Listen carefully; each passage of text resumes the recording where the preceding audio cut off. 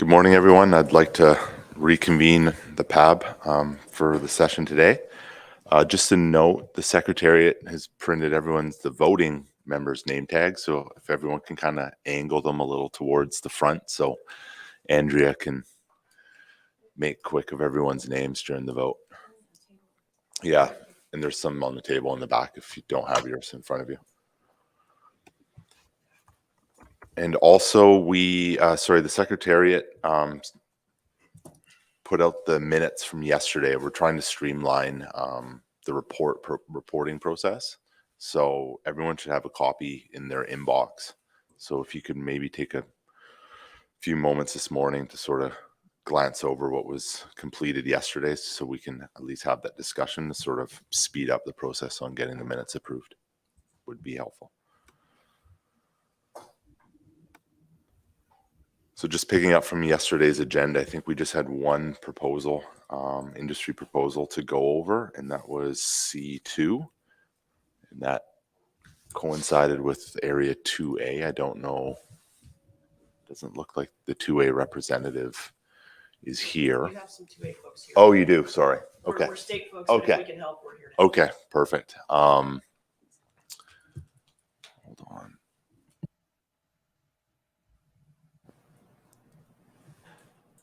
I guess I'll give you the floor if you want to speak to Prop C2.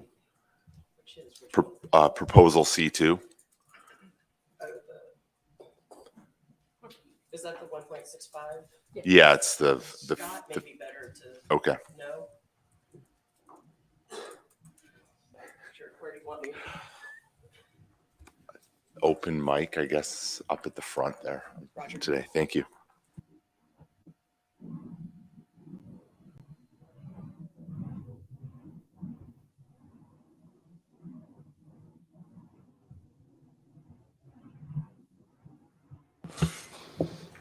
Okay. Go ahead. I'm Lynn Mattis. I'm actually with the Oregon Department of Fish and Wildlife, but I'm in Area 2A. The proposal that you're looking at was a proposal put forward by the Macaw, Patrick DePoe, who is unable to be here. And based on some guidance from the Secretariat, the proposal was put in place or was put in to put the 1.65 million pound ceiling floor for Area 2A into regulation. However, since this proposal has gotten into place, we've gotten some feedback from the National Marine Fisheries Service and the commissioners that this may not be the most appropriate way to go about it. Codifying it into regulation may not be the best method because then it's solid and in regulation. Instead, it may be better to go about like we have been, putting it in for several years at a time. Just some way to get that 1.65 million pounds, pardon me, getting over a cold, to get that 1.65 million pound floor in there for multiple years. So it was a regulatory proposal based on guidance from the Secretariat, but we've heard that that may not be the best route any longer. There's still interest in having that 1.65 million pound floor, but maybe a different methodology to get there. Thank you. Anyone have any questions? John? So I'm just curious, as a floor at 1.65, I mean, what's your sense or the area's sense of if the resource were to, for whatever reason, but climate change comes to mind, move north, then suddenly that number is not workable? Through the chair and vice chair, that is part of the reason for the maybe not being in regulatory, because if it's codified in regulation, it's harder to change. The way it had been the last several years, it's said 1.65 million unless there's a conservation concern. So by maybe not putting it in regulation, but doing it multi-years through the FCEY setting process, then there's that ability to adjust for conservation concerns, climate change, et cetera. So that was part of the guidance that was received since the proposal was submitted.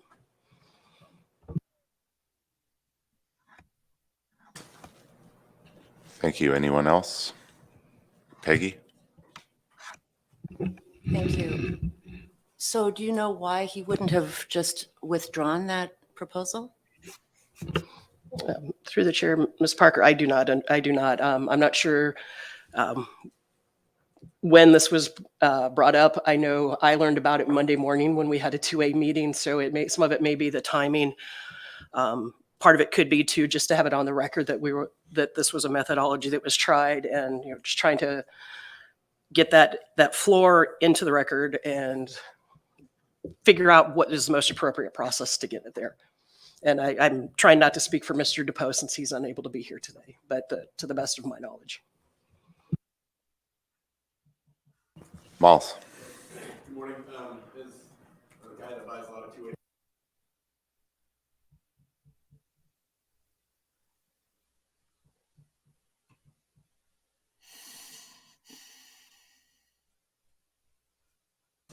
Okay, thank you. Any other questions for? Okay, thank you. Oh, John, sorry. So Miles, I didn't follow that. Sure. Can you would vote against it because you don't want to put it into regulation? Right. Okay, got it. Use the standard method to come up with 1.65. Okay, thank you.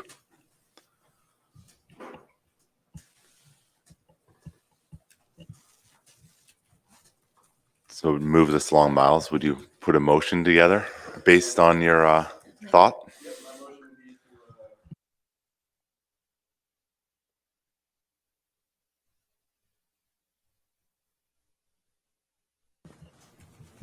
to Okay. Do we want to add some wording as to why we're rejecting it, just so there's a little bit of context? Mainly based on, from what I heard. okay, additional wording, the 1.65 million pounds allocated to 2A seems appropriate, but the methodology for coming up with that number through this proposal is not sound in our opinion, and we would like to use the normal FCY method to come up with 1.65 million pounds of 2A. John? Could I just suggest a word change instead of use the word reject, say the group does not support this proposal? Friendly amendment. Okay.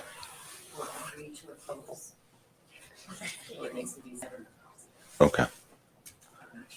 I think simple is easy. Figure it out and go to the next one. Yeah, Miles is fired up today. Just It's good to see. fish.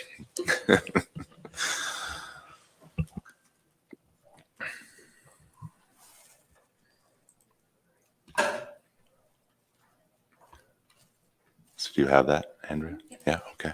So we've had Heather, do you second based on new Yeah, wording? I seconded it, Okay. but then I have a question for Yes. Miles regarding the additional language.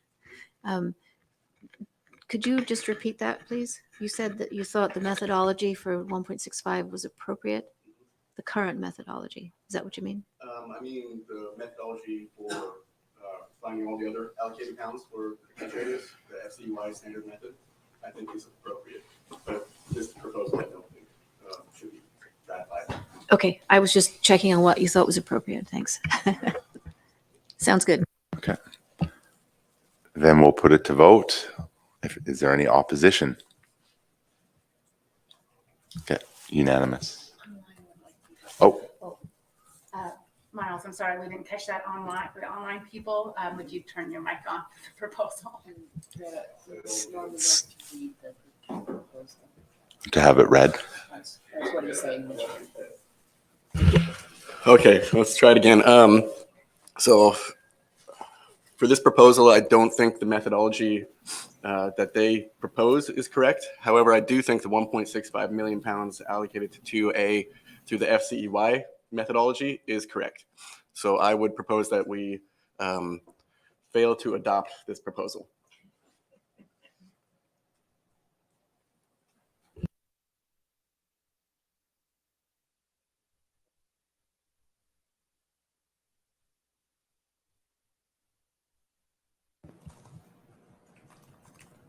Norm?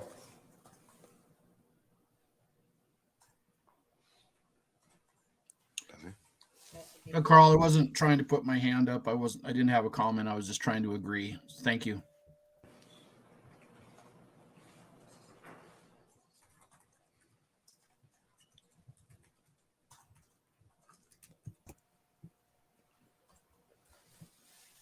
Okay, so we'll put it to vote. Any opposition? There's none, unanimous.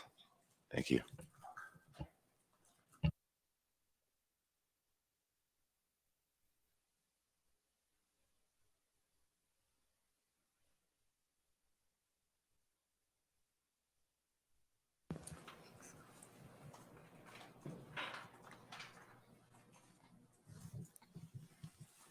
Okay, just moving on the agenda, it looks like that takes care of all of the industry proposals, I believe. Yep, so we can, I guess, we have a couple agenda items to tackle, but I guess we can start talking about mortality limits.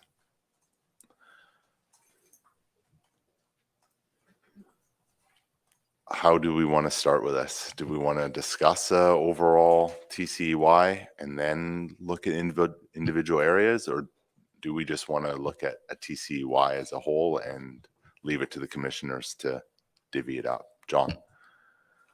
So when you say mortality limits, are you looking for a motion direction for the by area proposal we would have for catch? Yeah, so on the agenda, it's sort of listed as, coastwide perspectives, regulatory area perspectives, and TCEY recommendations. So we can tackle it however we choose as a group. If we just want to start off with the TCEY number and go from there So as a start point. I would suggest I think there's a proposal floating around. I'm prepared to put it on the table as a motion, Okay. and it's by area. And I think it makes sense we just start there because it's Okay. ultimately going to get there anyway. So rather than talk about a total TCEY, we should just, I think, put this table on the table. I need a copy of it. You do. I do. I don't know how to get it up here. Okay, I sent it to Monica. She's doing it. We're getting it up there. Yeah. Okay. Yeah. I'm in need of significant IT help here. But if we can get it up on the, Yeah, If we it get should up be on up here the, shortly. Yeah. Okay. Okay. Gotcha. Okay, they're working on getting it together. Heather? Thank you, Mr. Chairman. What a bunch of folks have been talking about, as John said, is trying to come up with an agreement at both the conference board and the PAB that gives some help to the commissioners as they move forward. And my understanding is that the U.S. members of the conference board have agreed on an approach. And this approach would be to look at the individual areas and not start with a TCEY reduction coastwide. So you were talking about different approaches, and my understanding is that the approach that has been taken by a number of members of the conference board has been to start with the individual areas rather than start with the coastwide TCEY. Just so you, in reply to your. Okay, thank you. John? so this is the table. So my motion is that we, as the conference, as the PAB, approve this table and recommend this is what the catch limit should look like for 2023. This is our recommendation to the commissioners. And if there's a second, and this includes all areas, by the way, and if there's a second, then I'll give you the rationale. Yeah. Second. Okay. Can we email that out so everybody can see it? That's part of the deal. We don't know what we get to put on. I don't have everybody's emails.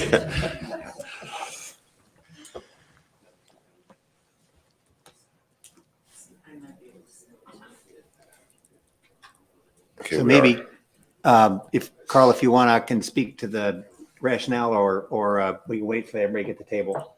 Yeah, maybe just hold on 1 second Okay. and then we can see it. I sent everyone an email this morning with the notes. If you just replied all and attached to your document there. I don't have it. That might be the. Right.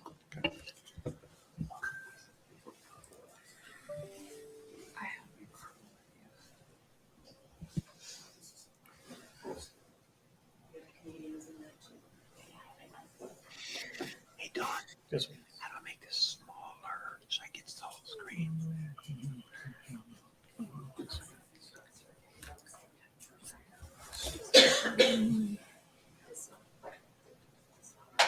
Oh, there you go. Yeah. Okay, got it. Yeah. Okay, thank you. Good. What time was it? 8:35 this morning. There it is. Got it.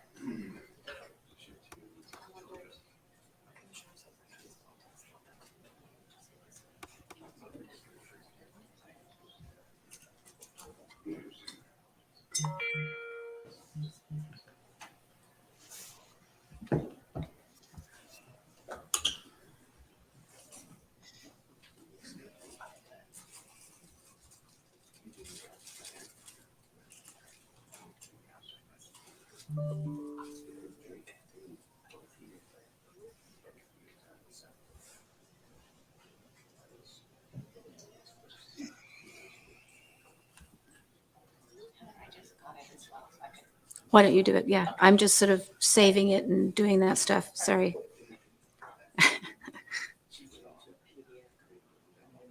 PDF would be good, yeah.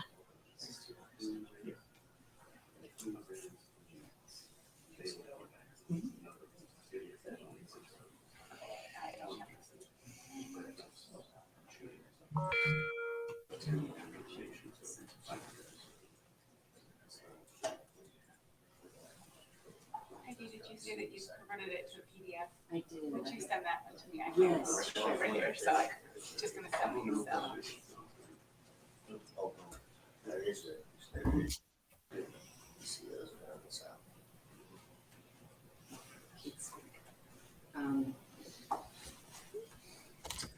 Did someone send me your address? Sorry, do you have mine? I don't think. Maybe address 6.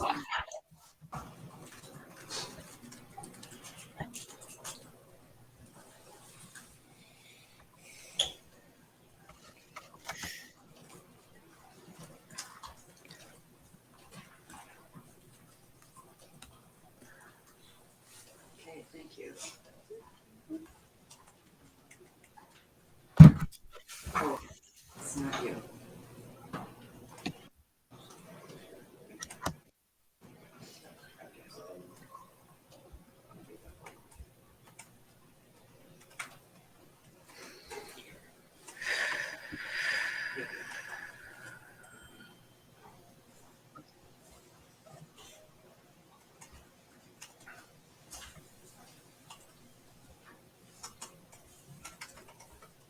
Maybe your PDF is split over 4 pages. I sent you those over 4 pages? Because it's, you didn't format the page from Excel. So instead of like printing it as one wide document, it's just, It's not that one. Okay, so hold on a second. you have the Excel format. I think it's. Sorry. Leave that because I think it's not.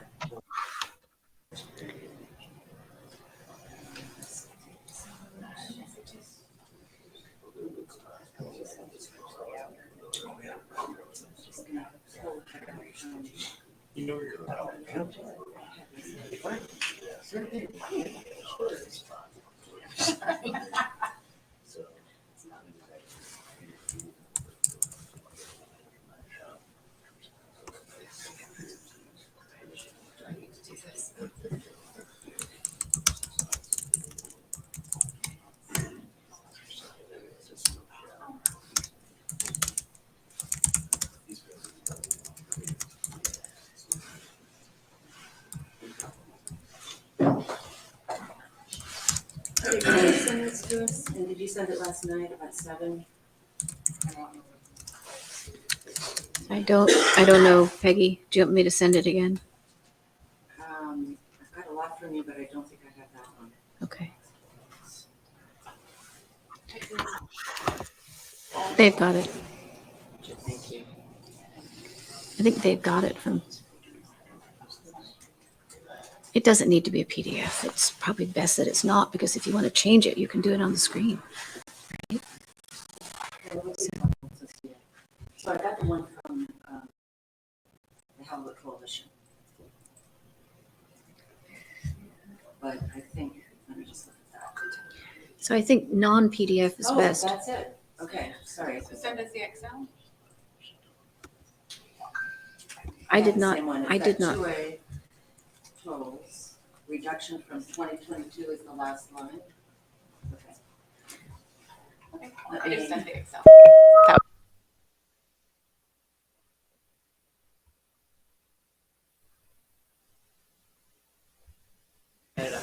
Okay. Yeah, sorry. Yeah. I just printed a PDF, so I'll go ahead and send that to To the group. Thank the you. group. Yep. Yeah. Andrew just sent us. Oh, great. There it is.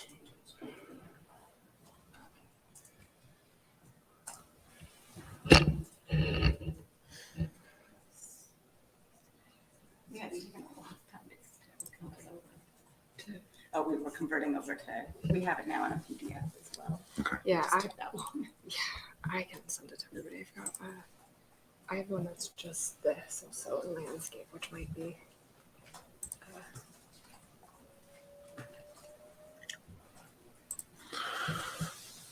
This works. I don't think we need it in a PDF. So, As long as everybody can see yeah. it. we're So good. everyone should have a copy in their inbox. Okay, John.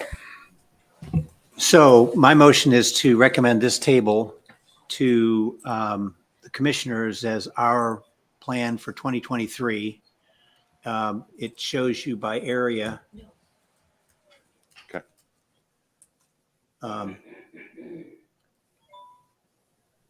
And basically just the overall rationale. Okay. And again, this is an overall view. And I suppose there could be some discussion about individual areas, but I think this is a relatively fair representation of maybe what should happen, and certainly a place to start.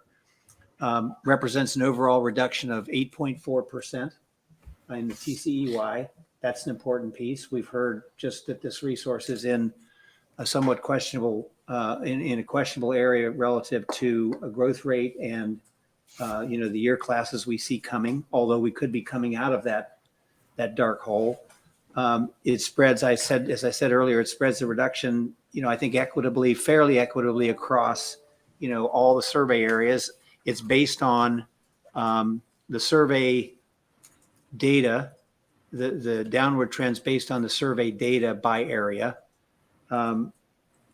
It recognizes, again, the uncertainty in recruitment and growth. As we heard from Ian yesterday, he was supportive of this table. He didn't see the 2A and 2B portion, but I think if you asked him today, I believe he'd be supportive, and I think the science would be supportive of this harvest rate. And I think in part because it's consistent with the mortality numbers that ultimately have to drive this stock back upward.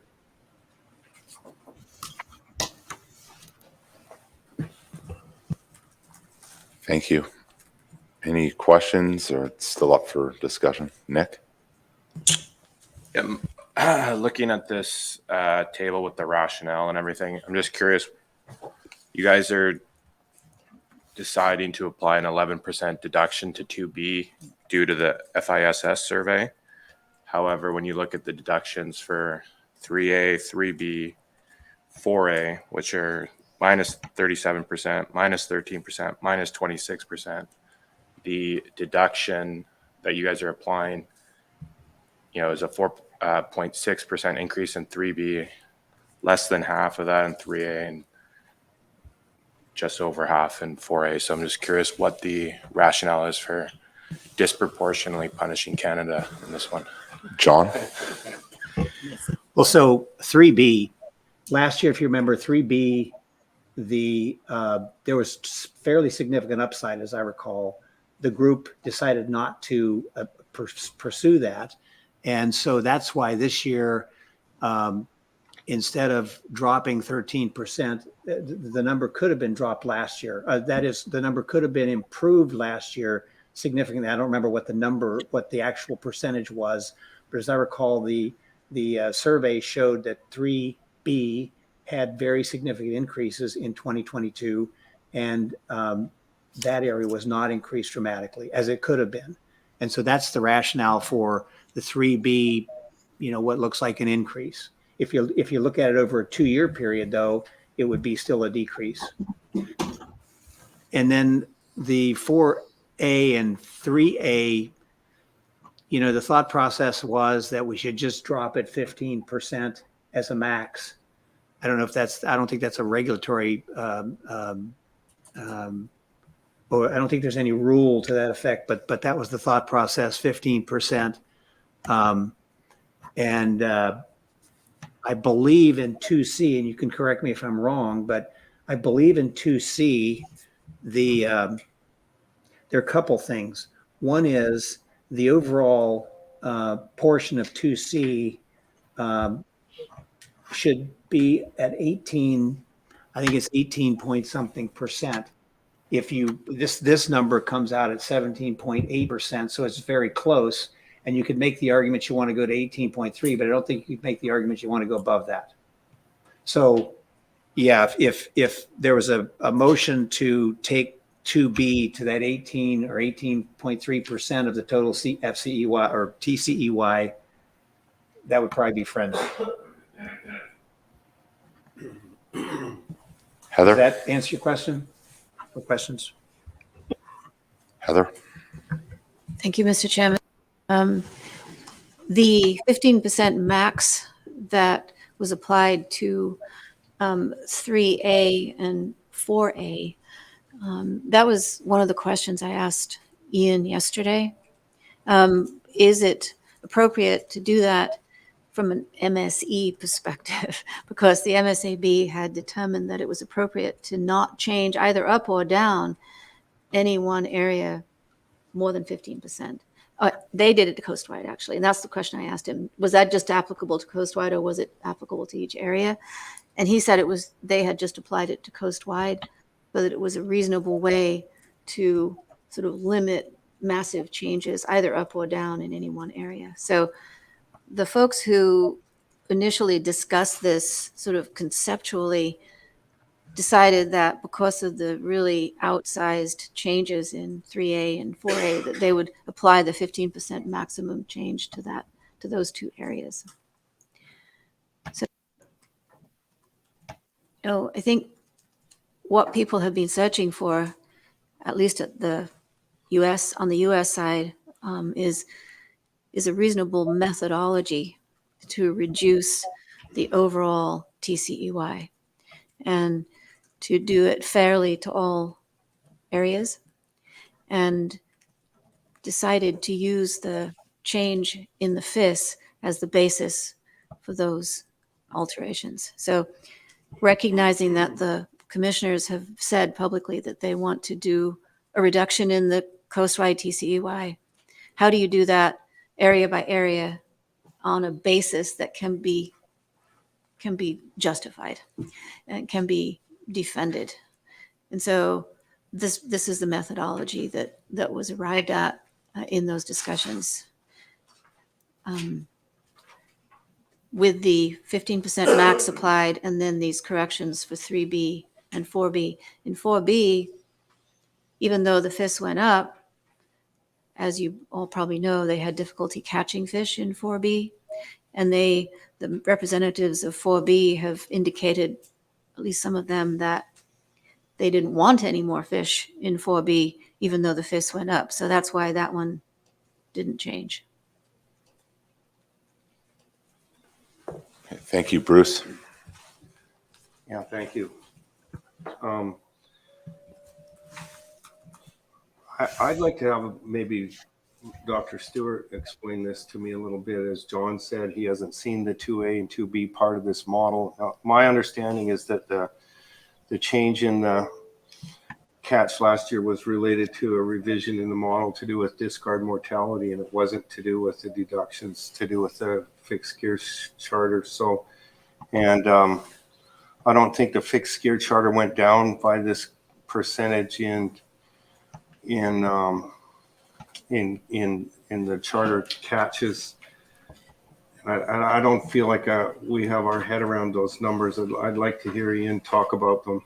Okay, so should we put a request in for Yes, Dr. please. Stewart to be here? Okay, done. Thank you.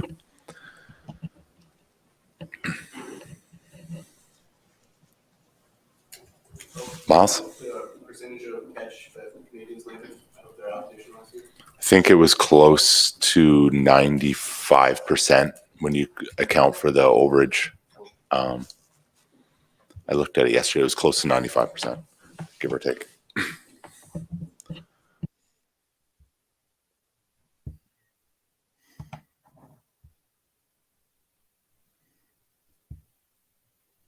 Again, if just a friendly reminder, if you could use your mics, because that's how the people online can hear us. So please. Do we know what the 3A and 3B catch statistics were from last year? Miles? 3A was 92% and 3B was 86%.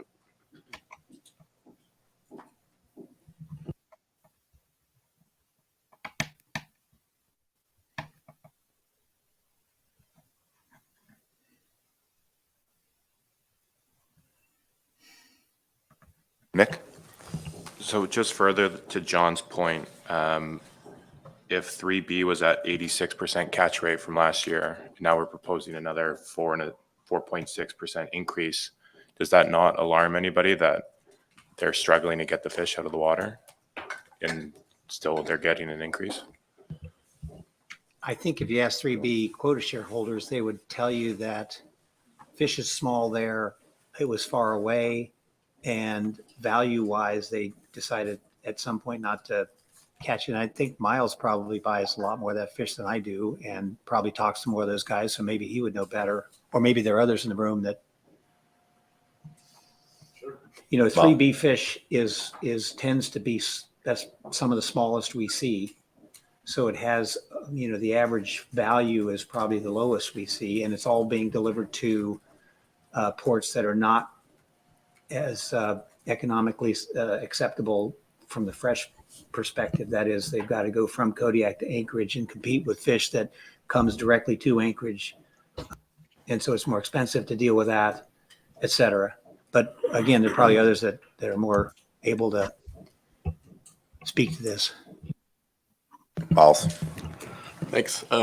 So Mike actually fished 3B last year, so he's going to be able to tell everybody precisely how it was. Mike? Thank you. Well, what really works out is, I don't know, the weather's a big factor for that. And there's so everyone doesn't want to go too far out. So they go just west of Kodiak and everybody congregates on the same spots, like most times if the weather's bad. And then I think the other issue is that there's a chalky factor we always get when we always see out there. I don't know why, but I think it's because of the size of the fish. And that really, as fishermen, we don't get that. We don't like that. So the fish are worth less money to us, and to run that far, the fuel costs were so high this year that it just seemed, I'm sure that's what a lot of guys were thinking. It's just pointless to run out there. I'd rather go catch. And the 3A was so hard to get your fish, but it's so much closer that I think guys were spending more time trying to get their 3A fish caught and not going out to 3B as much. Thank you, Nick. So thanks, Mike. So just further to that, and to John's point as well, like if the fish are smaller, which we know that we're transitioning the dynamics of the stock into smaller fish. We know that the fish are getting younger or smaller at age, and we have this, this 2012 year class that's predominantly producing most of the fish in our fishery. So it's safe to assume that the fish are going to be just as small, maybe even a bit smaller. Chalky's not going to go away in 3B. We've all seen it. It just doesn't seem wise, considering when we just heard from the 3B from Mike that guys were struggling to get fish in 3A as well, that they're switching from 3B to go to 3A. And now we're proposing an increase. It just doesn't seem like a prudent use of resources for that area. Miles. Yeah. So a lot of that 3B fish goes right to Homer and goes right across your dock. So it seems like you'd really want that increase to happen. Nick. So that's exactly right, Miles. So what does that tell you about my thoughts on the 3B fishery? I mean, they're struggling to catch the fish. And I have a high incentive that we buy a lot of that fish. I just think for, stock assessment and being stewards of the resource, that we can maybe better help other areas in this situation. So that's just, my point for consideration. Thank you. Bruce. Yeah, I spent some time in 3A and 3B last year too. And one thing that's changed there is a lot of guys put on these slinky traps and went and got black cod and didn't put the effort into the halibut fisheries. So that doesn't describe a situation where the fishery's under duress. It just describes lack of effort in that fishery, right? So.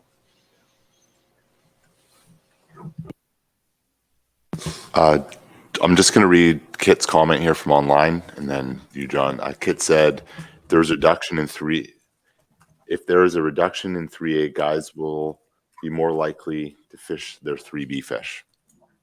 From his comment. John. So I was just curious, do we have the numbers from from last year's meeting that because as I recall, and I don't remember the exact, and maybe I got it wrong, but I thought that the quota, that is that the recommendation for 3B last year was actually higher than the catch. And I'd just be curious, because I said earlier, I think that's part of the rationale for 3B going up is we didn't take the big increase last year, but I'd be curious what those numbers are if we have them.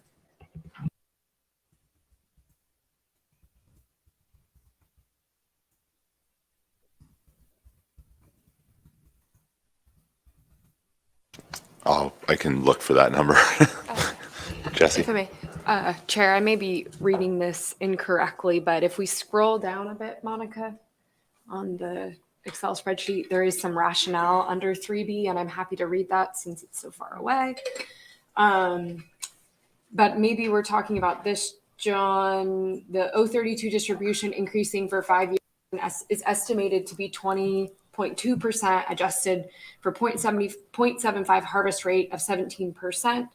The largest defect between referenced TCEY and an adopted TCEY of all Alaska areas, resulting in 3.1 million pounds of lost yield to stakeholders in 2022.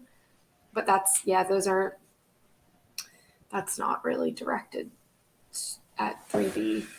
Heather, did you understand that at all better? I know you might have been a part of that. Mr. Chairman, Yes. in 3B, the main rationale that was given for the 3B increase was that they did not take what they could have taken in 22 in terms of did not ask for or receive the TCEY that was warranted in that area in 2022. And I'm not as familiar with the fishery there as you guys are. So that was just the rationale that was given by the representatives in the discussion about 3B. And the representatives from the other seem that very readily as being a reasonable explanation. It's sort of like they didn't get it last year, but they should get it now and kind of make up. I'm looking at Tyler, that he may have a little bit more insight into that rationale. Tyler.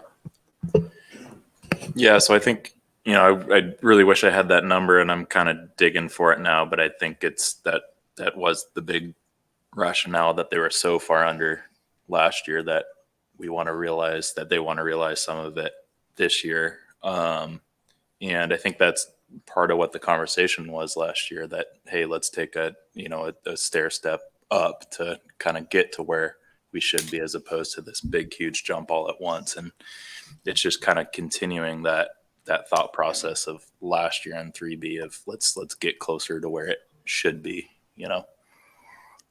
It's just, it was so far under what the science suggested last year compared to other areas. So, and this is kind of echoing other people's points, but as far as the catch and 3B, why it was 86%, I think that goes back to just the selectivity of time management. It's people are struggling to get fish on everywhere, and 3B is a heck of a ways out compared to other areas, and they chose to get their 3A fish on, their saleable fish on, just the lower hanging fruit until they focused on that more difficult area to get to. So I don't think it speaks towards the difficulty of getting fish in 3B. It just speaks to the difficulty of getting fish everywhere. So I'm just going to read Norm's comment here. This 3B number also derives from the number B folks on the conference board who are justifying it because of not taking recommended increases for last year.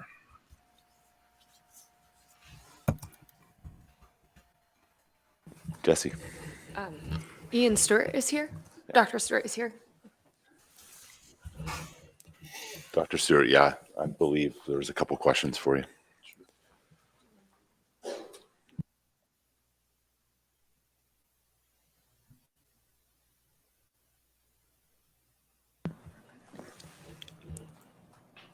Bruce? Thank you for coming, talking to us.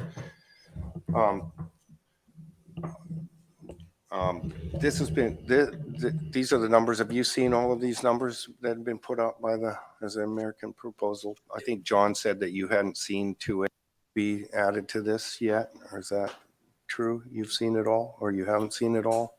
I think so, yeah. Okay, great.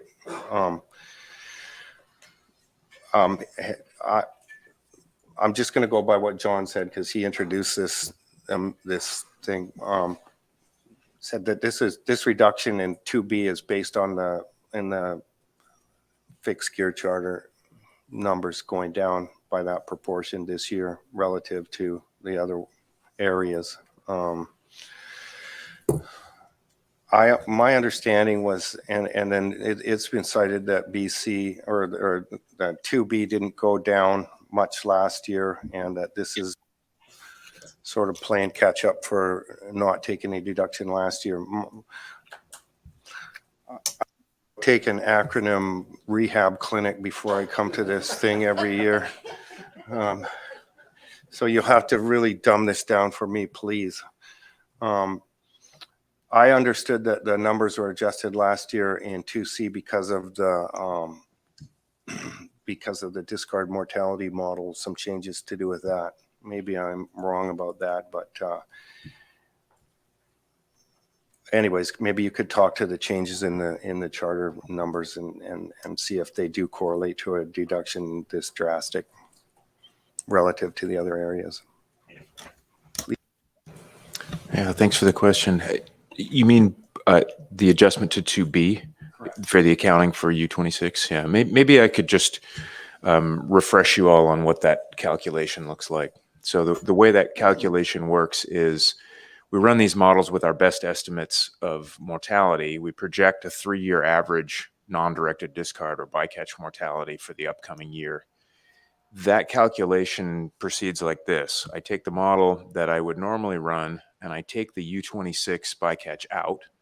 I rerun the projection and I see how much the TCEYs change in each area. So all the TCEYs in all the areas go up if we don't have any U26 bycatch. And they go up by more than just the raw pounds that I've taken out because of that additional effect of those younger fish. Then I go and calculate or take the effect that occurred specifically on IPHC regulatory area 2B, and per the recent interim agreement, half of that difference would then be added back on to the TCEY for 2B for the final calculation. So that's for the last 4 years, I guess. That's how that calculation is proceeded. Sorry, Bruce, did you have a second question there? I'm underwater here already.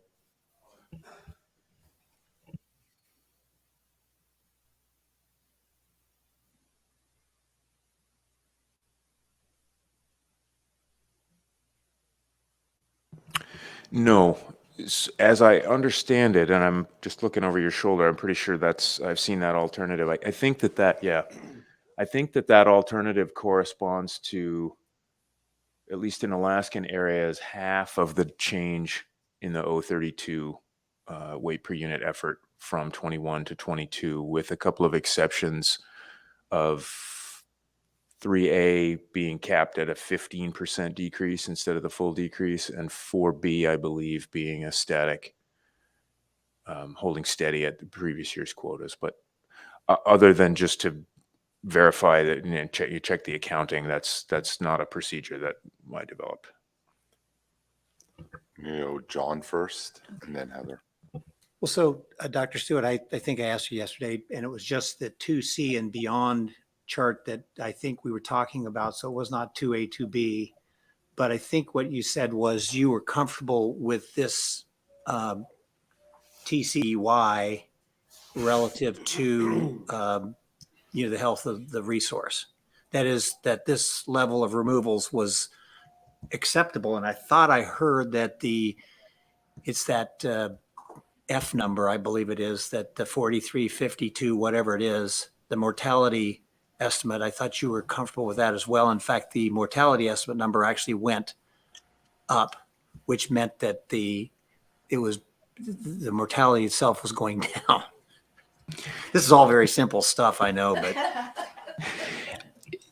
yes, in these calculations, depending on what's applied for 2A and 2B, are going to correspond to a lower coastwide TCEY, which will correspond to lower risk and a lower level of risk than we projected from last year, and a higher probability or a lower probability that the stock is going to decline in the near future. So I think the reduction in the coastwide TCEY has brought the level of fishing intensity down to be pretty consistent, if not slightly below what we've seen in the last several years, I think was my point yesterday. And so in that regard, it is somewhat precautionary in that it does not correspond to any increase in the level of fishing intensity, despite the change in the dynamics one more year into the future. So, Mr. Chairman, I guess another question I have is, I've heard this number and I'm not sure where it comes from, but I think the stock biomass that's attributed to 2B, that number is something like 18%, 18.3% is the number that pops in my head. And I thought that there was, maybe it's not a regulation, maybe it's just something that's been done, that percentage of the spawning biomass is what is the most that could be taken from 2B. Do I have that right, or who knows about that? I'll go Heather. Well, I don't know a lot about it, but what I had a question for Dr. Stewart as well, but Yes. maybe, what is your question, John? What percentage of the total coastwide TCEY does 2B represent in this table? I think if I look at these numbers, there was a chart that was very similar that showed that we were taking 17.83% That's correct. of the total TCEY that's shown there is coming from 2B. That's correct. And I thought I heard that the maximum that could come from 2B, and maybe I have this wrong, this is my question. Okay. The maximum that could be coming out of 2B would be 18.3%. I'm not sure where that number comes from, but I think it's the stock distribution number. It's not. Will somebody help me? I can help with that Okay. a little bit, I think, Okay. Mr. Heather. Chair. Yes. It's okay. So this table represents, as you said, John, a 17.8 something percent coming from 2B.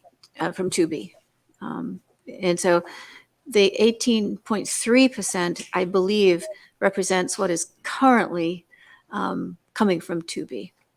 And it's not in regulation, and it doesn't have anything to do the Canadian share of the total coastwide TCEY has been this past year, and I think it's pretty much the same over the last few years. It's an 18.3 sort of threshold that apparently Canadians would like to maintain.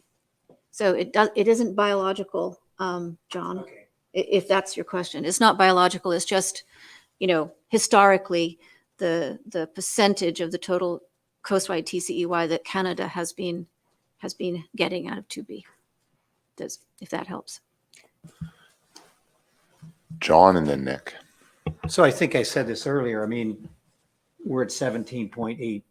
If the number was amended to 18.3%, I mean, I think that's a reasonable place to go.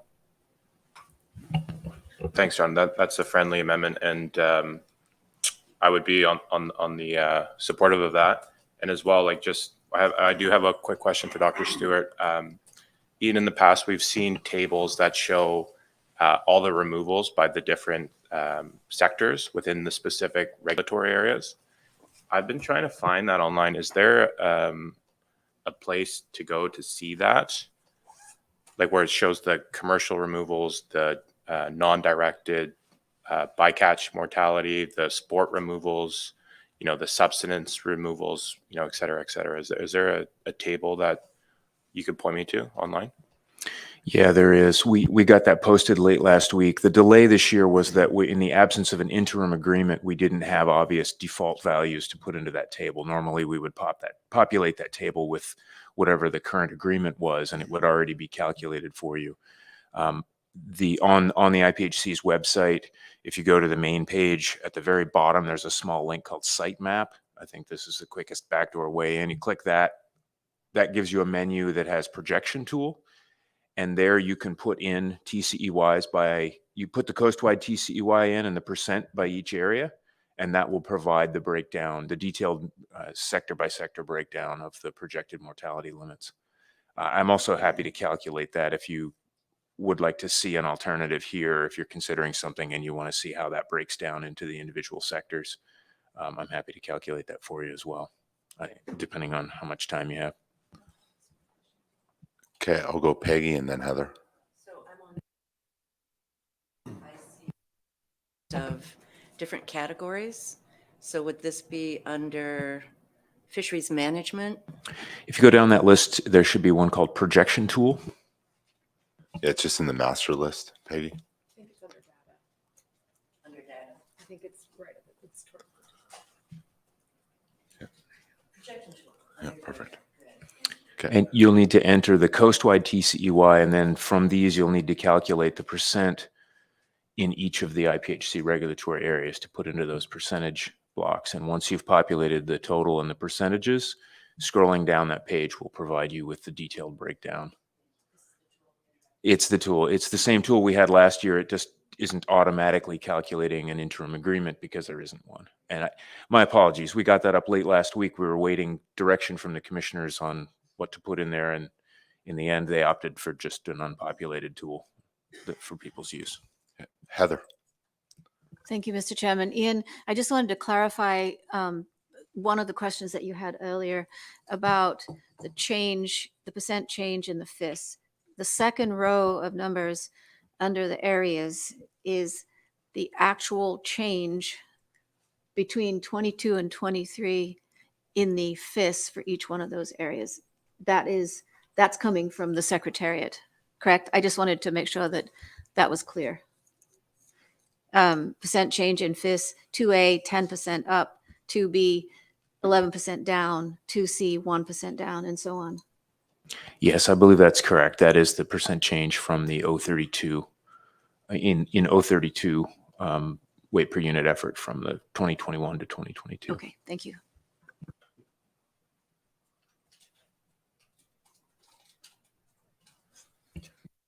John, sorry, didn't see you. So just doing a little math, it looks to me like if you add 200,000 pounds to the 2B number 6.7, that raises the total obviously to 37.95, and that gets you to 18.25% in 2B, which is that 18.3 number. I'm not, yeah, I don't have an interactive tool, but that's the best I can do. Heather?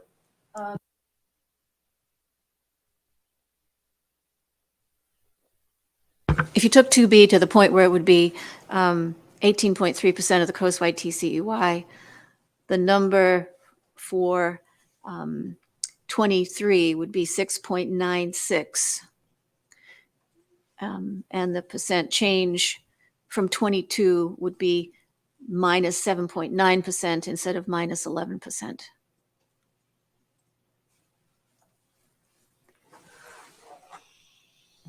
For John? 2B.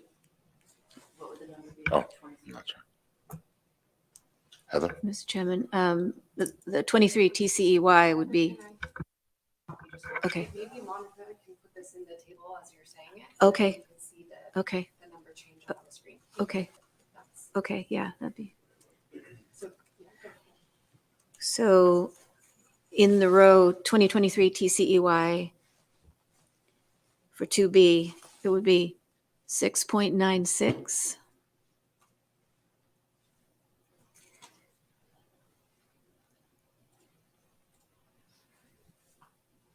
Okay, and I can't quite see that, so I don't know. So percent change from 22, the next row down would be minus 7.9%. I'm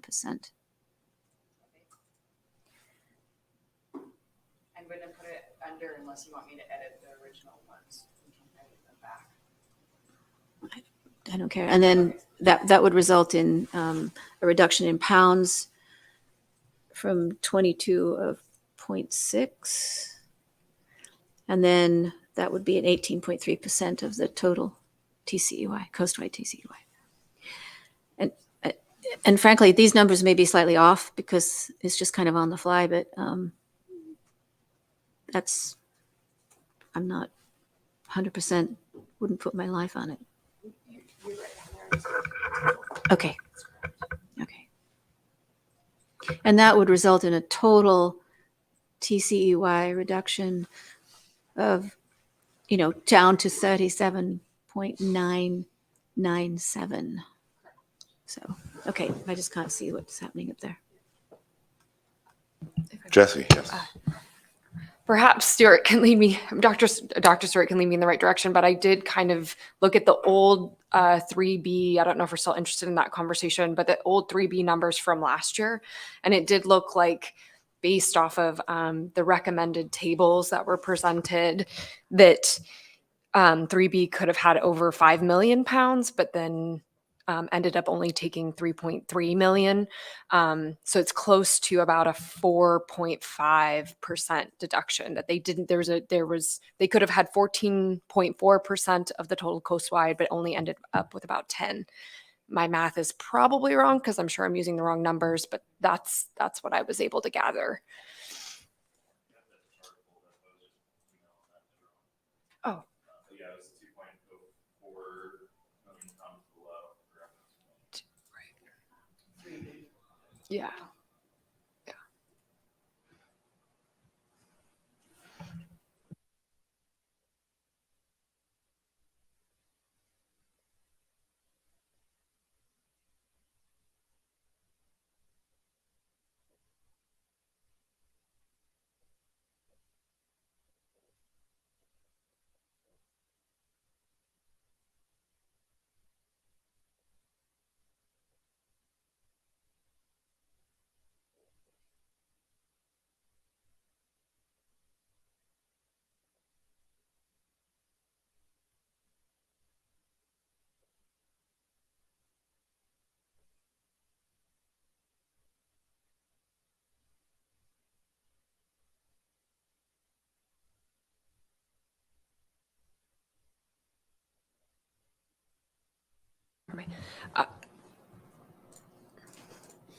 Did we need to make a friendly amendment to change that, or had we already? It was accepted. Okay. Yeah. Okay. I just. Yeah. Do you have? I don't have a friendly amendment. I think we're in the,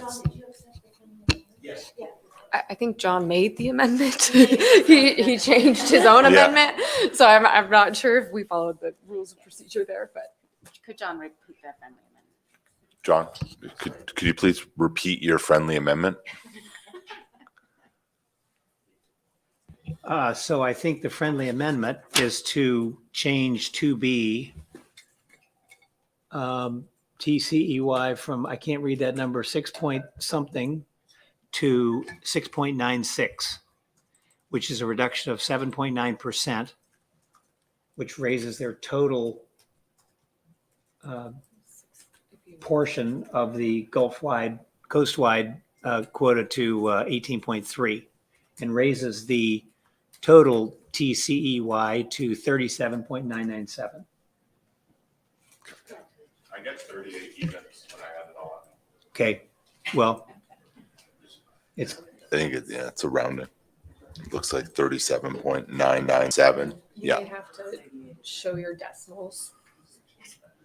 I had to do that on mine.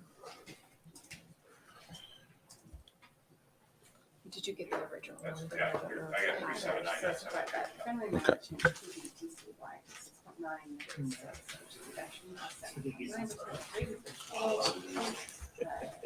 Heather? So thank you, Mr. Chairman. I think what you can see in the percent change from 2022, that row, then you would have 7.9 down for Canada, and the total would be 7.8%. And so they're very, they're nice and even. So that is a selling point, I think, for this kind of construct. Okay, so just going back, do we have a second to John's friendly amendment? Second, okay. Just has to be the person who originally seconded.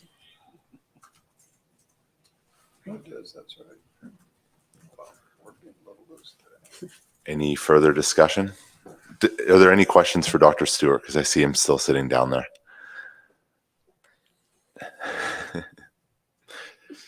Doesn't appear to be any formal questions. So thank you, Dr. Stewart.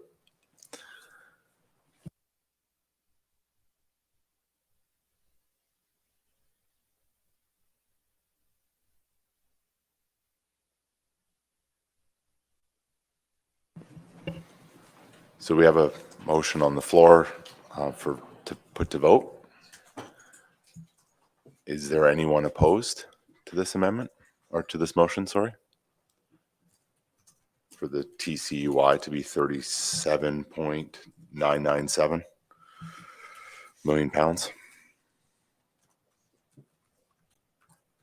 No? Unanimous? Thank you.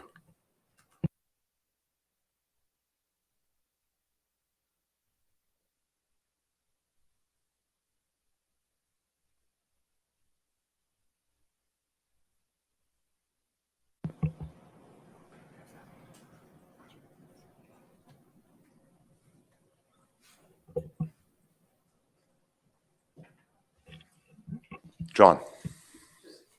just my congratulations to the chairmans. I think we only were on that for just a little over an hour. That might be a record. Yeah, I thought it was going to be a little bit longer than that. So thank you to the group, not the chairs.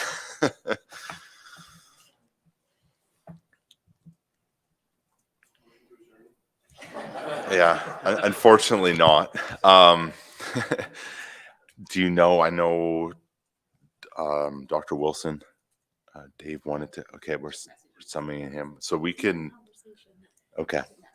Okay, so David Wilson wants to give us his presentation for the rules of procedure section of the agenda.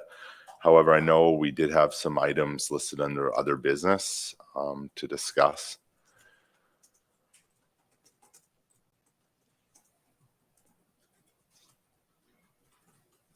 Tyler? While we're on the catch limit topic, I think one thing that I wanted to bring up, and because I'm curious on the Canadians' perspective on this, but one thing we've heard from the U.S. commissioners is that the Canadian commissioners were pushing for a fixed 20% year to year of the TCEY. And my understanding is that number was getting whittled down a little bit between their discussions at the commission level to something more like 18%. But for me, it seems a little alarming they're talking about a fixed percentage, just because it doesn't recognize at all just changing population biomass dynamics. If we get to the point where we see a lot of biomass shift away from 2B, that number could be considerably higher than what the science suggests. And then on the flip side of that, you know, if we see the biomass really grow in 2B, that number could be inappropriately low.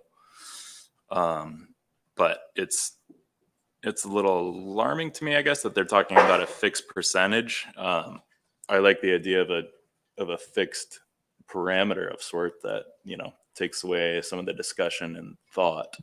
But as far as a fixed percentage, it seems a little odd to me they're having that conversation. I'm just curious the Canadians' perspective on that in this room. Just to clarify, are you asking for this like a fixed percentage reduction to the whole fishery for this year? No, sorry. My understanding on the commission level, the Canadian side is pushing for a fixed. Initially, they're pushing for a fixed 20% of the TCEY total for Canada. That would be set for perpetuity.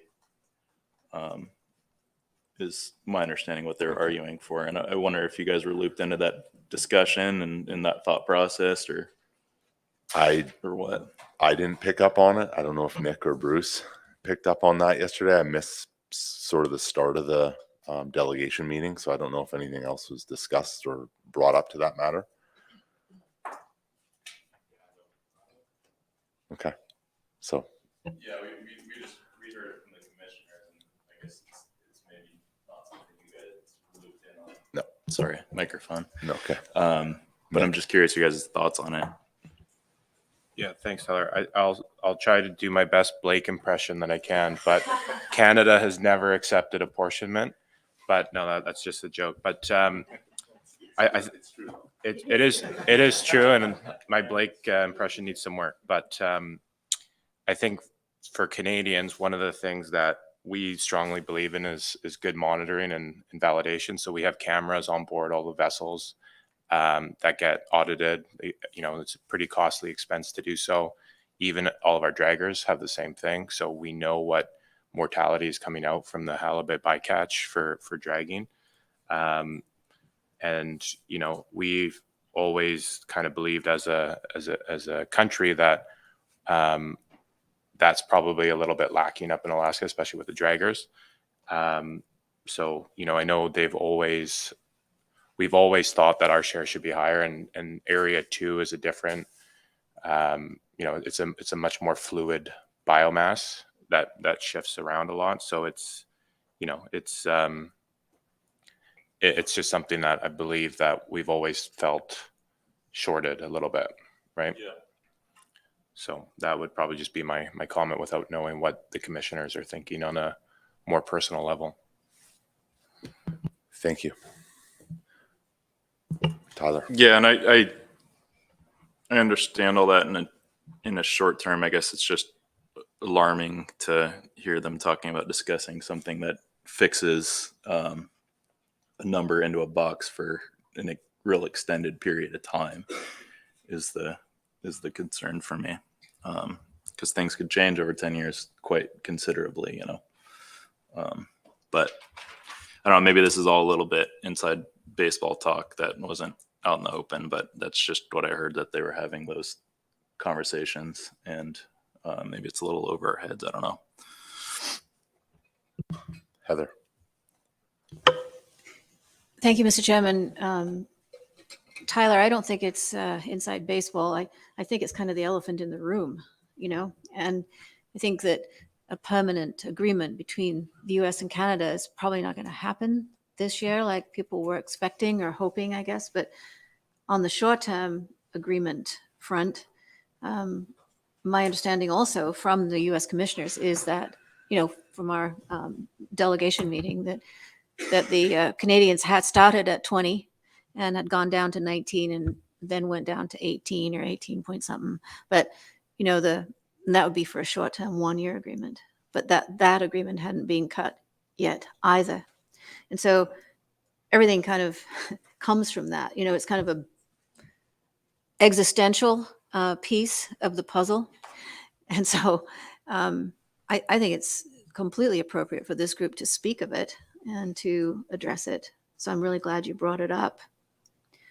Thank you for doing that. I don't know if it rises to the level of any kind of an emotion or a recommendation. I don't know what people's thoughts are on that.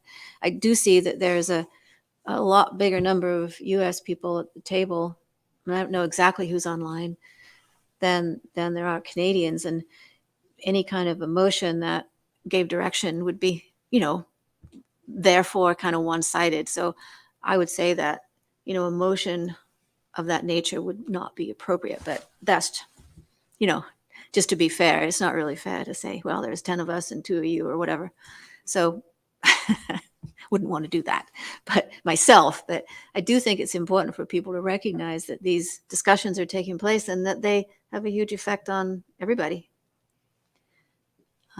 So my thoughts. Thank you. Thank you, John. I guess I just add, I do think a fixed number, if I'm a Canadian buyer in 2B, I think fixing a number might be a problem going forward, as people have said. I mean, the resource where it is could change significantly. We've got a climate change issue going on, and what kind of effect that's going to have, we don't know. I guess I can't help myself, but the swipe at trawlers in the Gulf of Alaska, you know, my experience with those guys is they are very, very, very well regulated. They're very, very, very attuned to halibut and Chinook salmon bycatch.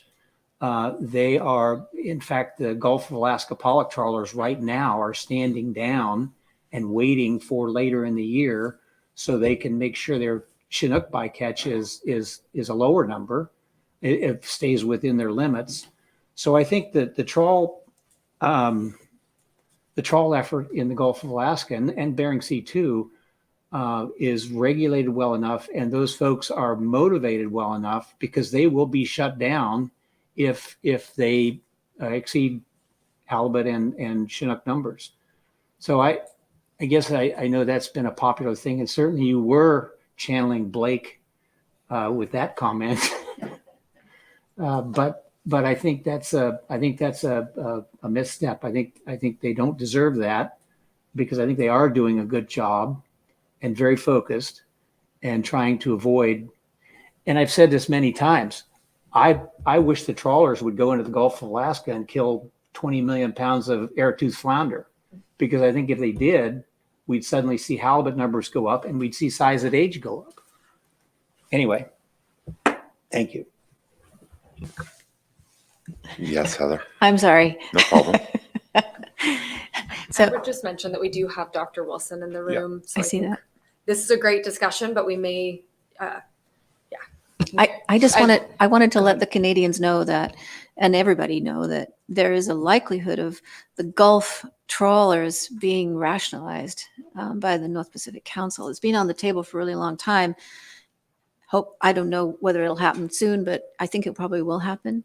And in that package, there will be all kinds of considerations of halibut bycatch reduction and monitoring, 100% monitoring of the trawl fleet in the Gulf.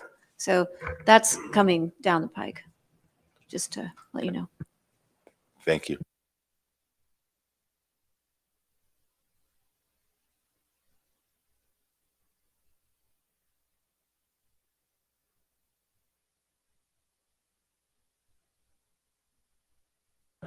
Heather, I think we're just given possible time restraints for Dave.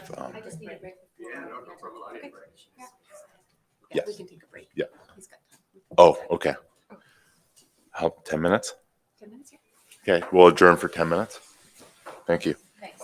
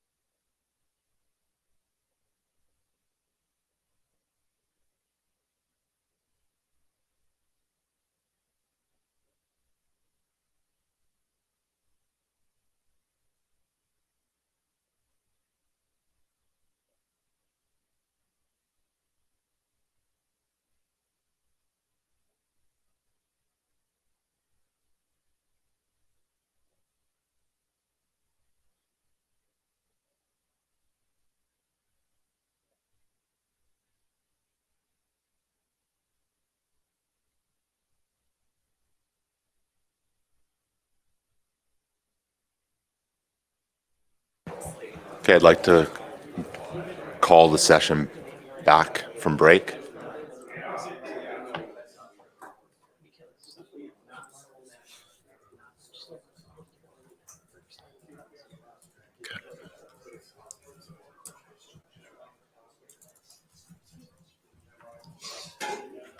No. Okay. Okay.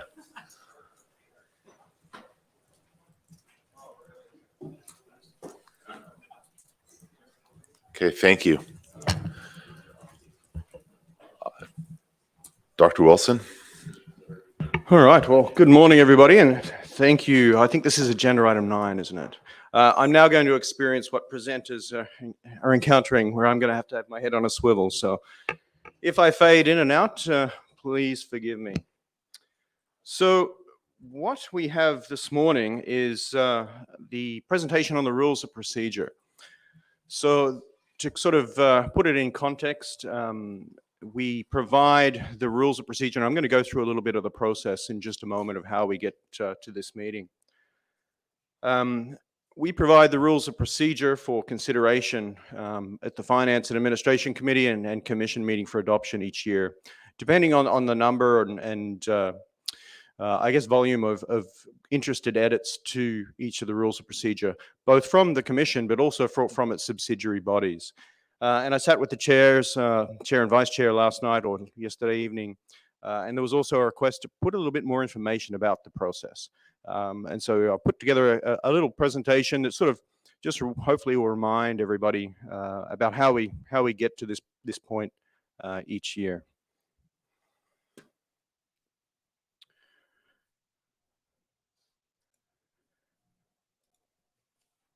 Yeah, this is going to be a bit awkward because I'm going to have to turn my back at this point. So with the basic background, I guess, or overview of the process for amending the rules of procedure each year. So just a reminder that the Commission and its subsidiaries bodies consider amendments as necessary. Sometimes this is during special sessions throughout the year, but the majority of the times it's at the annual Commission meeting and the Finance and Administration Committee meeting, which immediately precedes it. Proposed amendments may initially be formally discussed at the IPHC annual work meeting, and that's held in September of each year. It's an informal meeting or informal gathering of the commissioners, the secretariat in support, and the Commission's key advisors. So that is not a public meeting, but it's hopefully the only non-public meeting of Commission, and we certainly moved away from holding those types of executive sessions. The intent after the work meeting is that based on those initial discussions, as well as any additional feedback that we've had throughout the year and including the previous Commission meeting, additional proposed edits go forward to the interim meeting itself for public digestion. And in accordance with the rules of procedure, there's a 30-day deadline for submitting those comments and amendments to the rules of procedure. That is just the first opportunity for a public I guess, disclosure, so to speak, of those potential amendments. But in addition to that, further amendments may arise from the interim meeting discussions, and examples include the Management Strategy Advisory Board proposed revisions to their rules of procedure. I think they met in October of this year, so just before the interim meeting itself.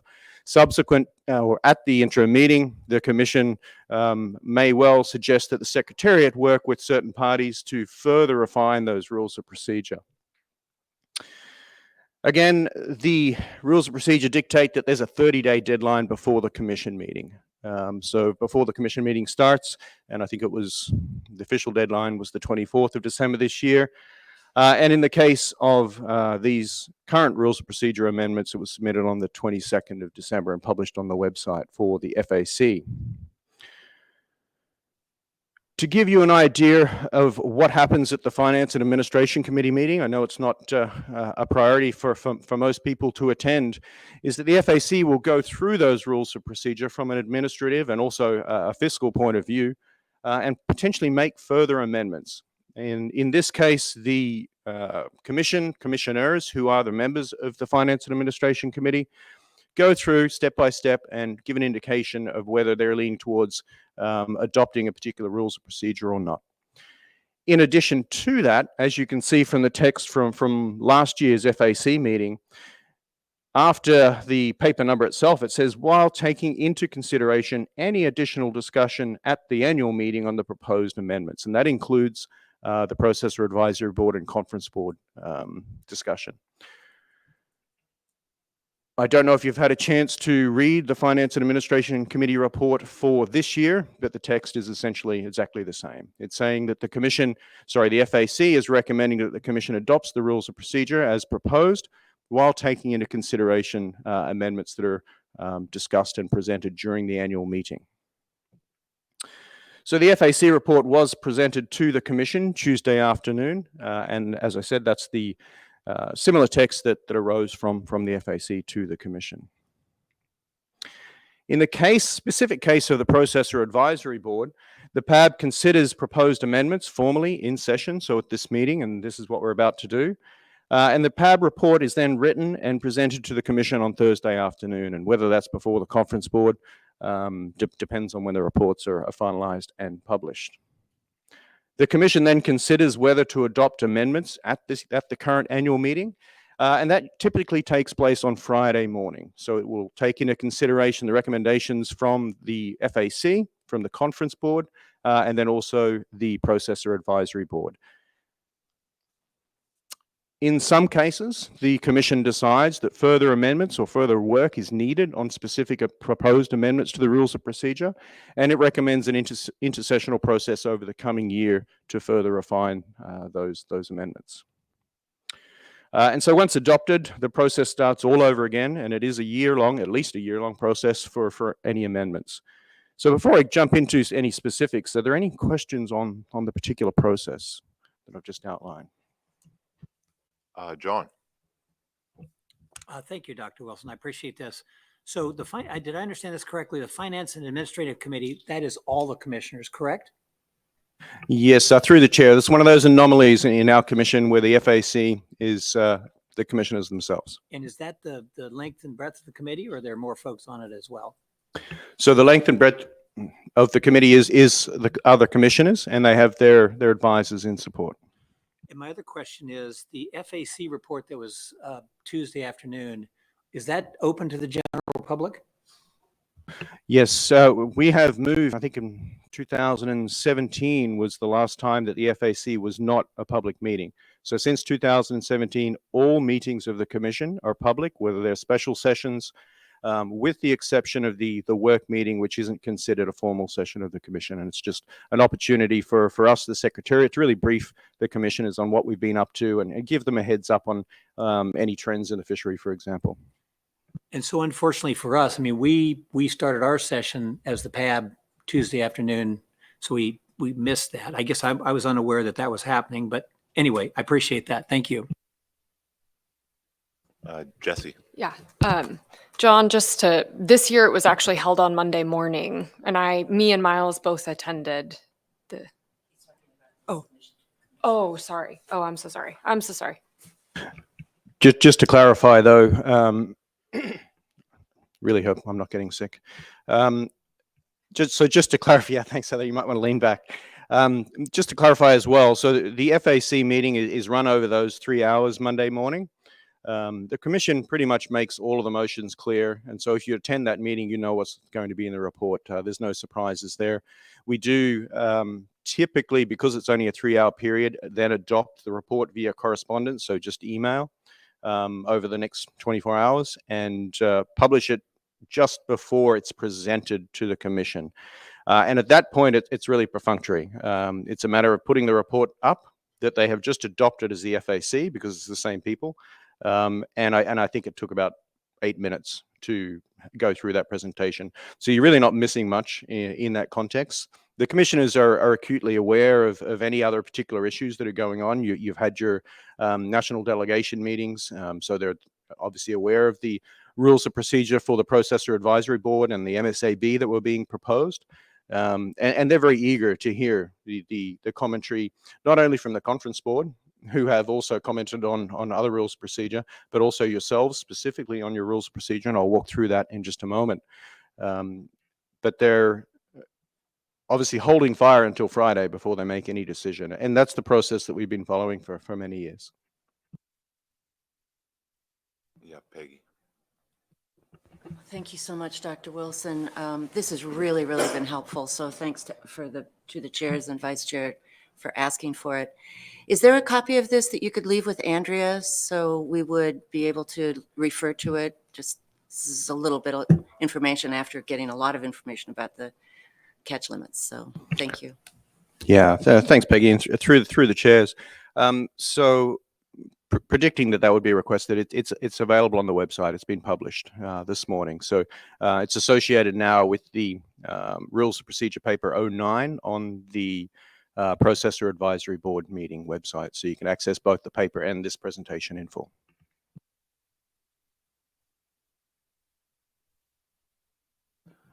Heather, she moved. Thank you, and thank you, Dr. Wilson. So on our agenda, Mr. Chairman, we're going to be discussing this after we do what we're doing now. Where is it going to be on our agenda? I can't remember what we decided. We're going to allow that space after Dr. Wilson's presentation. Okay. And I'm sure he has some further clarity on that. Okay. Thank you. Great. So thank you very much, Chair. So taking into mind that these first couple of slides, I'm now going to walk you through those rules of procedure proposed amendments.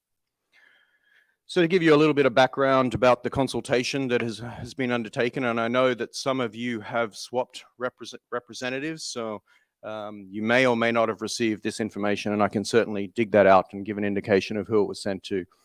So in late January 2022, a reminder that at your last session, the PAB considered a number of amendments to the rules of procedure, and there was substantial discussion on a couple of key areas. And so with the exception of those that were adopted through that process, the PAB also noted that it would like, and I've put paragraph 41 from your last meeting report on screen, and it says that the PAB noted the next round of revisions will include, but not be limited to, clarification and weighting of proxy voting and the timing of the chair and vice chair elections. And your voting is up on screen. So just a reminder that that occurred if you weren't at that meeting. So immediately following that, on the 15th of February, the Secretariat sent out a correspondence and the newly adopted rules of procedure to all Processor Advisory Board members. Everybody who was accredited and in that meeting, the last board meeting, you would have received the email. And I've just put the text there just for clarity in case, because as I said, I know there's a couple of new members and then there's been a couple of delegate changes. And so in short, obviously thanking for the discussions and giving an indication that over the next year we need to work together to propose new amendments to the rules of procedure, noting the request from the Processor Advisory Board on a couple of areas, so specifically looking at proxies and then also the chair-vice chair issue. And so as part of this, it was a request for initial feedback from Processor Advisory Board members on more clarity around those potential amendments and other areas that you would like. From March to July of 2022, we received several responses on proposed amendments, either a direct indication that the PAB member didn't feel that there was any contributions that member could make for further amendments. And I'm looking around the room and I see some of those who responded to that initial request. Between the 22nd of July and 3rd of August, we sent follow-up emails to all PAB members who didn't respond to the first request for input into further modifying the rules of procedure. We then went through a drafting process from August 22nd through to December, coming up with various ideas and trying to work through the contributions that we did receive, and that includes the amendments that you see before you. The only one we decided not to put forward, it was really not clear, was around the chair, vice chair terms, and so we didn't touch that one. We left that one alone. The deadline for publication, as I mentioned, for the FAC was the 24th of December, and we published on the 22nd of December, so more than 30 days prior to the FAC and annual meeting, and a little bit more than that for the Processor Advisory Board meeting. And here we are today, the 25th of January, and presenting for the PAB's consideration those proposed amendments. And that really gives you a broad idea of the additional processes that were run in support of this process throughout 2022.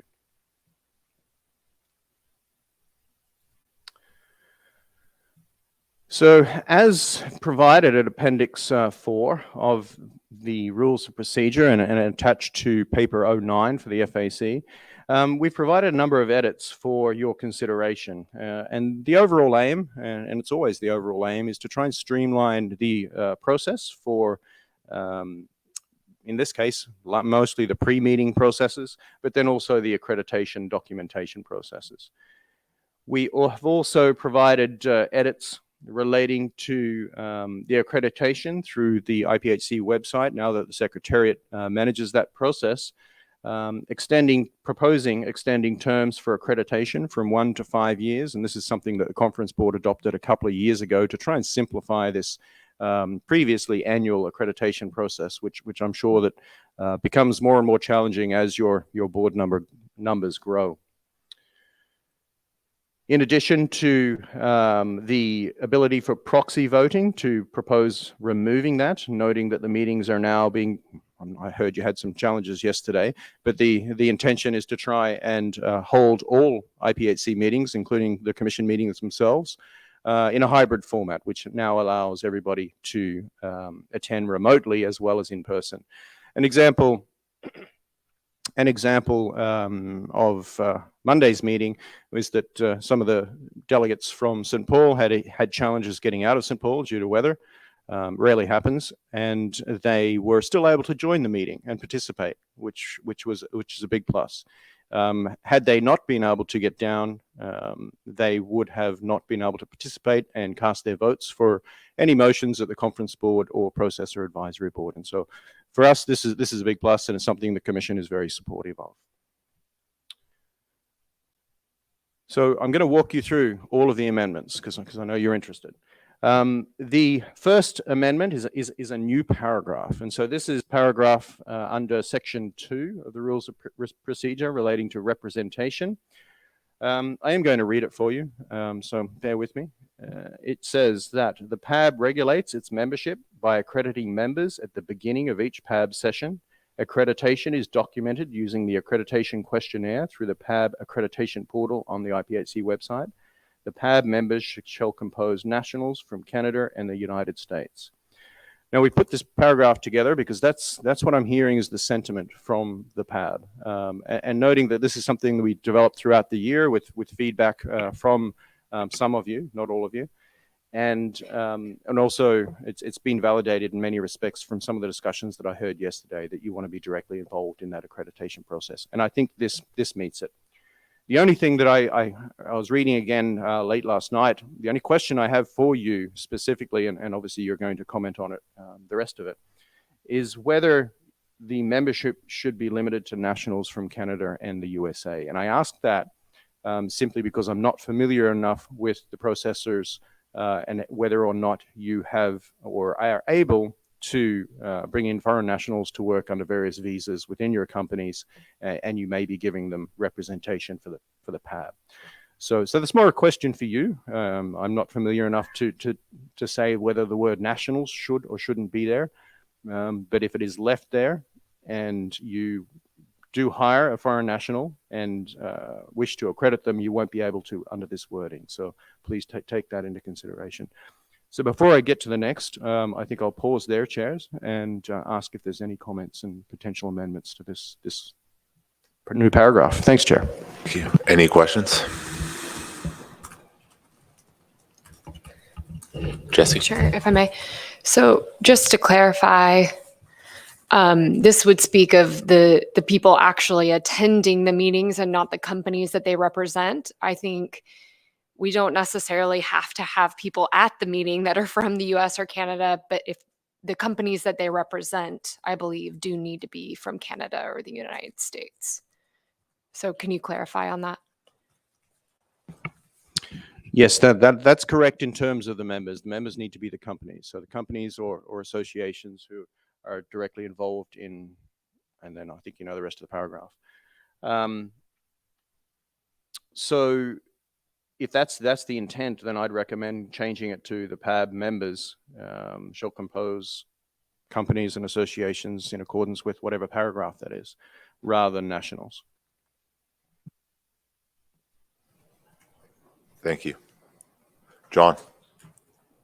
So, Dr. Wilson, just so I'm clear, the accreditation is the opportunity, that's the process to go through for the opportunity to speak and participate in the meeting, but anybody can join the meeting online or otherwise, correct?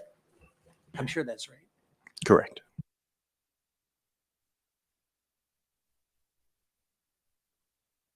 John?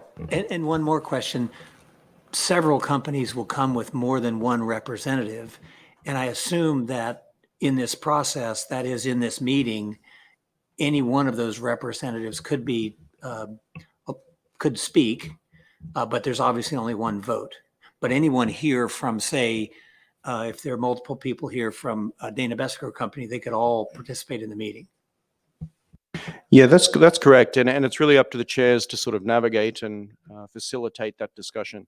You have your vote for the accredited member, but everybody's welcome as far as I'm aware, and I think that's the way the process has been run.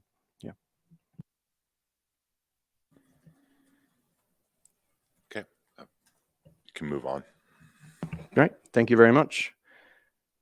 The next is a little bit more lengthy, and this all relates to the accreditation portal. And so, as you're aware, we took this on board as part of the amendments to the rules of procedure in January of 2022. And we've been trying to think of a way to simplify the process. Obviously, coming on with no documentation of the accredited members, other than those who participated in previous meetings. And also noting the current wording in the rules of procedure, so that weren't changed. The Secretariat sat down trying to figure out how do we administer this, and for us it makes the most sense to accredit that through the IPHC website. This meeting, obviously, is not a specific rule, and so we've been taking that accreditation in various formats, whether it's a handwritten letter at the meeting or an email or written letters, plus the accreditation portal. So one thing that we have discussed with and heard from some of you is the onerous task of reaccreditation every year. And so we have proposed a new paragraph that aligns more with what the conference board is doing, and that gives a longer accreditation period. And so in this case, we've just replicated what's currently in use in the conference board, where each particular member is accredited for 5 years, for a period of 5 years from their initial accreditation. The conference board also does it slightly different, where they have a single reaccreditation date. And so it was a couple of years ago, and they accredit everybody for 5 years. And then any new companies are added to that it may not full 5-year period. So when their initial 5-year period for the entire conference board expires, they everybody again. So there are a range of options that you can consider. There's a little bit about how the process will run there. I think at the moment the rules have for being able to be accredited, you need to have attended the meeting for a couple of years, and so we've put in there a similar period of 3 annual meetings of the 5-year period. The reference to the accreditation questionnaire is relatively straightforward. I think many of you, or most of you, probably would have at least had a look at that accreditation portal for this meeting. And then there's a request at the bottom, which, reading this morning, I actually don't think it's entirely necessary, and you could certainly strike it, but at the same time, I think it's just asking or making it a request, or encouraged in this case, provide that accreditation a couple of weeks in advance, and that helps us set up the meeting, make sure that we have enough very expensive coffee versus microphones, that kind of thing. And so it is important for us to know as early as possible so that we can make sure that we accommodate all of you. So I'll pause there before I go on any further. Chairs. Any questions? Oh, We have a few online. we have a few online.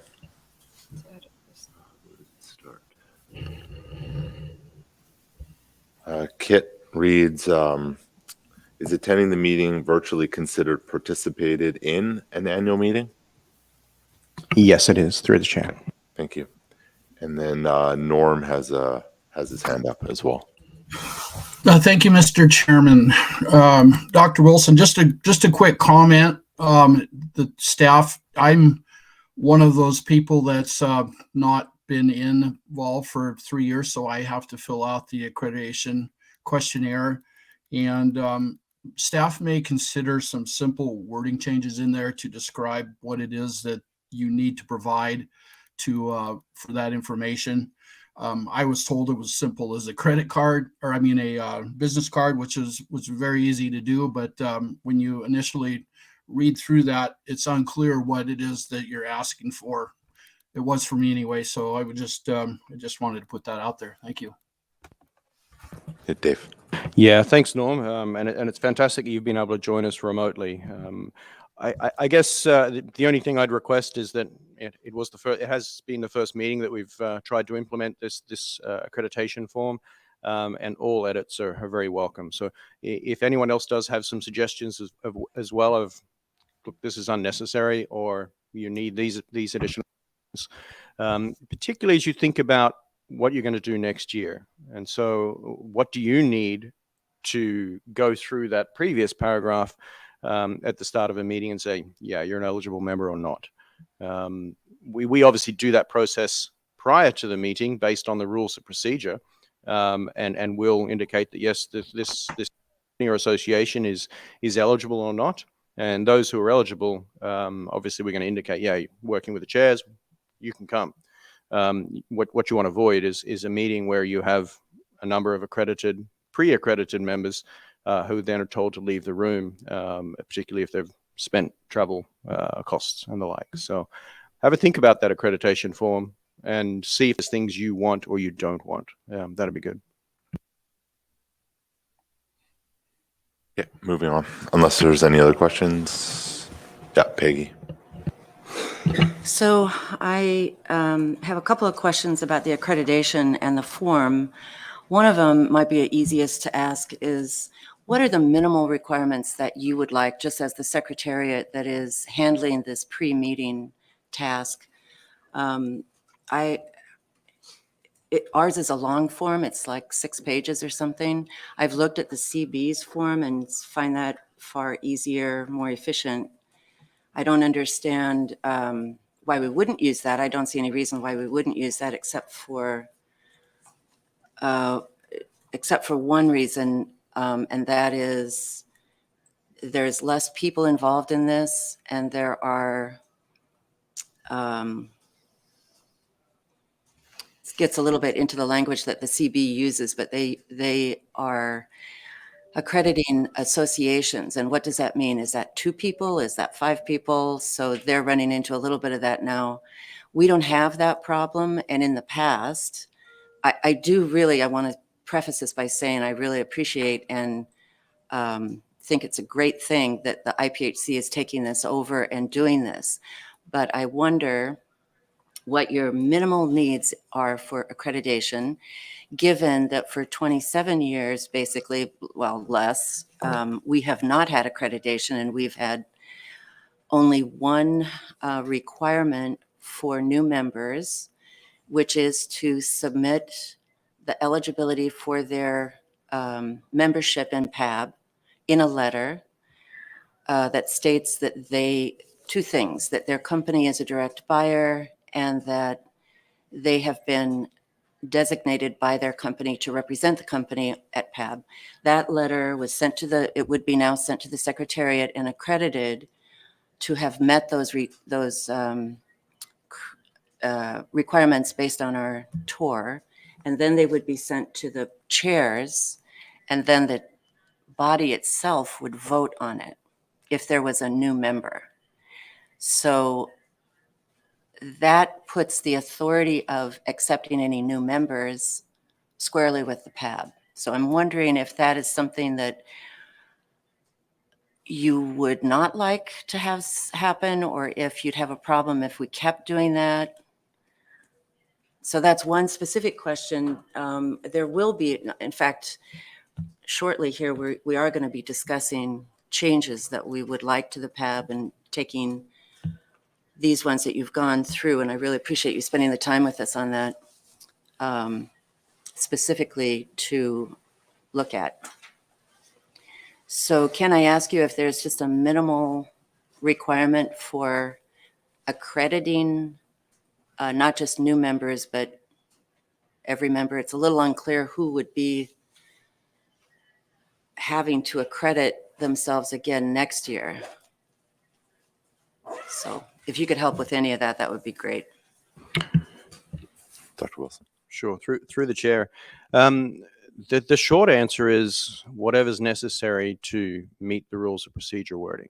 And so taking this on for the first time this year, it really came down to us trying to figure out, well, what do we need to say that, yes, this company or association meets these requirements. And that's where we are for this year.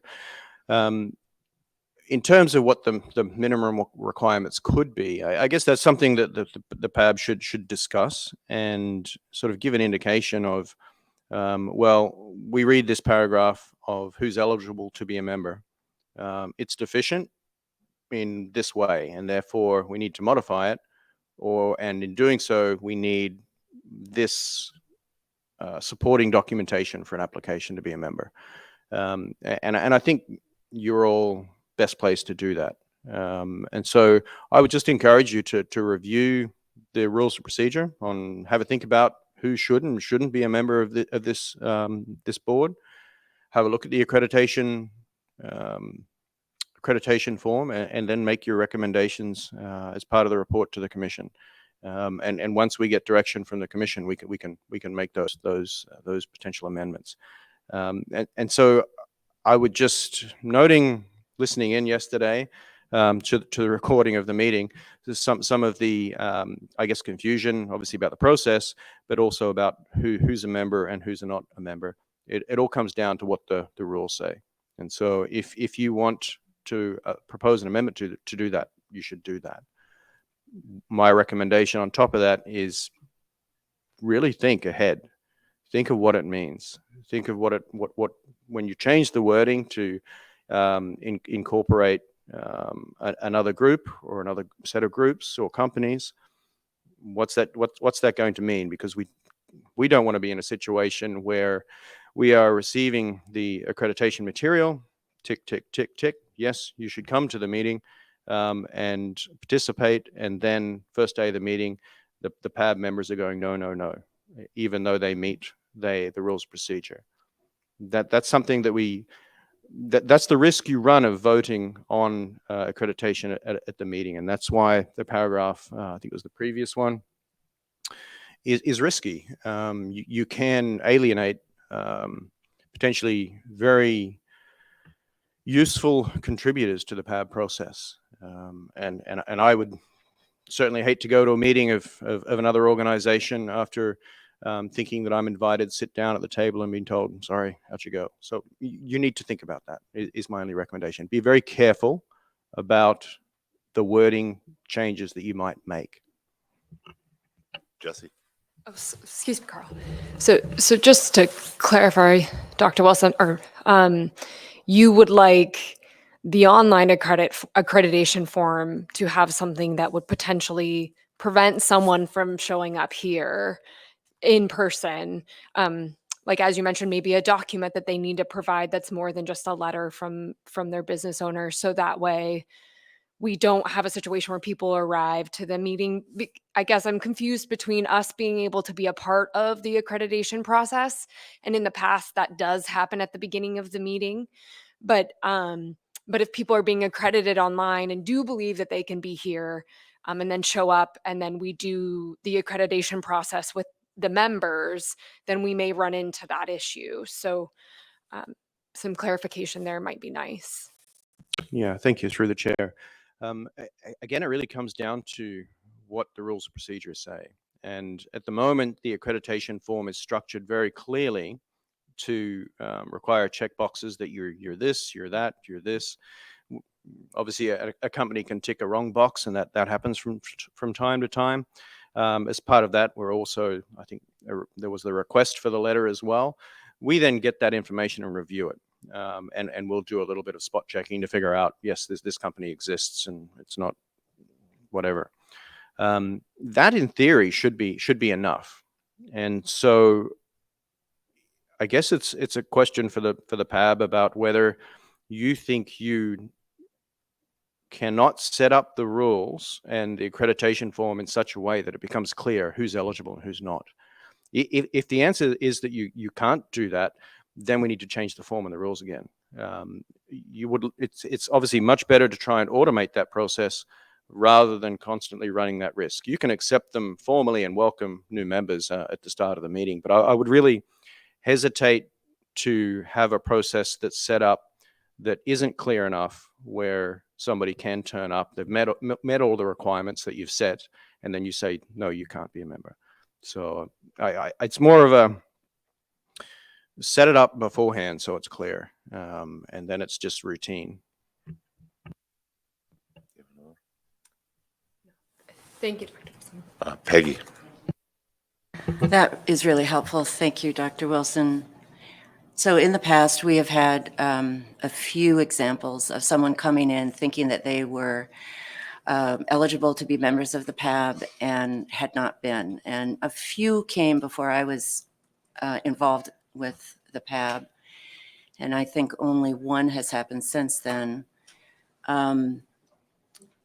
In each instance, the company or the person did not understand what our tour was about, what our bylaws were about in the old days, and what the terms of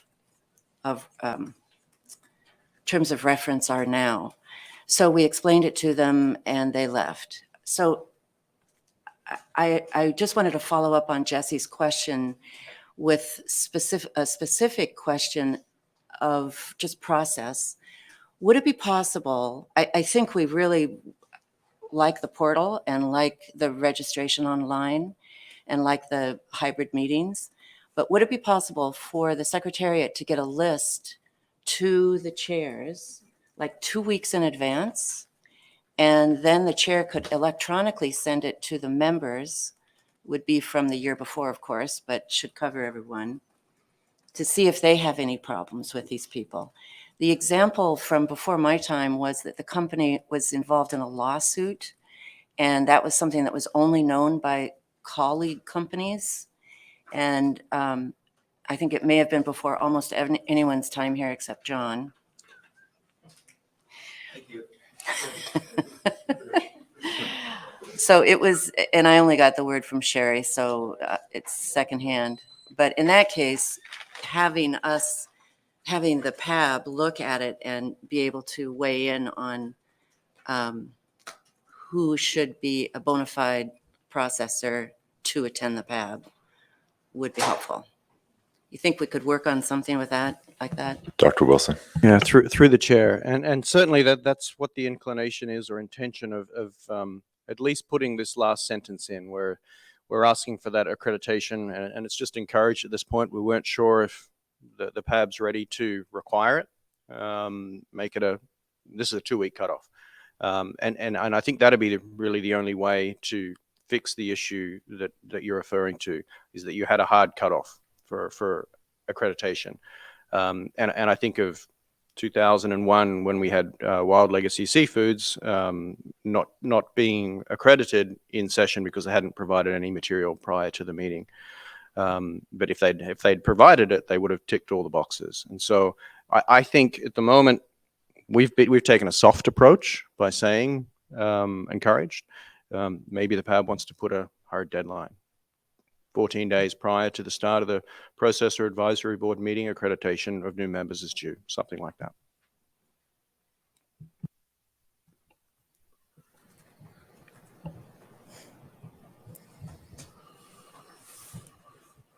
Thank you. Okay. Okay, I'll jump on. There's only a couple more exercises, not too many. The next one's kind of perfunctory. It's just a slight wording change in terms of members serve without compensation.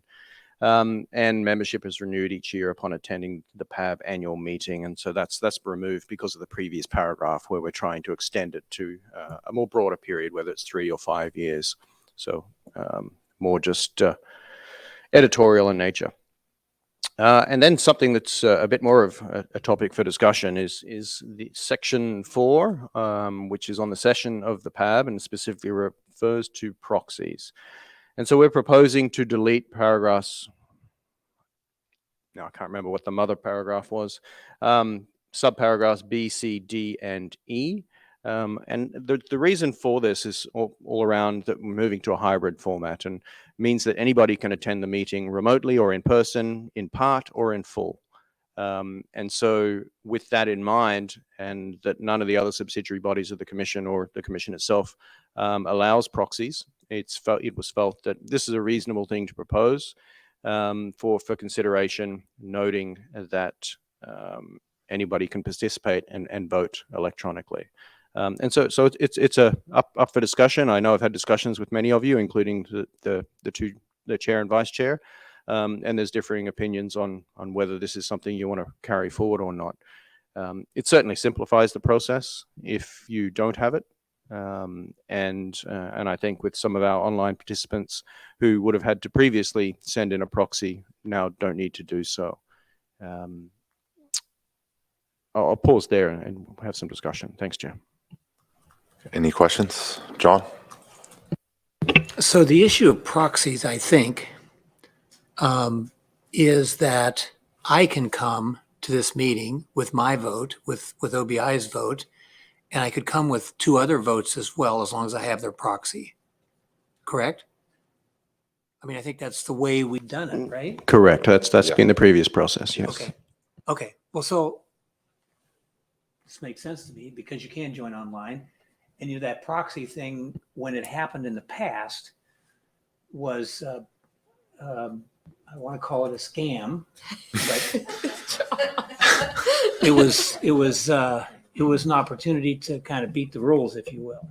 And I think that this probably makes. Dave. So I got an example of where a proxy might be needed. There's one processor attending via online, but he has some medical issues that he needs to attend to, and he plans on cutting out around lunchtime.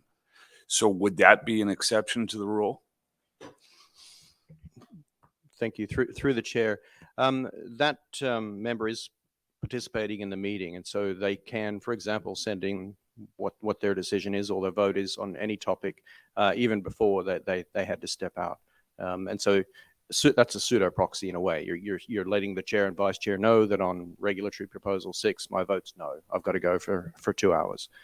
You're participating in the meeting. You're an active participant. Simply because you have to step away for an hour, or if you have a meeting here, for example, and you have to step out to an outside meeting, it doesn't mean that you're not participating in the meeting as a voting member.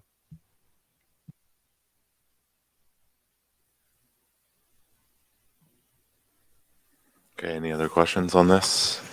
Okay, we can continue. Thank you.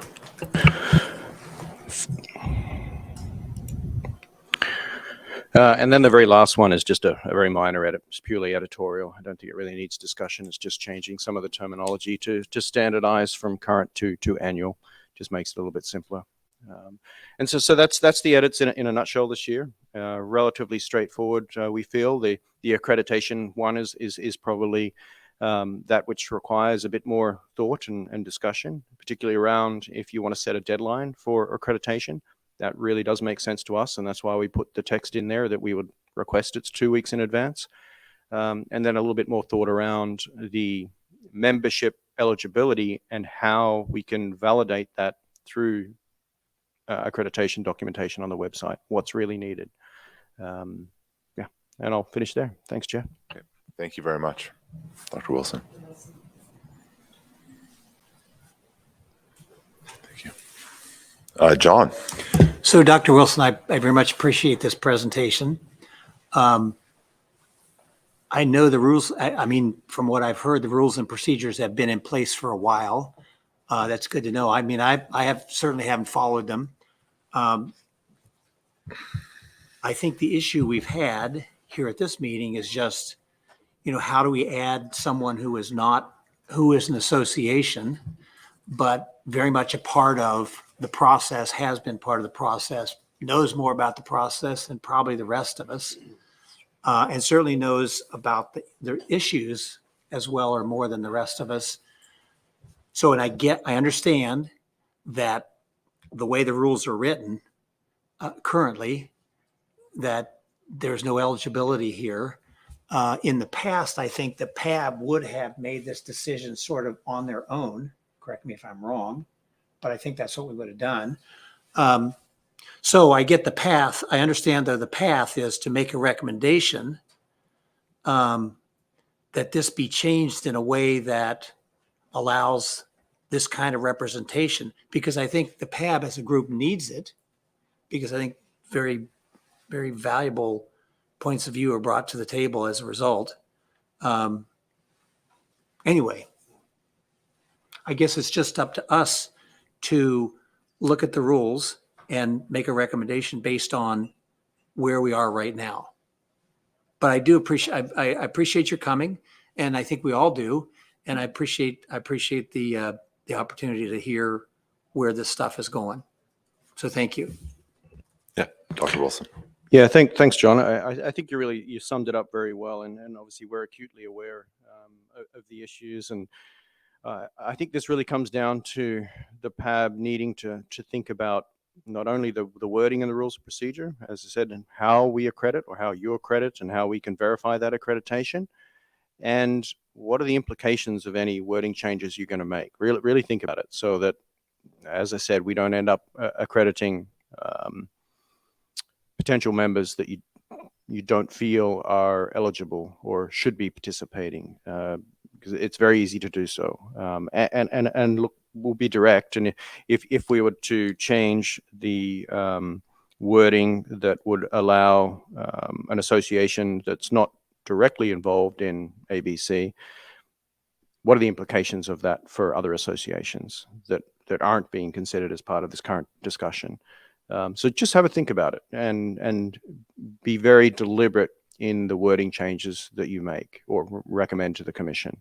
And whether they decide to adopt them at this meeting, or whether you want time to think about it, that's something for you to discuss and consider.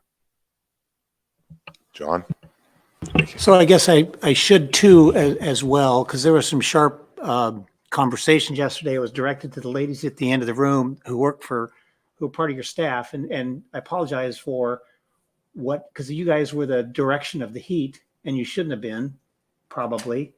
But I do, I appreciate what you do as well. Thank you, John. Any other comments or questions for Dr. Wilson? Thank you. Yeah, thank you very Really much, appreciate chairs, this. and thank you, everybody. Good luck with the rest of your meeting. I think Andrea has already pointed out that we would greatly appreciate if you're able to adopt the report this afternoon. It makes our Thursday morning a lot easier.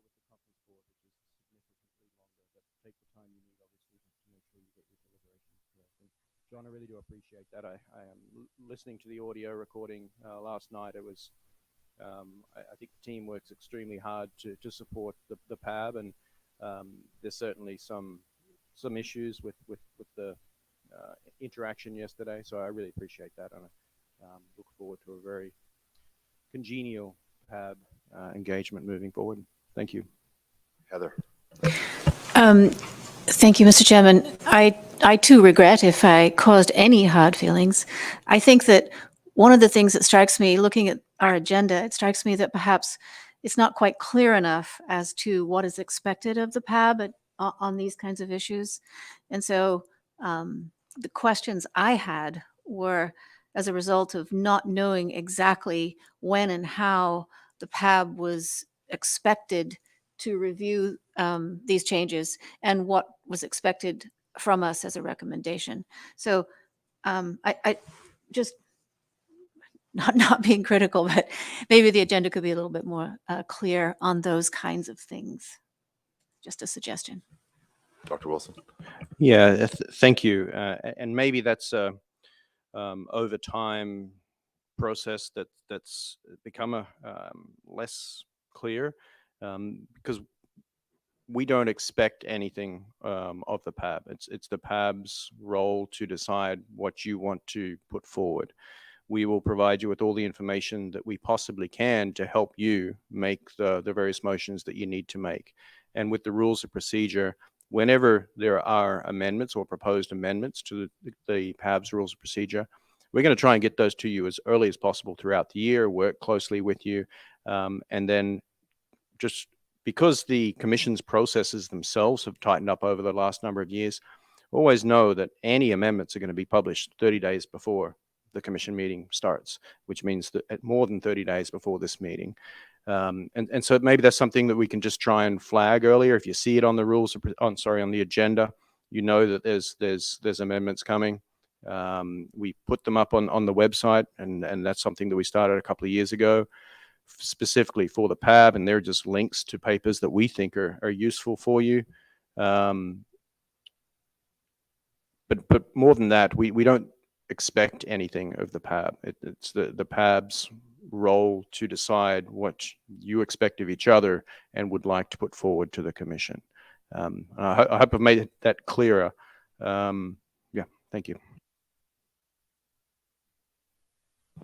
Thank you, Dr. Wilson. I think, going back to the accreditation sort of comments, Jessie and I in the pre-meeting were given the agenda to overlook, but there's issues that come up and different things. At the time, it looked acceptable to us on what we should be discussing based on, the information that was provided from the commission. But there is that area under other business that topics can be added and discussed.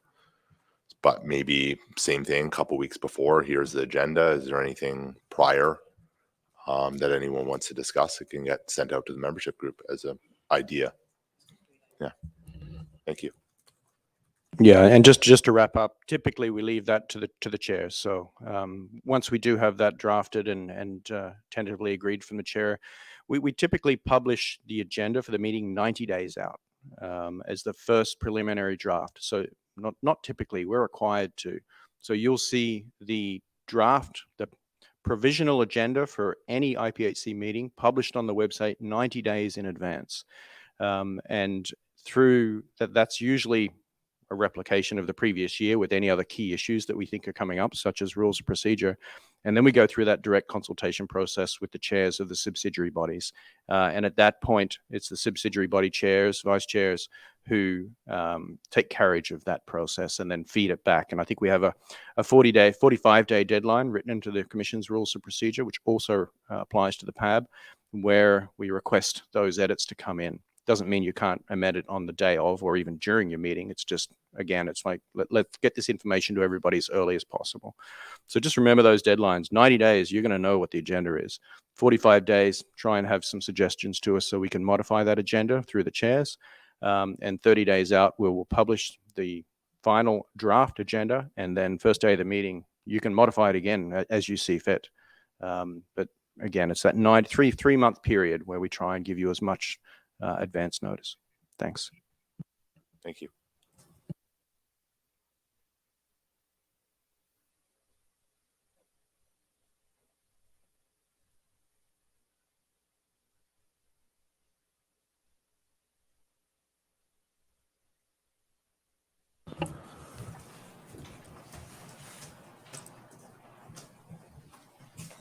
So with that being said, now sort of moving on to Norm's sort of suggestion yesterday, this is an opportunity for us to look at the wording on what he proposed yesterday that we could put to the commissioners. But again, it comes down to the overall wording. I don't know if this is something we feel we can get done here in this room, by this afternoon, or if we want to, take a step back and articulate it properly and think of every different angle or avenue with this, Jessie. Chair, if I may. Yeah. I'll let I'll let others speak first. Or I guess the one thing I would say is I think it'd be beneficial to discuss the changes make recommendations to the commissioners on the changes that are being suggested by the Secretariat. Further than that, I don't know if we want to try and I guess I should have asked Dr. Wilson this, but I don't know if we can make amendments to those changes to be adopted this year regardless. You can. So perhaps but I guess that's to Carl's point. I don't know if are we ready to make those amendments and feeling confident in the wording that we have.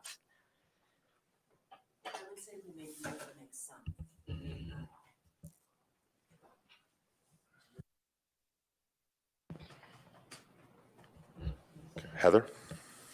Should we first have a motion entertained to approve the suggested changes to the PAB, terms of reference, rules of procedure, and then deal with anything else? Yeah, so should we first make that motion? make Would a you like motion that? based on approving Dr. Wilson's suggestions to the commissioners. So I would say that I move to recommend to the commissioners the changes being suggested by the Secretariat to the PAB. ROP. Yeah. Okay. Whatever you want to call it. For discussion. Okay. Is there a seconder? John, now open for discussion.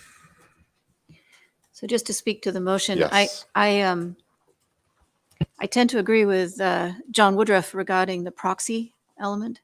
I think that it makes sense to have it the way it's being suggested, with the understanding that Dave elicited, that people who are at the meeting, either in person or not, who have to step away, can provide their votes on upcoming issues. I mean, that makes sense to me. So I'm just speaking to the proxy section of the proposed changes. So. John? The proxy issue that I remember was many years ago, but someone came to the meeting with like a handful of proxies, like 5, and they were thinking they were going to vote their own vote plus those 5. And this was believe it or not, this was a Canada versus US thing. And that's where this thing kind of broke down, at least for me. So I'm very good with what the discussion was here, but somehow we need to avoid the issue that we had 20 years ago. We went through the same thing when a company came in with 3 or 4, maybe it was 6 or 8 people and said, hey, they all get to vote. And that's how we got to the one vote, one company finally. Won't mention any names, but I think the proxy, that the whole issue makes sense to me. And what was proposed up here on the board for all the rule changes makes sense. I think what we need to deal with is the issue of the elephant in the room, which we all know about. Right. And that's a rule that's already in place. So we need to make a recommendation relative to that as well.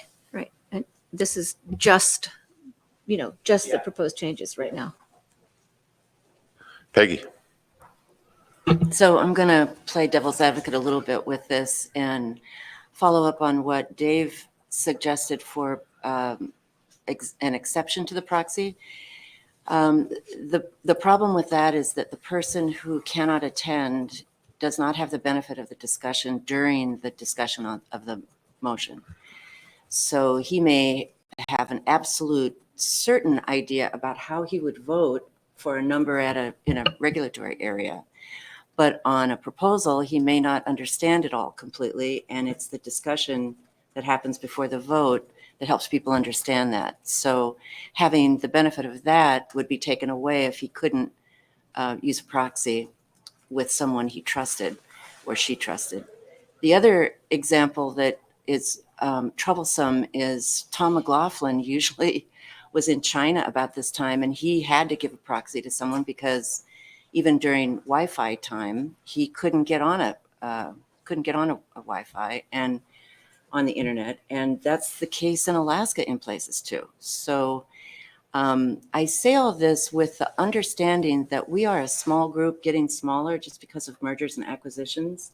We're not having a big group of people at the door knocking to get in, and I'm not sure how protecting against the misuse of these proxies would encourage inclusivity of more people in the business who are processors attending the PAB and really participating in it. And we certainly could put the number 2 in the TOR. Only a limit of 2 proxies is allowed, something like that, to address that problem. So those are the other side arguments.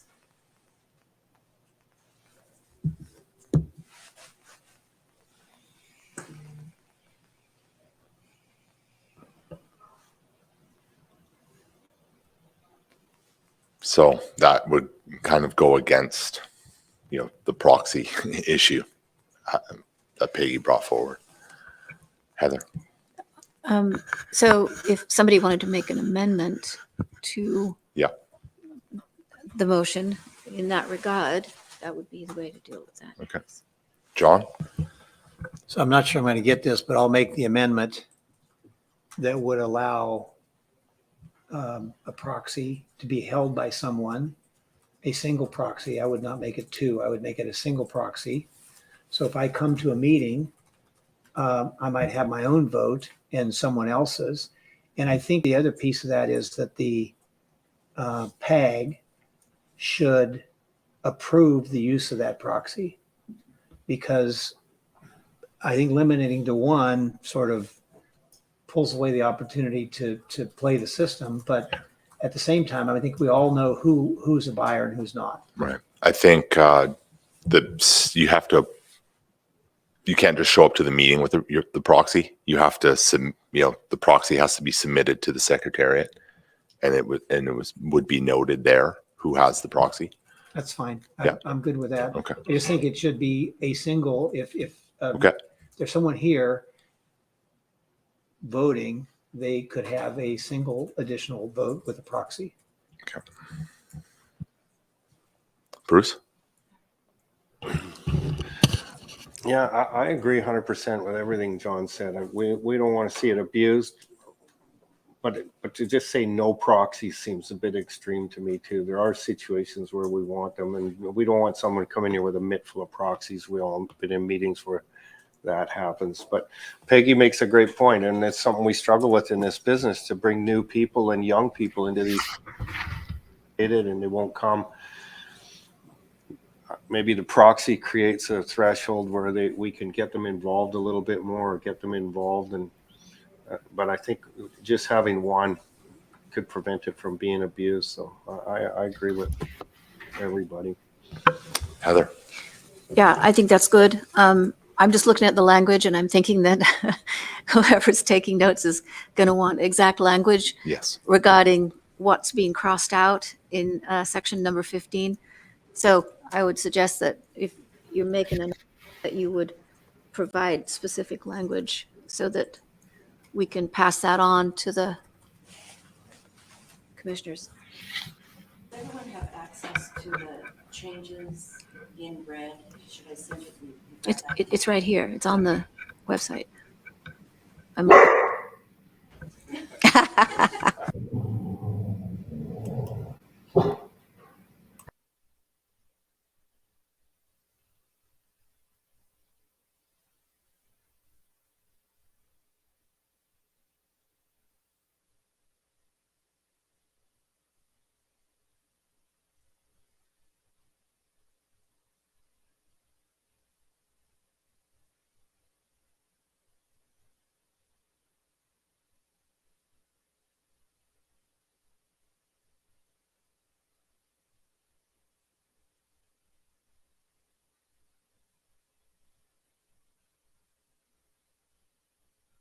Oh, I'm sorry. I'm sorry. I didn't have a microphone on. Sorry. So it looks like it's B, C, D, and E have been removed, are proposed to be removed entirely. Correct. So you could look at those lines, those sections, subsections, and decide how you wanted to amend the recommendation by keeping in the language that you want or different language. So I would let the proposer of the amendment speak to that. I have no objection to this, by the way. I just put it on the floor for discussion so that we could do this. I think it was John that made the amendment. Oh, Yeah. sorry, the motion. Yeah. I made the motion. John is proposing an amendment to the motion. The motion was to accept the changes. The amendment was to not accept this change and to have different language. But the language hasn't been provided. Yeah. Oh.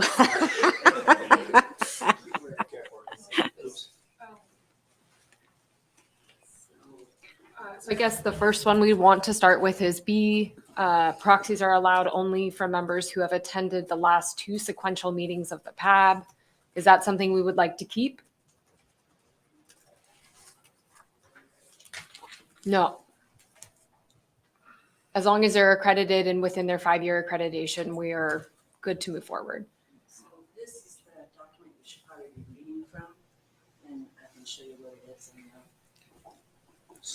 You're reading from it. Yeah, I'm reading from it now, Peggy. So then we can just, it's actually right up here. Yeah, this is So it's a what little we're trying harder to get to rid see, of. And then, So Madam Chairman, I guess the first place to start is what do we want to do? And then let's figure out what the language is. What we want to do, I think, is allow proxies. These are proxies that have been blessed by the commission through the process 2 weeks ahead of time. And you could only hold one additional proxy. You could only hold one proxy. And those are the 2 pieces, right? if I may, John, I think so. Those are all defined already, but have been crossed out. Yeah. So we wouldn't really need any new wording. We could just say we don't want to accept this and we want to keep our proxies. Or Exactly, we could to say streamline it. to streamline it, or we could say we want to keep proxies and we want to keep C, D, and E, but we don't want to keep E, and we want to amend B to say something like, if they've been accredited and they're within their 5-year accreditation, we can accept proxies. Proxies are allowed only from accredited members. Thank you. Yeah, within their For 5-year example. limit. I'm good with that. Yeah. Yeah.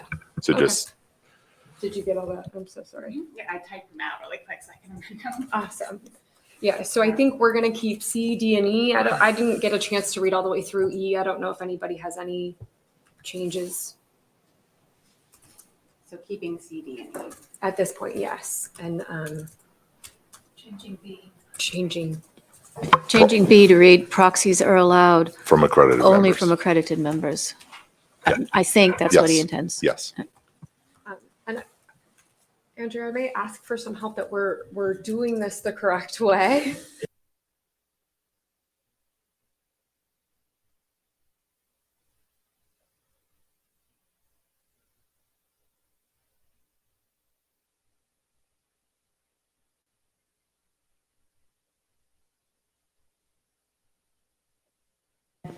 So that is the amendment, yes.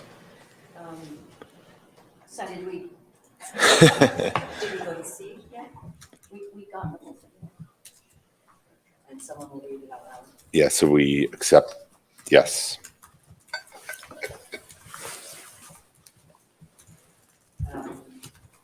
I don't remember what happened on D We kept it. Yes. and C. And C as well. So the change that we made to the current PAB terms of reference regarding proxies was basically proxies are allowed only from accredited members, correct? Yes. That's B. We kept C, only one proxy per member is allowed. Yep. D, proxies will be submitted to the IPHC Secretariat prior to the PAB meeting in written or electronic form. And a general proxy will authorize a designated PAB member to vote on any or all topics brought before the PAB on behalf of a PAB member who cannot attend. A specific proxy will authorize a PAB member to vote on specifically named topics listed on the proxy itself on behalf of the PAB member who cannot attend. John. Just to clarify, Mr. Chairman, the second point was only one proxy per, I think you said per voting member. It says only one proxy per member is allowed. Yeah, and I would just change that to only one proxy per attending member. So it's clear that. Yeah. Because as a member, I could Yes. I could have a proxy, but anyway, clarity. Okay. Chair, if I may. Yes. Well, the only thing I may add is if we would like to put similar to the accreditation, perhaps submitted to the IPHC Secretariat 2 weeks prior to the PAB for it to sort of mirror that. So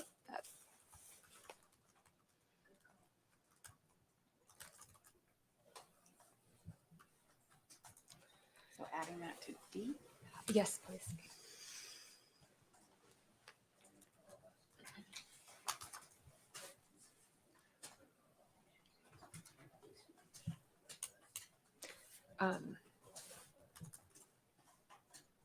I had John's question too, that an attending member, that would make sense that only one attending member can hold one proxy.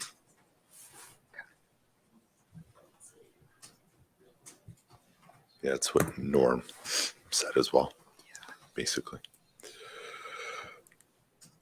Okay. Do we need it reread, sorry, or do we have an understanding of? No, I've got it. Okay, you got it. Okay, perfect. I've got it. So given these changes, can we put it to vote? We haven't discussed the other changes though. We don't, you just asked that. This is just on the amendment. On amendment on the proxies. Yeah. Any opposition? None. I feel like we've only counted one vote this whole meeting. Like We're a united vote group. is- It's every good. vote is- It's good. A united group. unanimous. Other than season dates, like keep it simple. So the other proposals brought forward by Dr. Wilson, other than proxies, I believe there was a general consensus to accept the amendments that he was proposing. I thought we John? had a motion to accept them. Didn't you make them? We do. Yeah. We have a motion to accept them, and that's now being amended with the proxy. Right. Yes. Okay. So we're in effect Being voting on, amended. yeah. Yes. Do we want to amend any other sections? That's my question. I believe the consensus is we do not.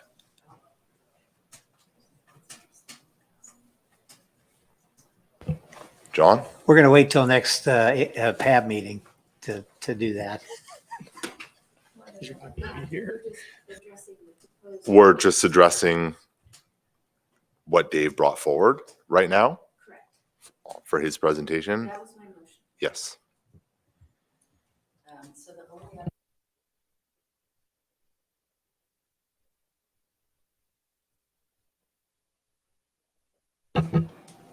Do I have permission to? Yes. I'm sorry. I was just thinking that if we agree to a 2-week prior notification of proxies, perhaps we could include a 2 weeks prior notification of accreditation also. Because that is part of what what the Secretariat would like to add into our tour. So that's on page 33 of 41. Let's see if I'll find the Jessie? section. Peggy, I believe that's already in the, if you look up at the screen, the new paragraph 7 at the bottom says secretary, to notify the IPHC Secretariat at least 2 weeks before the beginning of the annual meeting of the PAB session they wish to attend. So my addition would be that the Secretariat notify the chairs of the PAB 2 weeks before. That's what I'm talking about, not I see. able to make any amendment here.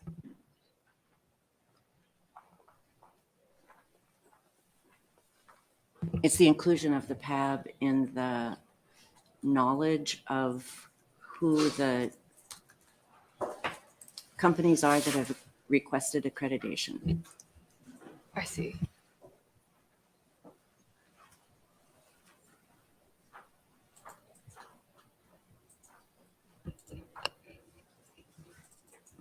Heather? So if anyone wanted to make an amendment, they maybe would need to amend the new proposed section 6, where it says the PAB regulates its membership by accrediting members at the beginning of each PAB session, working from a list provided by the Secretariat 2 weeks ahead of the meeting. For example, I can't amend my own motion, but that's what a person would do if they were going to. Jesse? The I guess my only other follow-up question, and this goes to you, Peggy, is that the Secretariat isn't actually requiring people to do the 2-week. That's not like a set rule. It's just an encourages. It's an ask. So I'm not sure where that gets. Where do we go with that in terms of asking them to get a hold of us to accredit members? I guess we could say accredit the members that have thus far submitted. Or have submitted them within the 2-week period? Well, one approach on this is to not make any further amendments to Heather's motion and agree with these. And then assuming that we are going under new business to create a work group, as we did last year, to really address these. And perhaps one other new business to address the membership. So we could do that and leave everything else, as John said, for next year, including any of these details that we don't want to deal with right now. I don't, I would not oppose that, and then we could move on. Does that make sense or no? Yeah. So we have the option to go with what we've suggested per Dave's comments right now and to accept them as we've amended them. And then we can work on other areas of our rules of procedure as we see fit to present to the commissioners. Right. So to to finalize this one, we're in agreement with how it's worded, how we've changed it. We'll put it to vote, and then we can open up after lunch changes to the rules of procedure that we want to see recommended to the commissioners. Okay. So I'll put this to vote because we have a motion. We have a second. Is there any opposition? Unanimous. And I will break for lunch now. How long does everyone need? I don't know what's in the sort of the agenda. Is it an hour? Is it an hour and a half? We'd like to end by 5. Sorry? At the end of it, yeah, probably to finalize the minutes. So does the group want an hour, hour and a half? Hour? Hour. Okay, reconvene at 1. Thank you.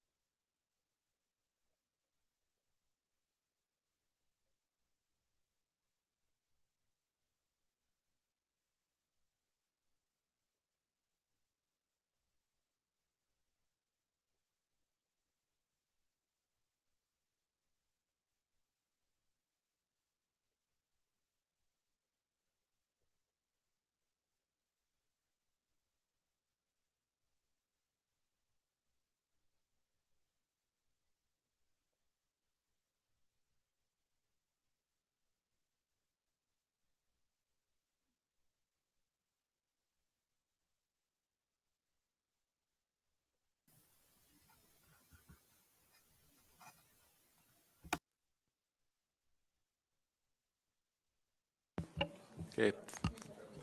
Thank you, everyone. We'll get going here this afternoon. Just to clarify in this other business component, we have a few topics to discuss. The first one, sort of picking up on the rules of procedure, would be, do we want to put forward, talking to Norm's sort of motion that we voted on yesterday, put together the wording as a recommendation to the commissioners to allow associations to participate in the PAB process? That's number one. And number two, I know there's a motion for size limits that we discussed yesterday that we were going to see some wording together. And then I believe, what was your second motion, or the second? Yeah, the triennial assessment component. And then I believe Mark wants to bring up the other halibut fisheries that are taking place not in the Pacific.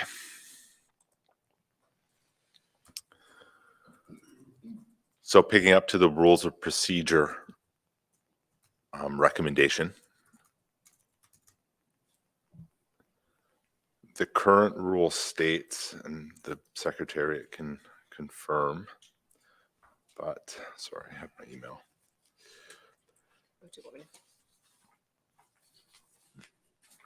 Part 3 sort of specifies any company or association, including sole proprietorships, corporation, or partnerships whose direct business is purchasing, processing, and selling Pacific halibut caught in Alaska, British Columbia, Washington, Oregon, or California is eligible for PAB membership. So that is the wording in the paragraph that we would look at amending, or putting a proposal to amend to the commissioners to be a little bit more inclusive to associations. I know I've seen some verbiage on this, but given sort of Dave's comments, you know, there might be other parameters that we aren't necessarily thinking of while trying to amend this verbiage.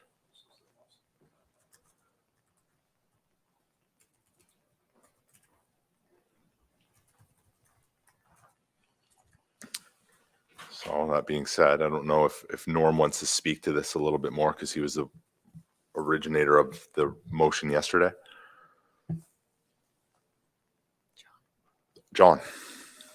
Could you read the motion from yesterday? I've quite forgotten, I'm afraid.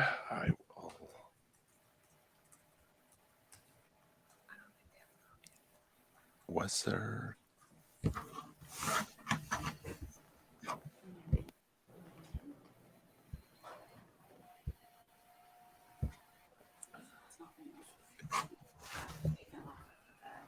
Okay.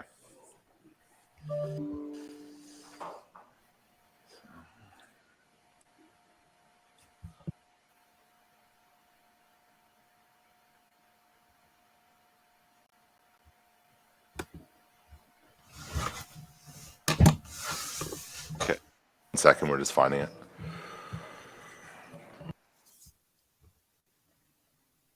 Norm, I see your hand is up. Yeah, Mr. Chairman, thank you.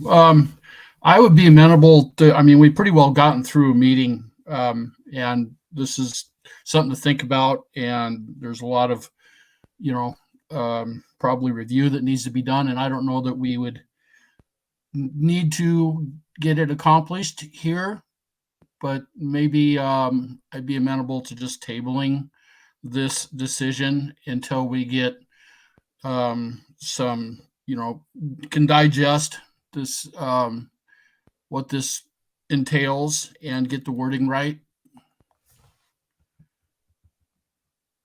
Thank you.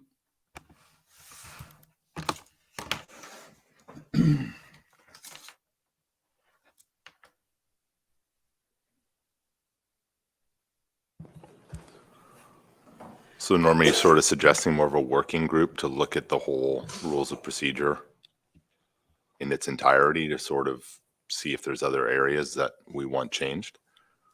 Yes, thank you.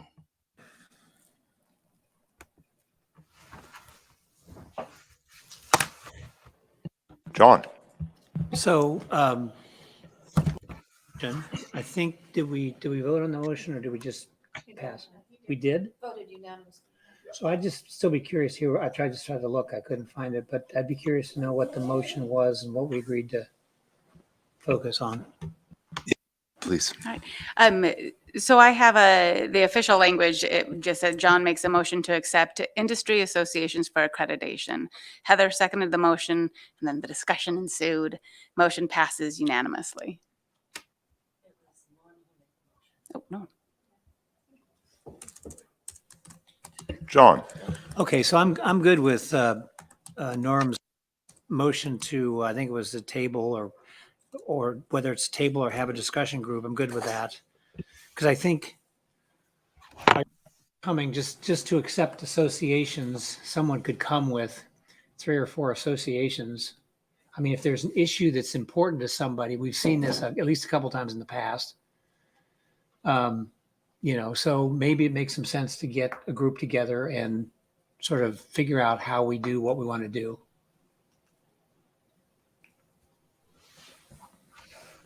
So I guess I'm agreeing with Norm. Heather. Thank you, Mr. Chairman. Wasn't there a little bit more to the motion? Didn't it say something about associations that represent Alaska and Canadian processors or something like that? Wasn't there a little bit more language in the? Yeah, I don't have it in front of me. That would be fantastic, Peggy, if you have a copy. Thank you.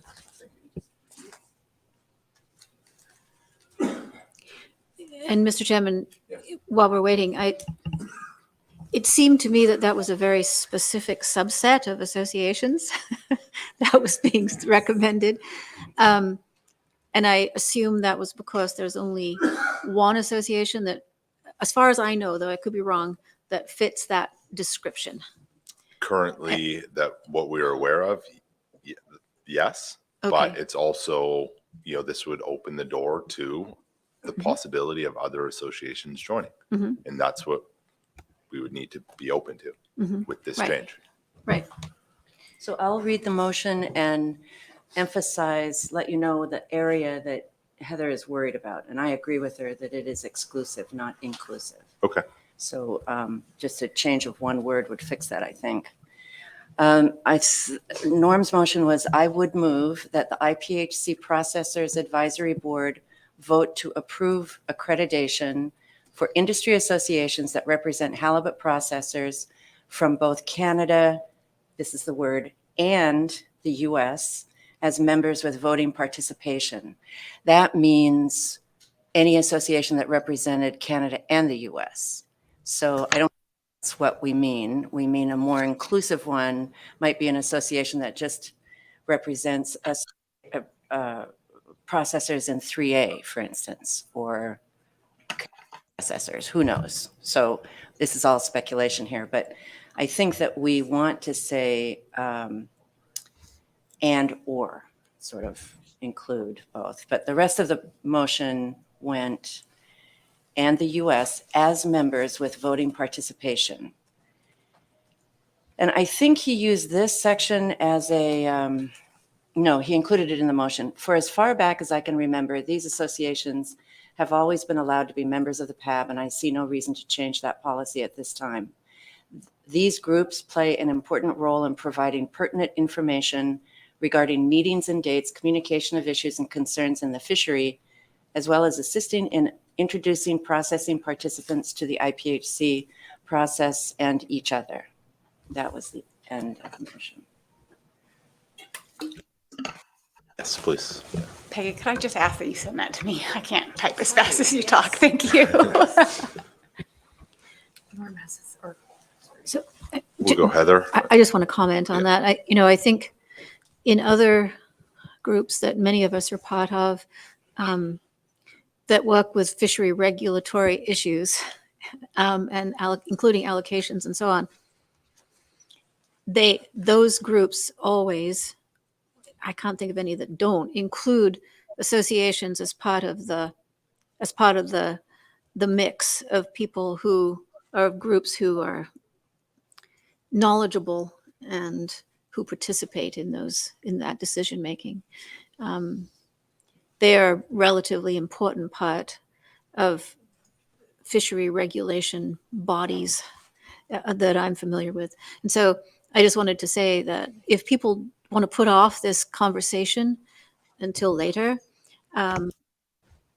that's fine.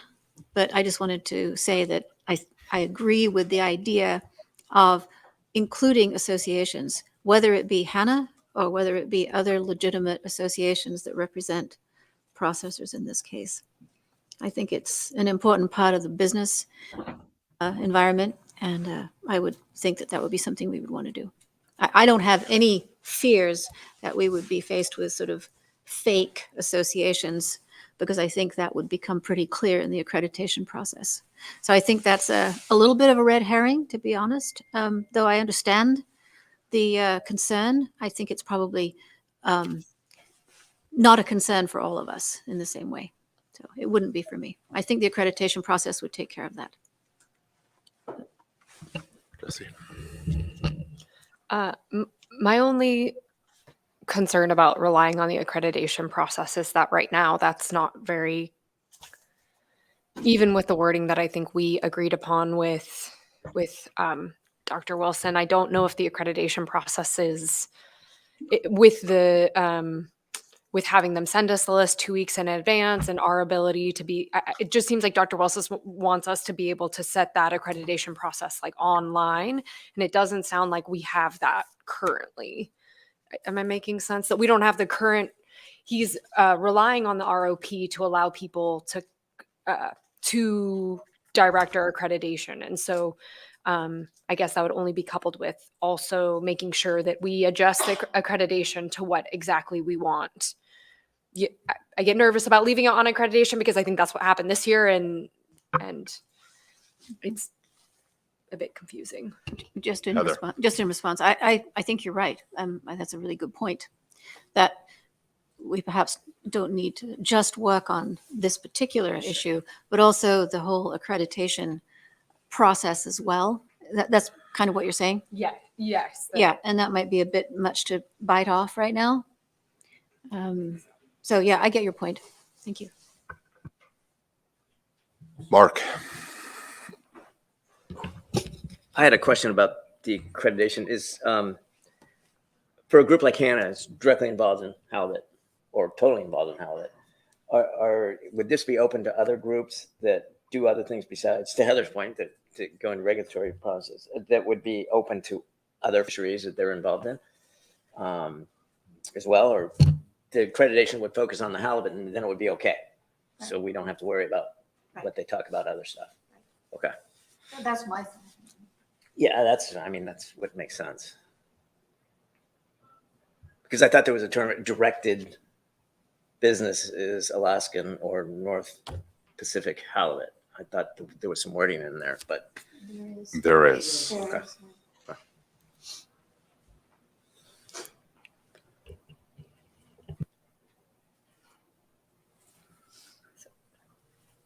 Go. I mean, I think just even in the current writing of that procedure, it is a little,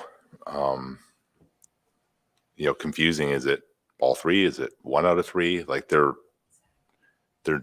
I think should be a little bit more structure around it as well. So I think there should be some more thought put into this, for sure.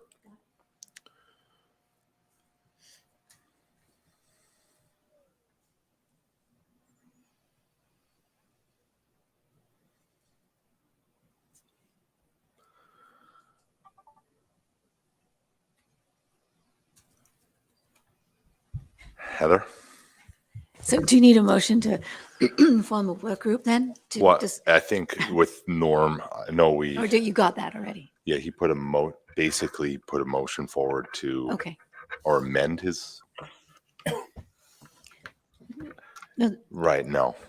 Like, because we voted and we sort of put that in yesterday, but I think now that the group's sort of seen some other areas that maybe the ROP should be changed in other areas, not just specifically this one, that maybe it is something that should be looked at with a little bit of time and some thought with a working group outside of the boardroom or this meeting.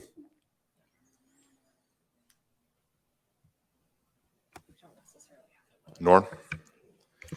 Yeah, thanks, Mr. Chairman. I concur with that, and that was my intent. There's a lot to digest in that ROP, and I just feel like presently where we are at in the meeting, we don't need to be in a rush to get this resolved. I still stand behind my motion, and want to see it completed, but I think that spending some time on this and making sure that we address the ROP and get everything put down where like we want it is important, and we shouldn't rush into it. Thanks.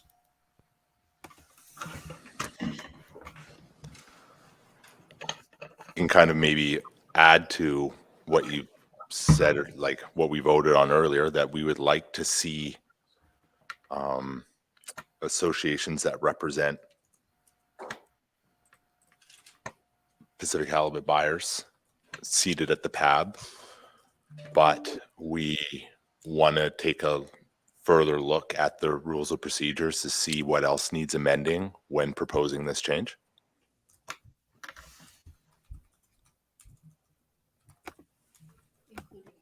Including accreditation process? Sure. Sounds good.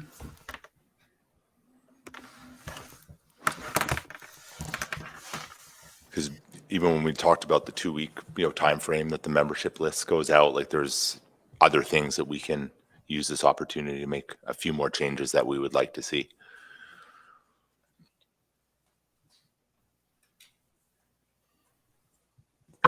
Heather?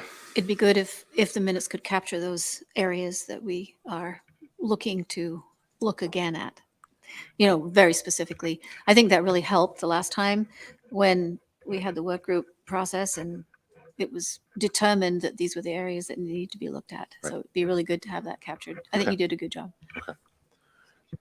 Yes, please. All right. So how I captured it, add to this that they would like to see associations that represent buyers of halibut when proposing these changes, including the accreditation process. Anything else? Anything else that comes to mind? Peggy? So I was thinking on this last night, and I saw a couple of areas where clarifications may be needed. When we wrote these originally, they were, they're not done as good as they probably should have been. And many of these are really simple to add, such as the system under which PAB will operate, like Robert's Rules of Order just mentioned that. So that would be administrative or housekeeping items. Other subjects would be the accreditation form, what we want that to look like, and memorializing it, so to speak, in the tour. And then I don't know if it should be attached to this motion, but maybe in your report you should suggest a timeline on these proposed changes to reach the commissioners. Yep. And I think that might be it.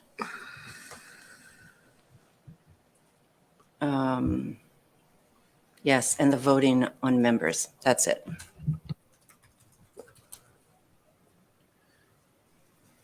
Heather? I have a question for the Secretariat, if I may. Andrea, Norm's motion has no weight under the current terms of reference. Is that correct?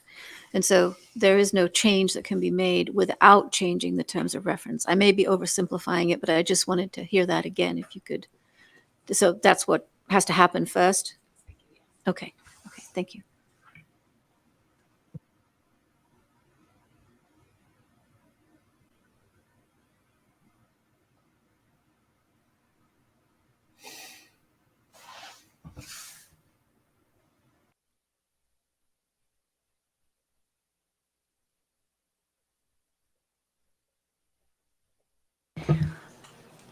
I think I'm going to let this, just go, but I just want to get on the record that Norm's motion was not to amend the TOR, was just to allow associations to sit here. And that is not something that the commissioners would approve or not approve because it isn't a change in the TOR. So that's all. I think it would be, in order for that to happen, there would need to be a change to the TOR. I will go with that. Thank you, Chair. Yes. I guess with that question, then I'm confused on the motion that Norm made that you just sent the advisory board to vote approval of accreditation for industry associations. So yes, that would definitely need to go through the rules and procedures with Canada and the United States. Based on the interpretation, the recent interpretation of our word, despite the fact that we've always had that as a practice. Mm-hmm.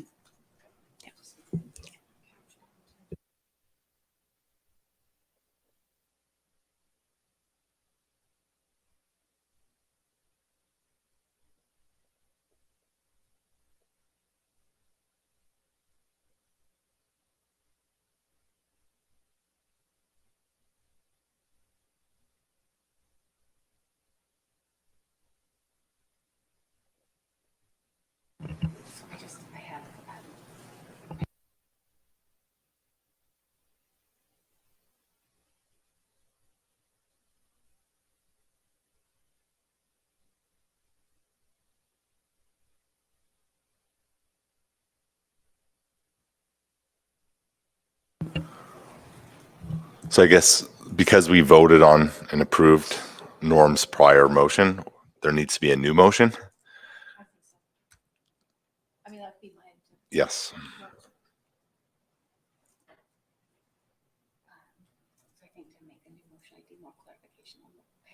Okay. Okay. Yeah.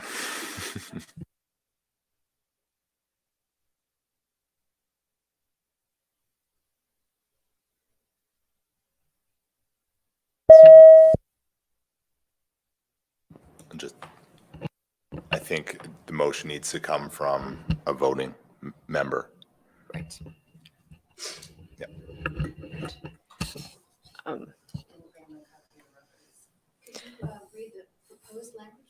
Yeah, sorry, Mr. Chairman. Yeah, if Jessie could read the proposed language, I would make that motion if I could hear the proposed language one more time. Yeah, of course. So I guess we have to vote on this part. This is the part that. Yes, and then maybe vote on that one. Okay, so this would be a new motion, and it would include what Carl had mentioned before. So this is add to this that we would like to see an association that represents buyers of halibut when proposing the change, including the accreditation process and or the list of things that Peggy also listed, which could include using Robert's rules as our the system, accreditation, and then the accreditation form, and then suggesting a timeline on changes and when they need to reach the commission and voting on members. I'm a little bit confused. I think that this part was supposed to be added to Norm's original motion. Go ahead, Heather. Well, I'll just say what I think, but it doesn't mean it's right. I just think that we've already passed Norm's motion. If he wants to, I don't even think he can withdraw it. And I don't think anybody can change it. And so it stands. That's done. Unless somebody asks for reconsideration. This is Robert's rules, kind of. And then there needs to be a new motion because it sounds like the will of this group is to have a working group meet before the next full meeting of the PAB to discuss changes to the membership rules and include a discussion of the accreditation process. And those were the two things that I heard from folks. And then Peggy had added a couple of other things that she thought might be good to look at as well. That would need to be a new motion that would create such a working group for such a purpose. So that's what I would recommend, to make it clear and clean rather than mixing it up with Norm's motion. John. So I move that the chairman, men and women, create a working group over the next 9 months or so to convene and discuss membership on the PAB, including organizations, and how the PAB might adjust the rules so that organizations were acceptable. Second.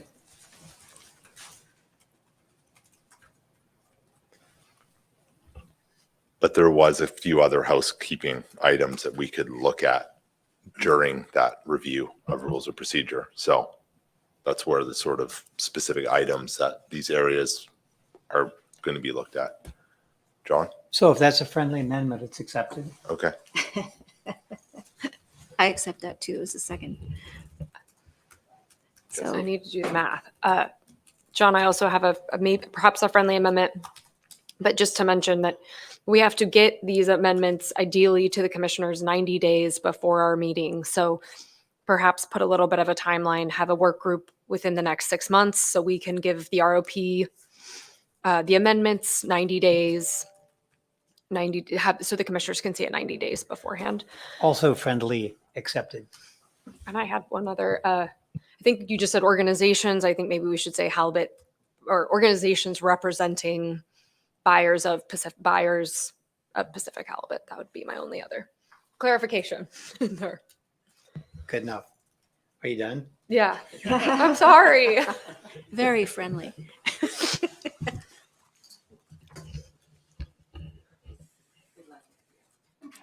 I'm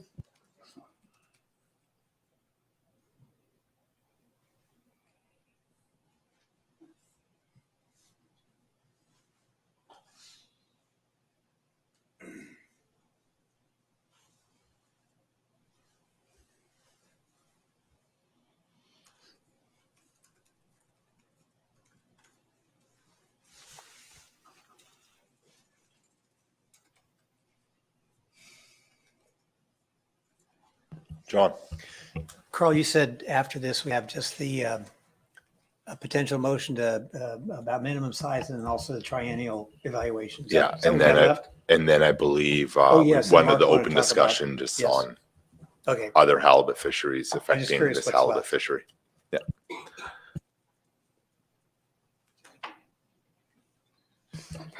good. All right, so I have, John has moved that the chairman create a working group over the next 9 months or so to convene and discuss membership on the PAB, including organizations that include buyers of Pacific halibut, and how the PAB might adjust the rules so organizations can be accepted. Items included for the discussion in this work group include clarification on other sections such as the system under which for Robert's rules, accreditation form and memorializing this. Suggests a timeline on proposed changes to reach commissioners and voting members.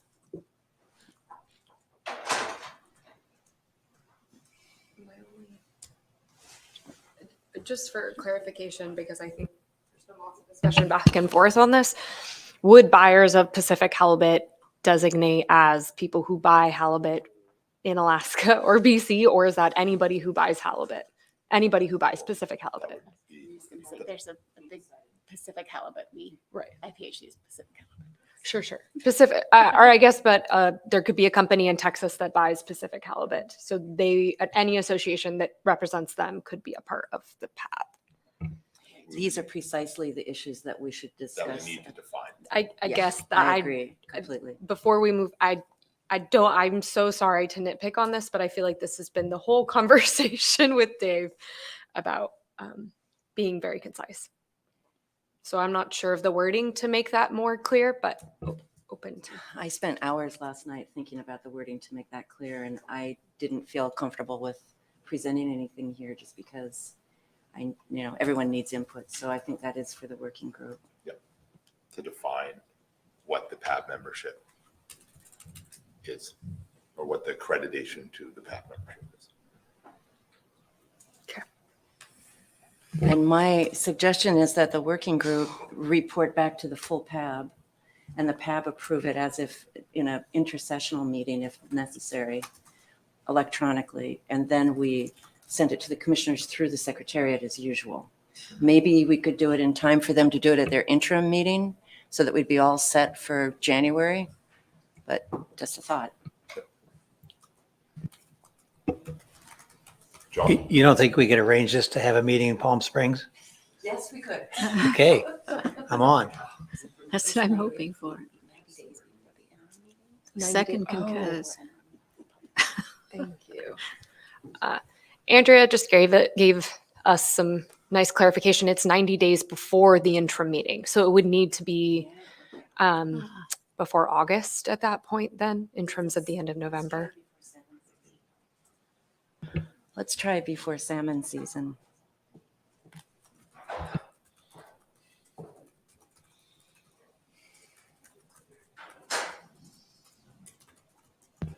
I would see this as chair people, you would appoint a chairman of the subgroup, and then just some members, and they would get together and know that their charge is to have something to the big group by May 1st or some day like that.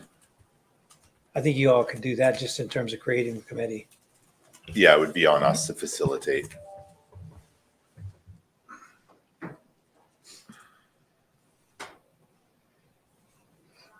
Is that a friendly amendment? That working group should send the PAB members recommendations? Yes, I believe it was. Yep. So we have another friendly amendment on that. So to continue, that the working group then sends out to the PAB the recommendations and then follows through on those recommendations to the secretariat, who will send to the commissioners before the IM, and then in parentheses 90 days before the IM.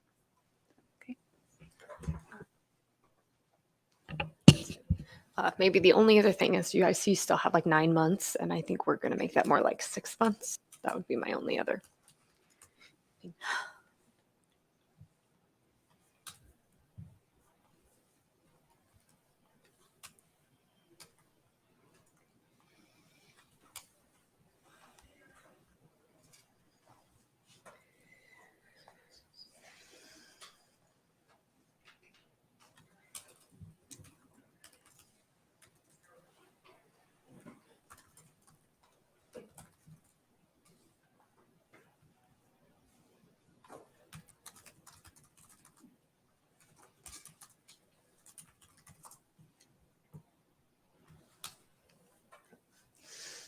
Do we want to read it out once more and then we'll put it up? Yeah, thank you. There were some changes. All right.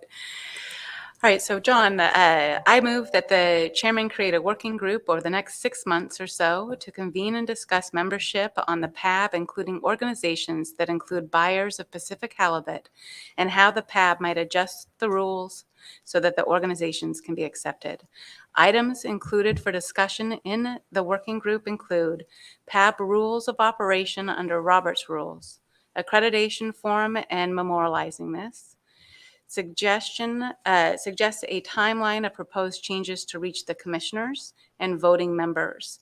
That the working group then send out to the entire PAB the recommendations, and then follow through on those recommendations to the secretariat to send to the commissioners for consideration 90 days before the interim meeting.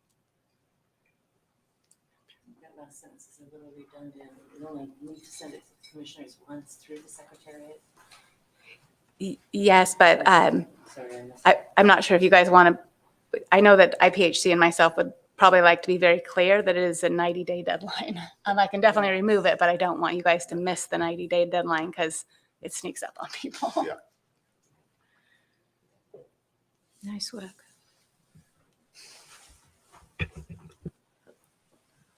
So that's the motion on the table.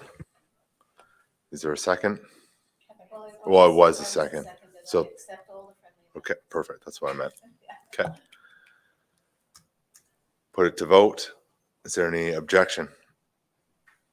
None. Thank you. And then moving on, I know, move on to this size limit recommendation.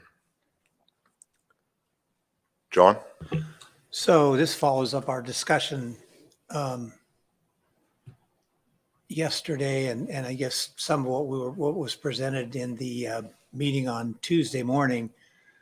But this is a motion that the PAB has significant and serious concerns about changing or removing the 32-inch size limit for halibut. The PAB believes in the value that the value of in the marketplace of halibut much smaller than 32 inches will be much lower than the value of fish 32 inches and over, and much less than the projected value used in the MSE modeling. Recovery rates on smaller fish are low. This change would likely cause some changes in fishing behavior, which needs further analysis and discussion. The PAB encourages extreme caution considering this action. After a second, I got some rationale. Okay, second. So I think we all know this stuff because we talked about it, but we think that the under 32 fish will find a much lower price. Even so, they've found not so much lower price in the small amount of survey fish that have been sold so far. A load with 30, 20, 15% small fish, we think will find a price that might be as low as 50% of a 1020. And we also think that because of this, it'll encourage sorting, sifting. This is exactly the behavior that this whole episode is meant to prevent. We do think it's a worthwhile exercise. We'd like to see actually what happens when you deliver a significant quantity of under 32-inch fish, and especially under 26-inch fish, what happens when you deliver that fish to the marketplace. And for that reason, we, I want to say encourage, maybe that's the wrong word, but we hope that the commission will have this done in a single area for a short period of time, a year, and that we suggest that area be somewhere there is smaller fish caught, i.e. 3A, somewhere there's smaller fish caught, and also ready access to the fresh market, because that's the issue: is what's the fresh market going to pay for these small fish, and how many of them are there? So, Steve. Yeah, I want to offer.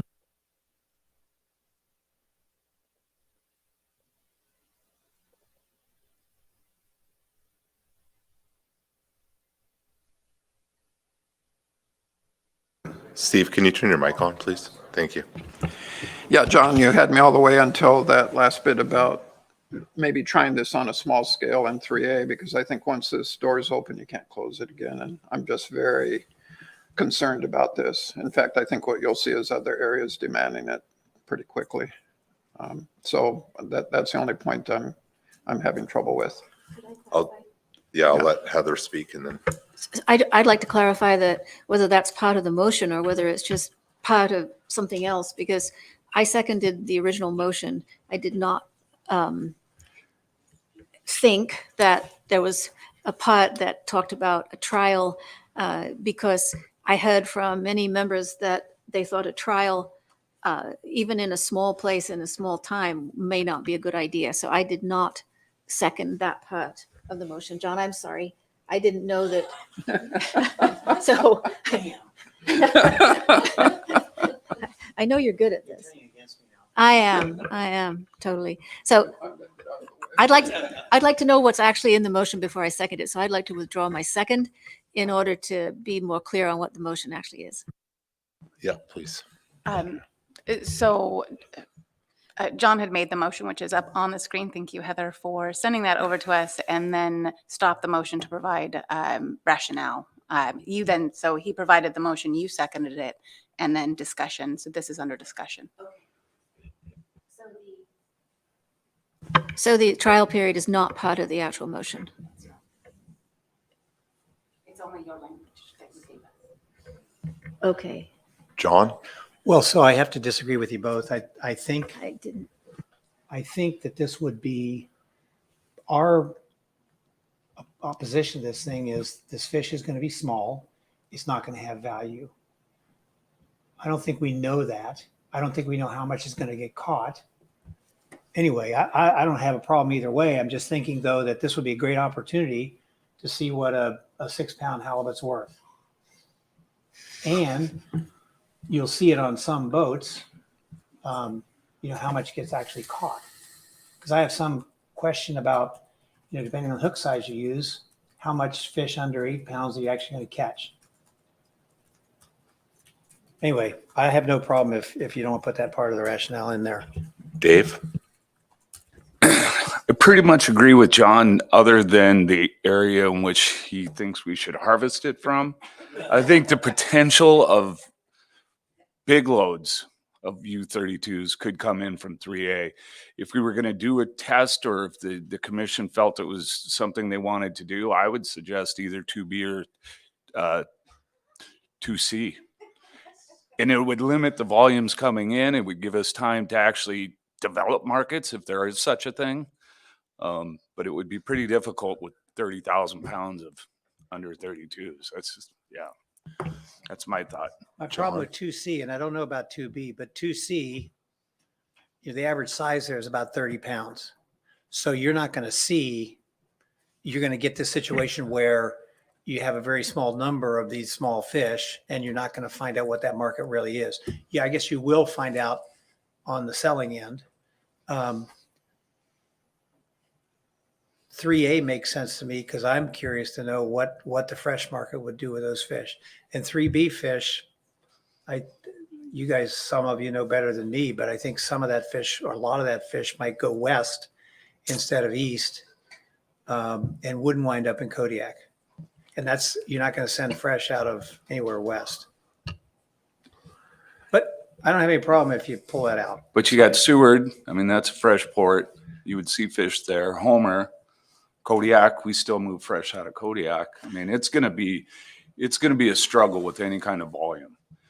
My thoughts again is, if we're going to get a few fish, at least we can figure out what the actual recovery and then send it out to some of our customers. And we have salesmen in here that might be able to offer something.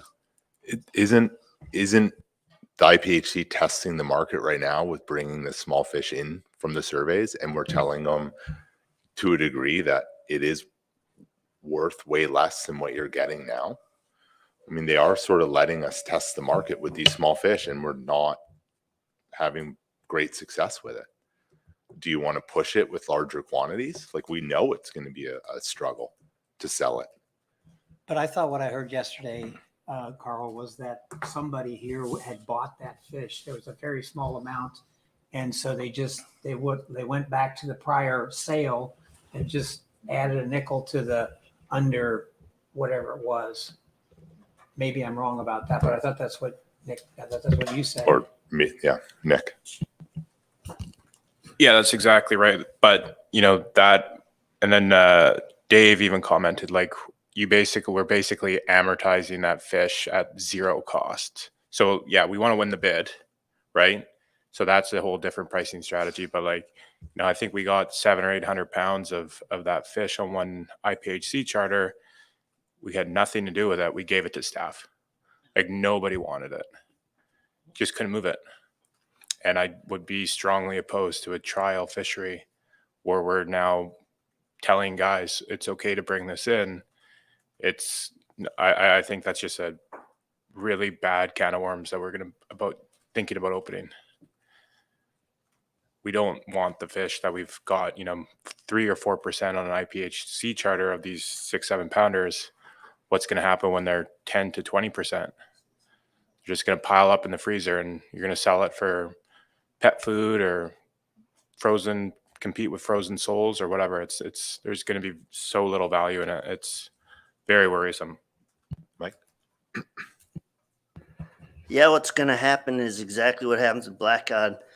And all you guys that buy black cod and can't get rid of those little black cod, you're going to get all these little halibut because they're out there, and the whales won't let us bring those aboard. But that's what's going to happen. Guys get so desperate, I got to take whatever I can get. And if you're going to buy that eventually I got to just take what I can get for it. because I'm wasting my time out here. So that's what's going to happen. You're going to have all these fish you can't boo. Excuse me. Mark. Mr. Chairman, having bought a lot of survey boats over the years, for the last whatever, I agree with Nick is that you throw a price out there anyway. And I know I used to get yelled at by Mr. Woodruff on what we would pay for it. So that's not reality in what the market's going to be. So using those survey fish to figure out what the value based on what the IPHC commissioners are seeing or the secretary is a bad way of going, because it's just not there. But how do you figure that out if not having an area that you can concentrate on? And I see what Dave's saying and John's saying the same thing. How do you figure that out where you can get a better idea of just the survey? Because you always wanted to beat the next guy. And I remember the fleet used to get really pissed. Well, you're paying this for the survey. Why aren't you paying, that? So that's sort of not in reality of what will happen. So Is the reality more on the sales side than the buy side?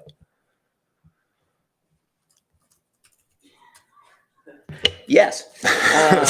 Right. And to go back to what I said yesterday, right. A lot of comments will come from customers saying, what the heck are you doing? Yeah. And I mean, it's getting smaller and smaller and smaller. And we've had to deal with that over the years. But now it's going to get even smaller, if that's a word. Jessie. Just to echo other people's comments, we still have some of that fish in the freezer. I don't think we were able to move any of that. And I agree with Steve in terms of like, if we open this door up, it maybe suggests that this is something that we are interested in pursuing. And I don't think my company is, and seems like the general consensus is that we all are not very interested in it, or majority is maybe not interested in that. John. Okay, I withdraw that piece of the rationale, and I'll bury my head in the sand with the rest of those people. Tyler. Yeah, so for me, I don't want to issue any language in our report that indicates that we want to look into this further. I think would take a lot of time, energy, and resources on IPHC staff, and a lot of just round and round doing circle discussions like this, and the end result is going to be the same, that we're opposed to it. So I don't want to encourage them to look further into harvesting smaller fish than 032. Yeah, Don. I kind of like I mentioned this morning. It's I don't understand the science behind taking out little fish. That's our future. Yeah. And you look at anything in nature, you don't take out the babies. So, Steve. Following up on that comment, I would like to offer a friendly amendment. I hope John still thinks I'm friendly. It would be number 3. Results from the MSAB evaluation suggested that removing the size limit over the long term could impact the age and size diversity of the biomass, i.e. the percentage of older, larger individuals would decline while the percentage of small fish would increase. We don't yet understand what long-term impacts on the full range of halibut and the sustainability of the resource of a less diverse biomass would result in. With a second. Is it an amendment or Friendly. Sorry. You don't need a second. Okay. I give up. Yeah, sorry, I didn't catch your name. I apologize. Steve Bessick. Steve. Yeah. Sorry about that, Steve. Well, just another point, the council's recommendation of the economic impact on the smaller fisheries was assuming a 50% value of that, of the under 32 fish. So we're essentially saying in this room that there's zero value to that fish. And so that kind of eliminates their argument and justification for that being beneficial or not detrimental to the fleet.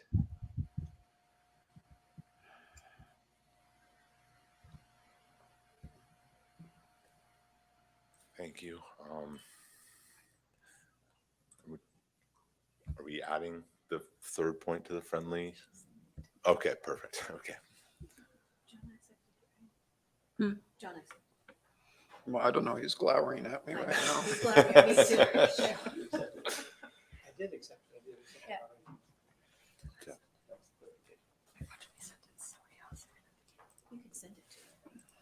Yeah. Mr. Chairman, I think I said I withdrew the part that you all found objectionable. Yes. And that I accepted Steve's friendly amendment. So I guess we'll just have it added, Yeah, I'll send it out. just sort of specified. Nick? Yeah, I would further put a bullet point or number there just to maybe even say that the PAB strongly discourages the fishing of U32s due to market reasons, just to provide a little bit more specific language that, you know, we really are against fishing the little guys, just for emphasis. And that's, I don't know if that's a friendly amendment or if that's for discussion or whatever, but I would be more comfortable putting that language in the proposal there.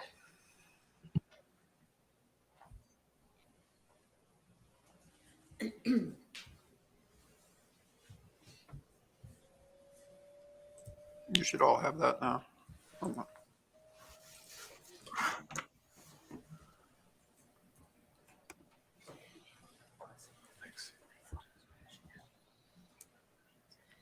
Nick, did you want to put forth a friendly amendment to? Yeah. Yes. Yeah.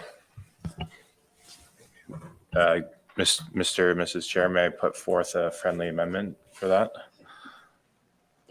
John? I'm listening. Still friends?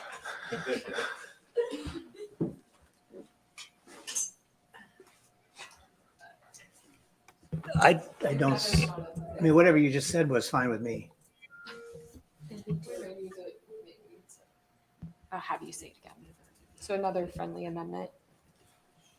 Oh no, you already have it right there. Yep. PAB is strongly against fishing U32 fish. There you go.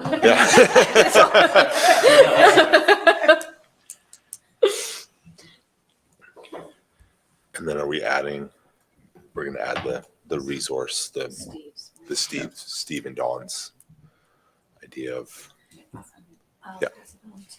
She has added it to our minutes, to our notes. Monica, this is just like the original draft that was sent over from Okay. Sorry for the confusion. This is just the original draft from Heather. But we can have Andrea read through it Yes, again please. and then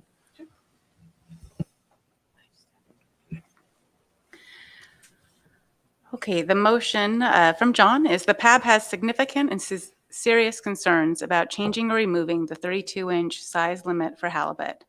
1, the PAB believes that the value in the marketplace of a halibut smaller than 32 inches will be much lower than the value of a fish 32 inches or over, and much less than the projected value used in the MSE modeling. The recovery rates on smaller fish are low. This change would likely cause changes in fishing behavior, which needs further analysis and discussion. 3, results from the MSAB evaluation suggest that removing the size limit over the long term could impact the age and size diversity in the biomass, i.e. the percentage of older, larger individuals would decline while the percentage of small fish would increase. We don't yet know what long-term impacts on the full range of halibut and the sustainability of a less diverse biomass in the future. PAB is strongly against fishing U32 fish.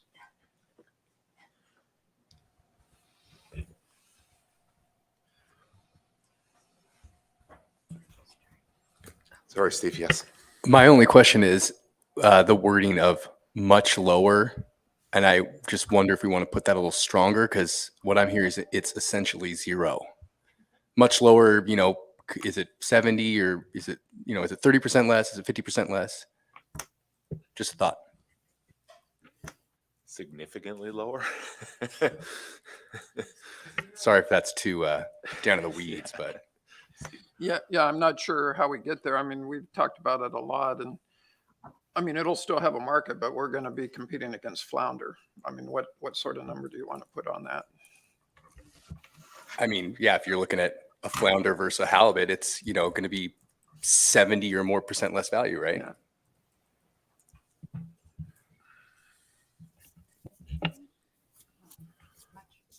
Much to significantly?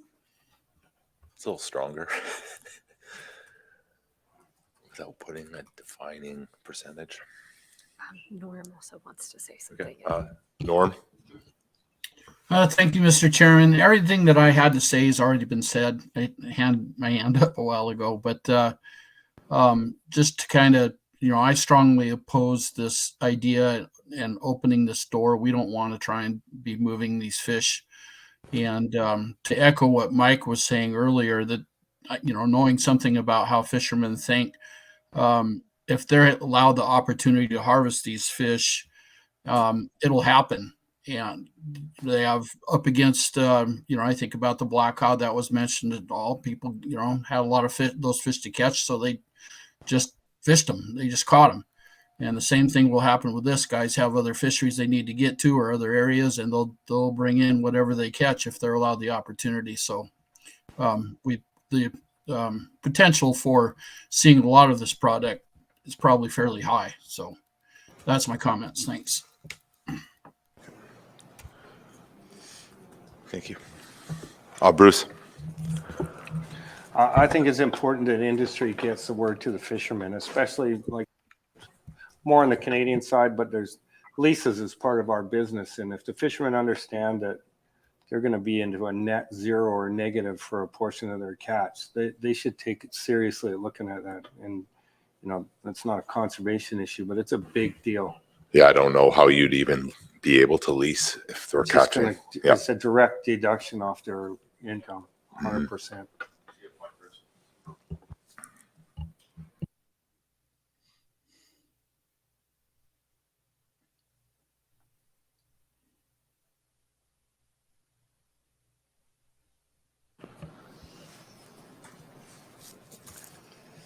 So are we happy with just the strong wording that is now in there?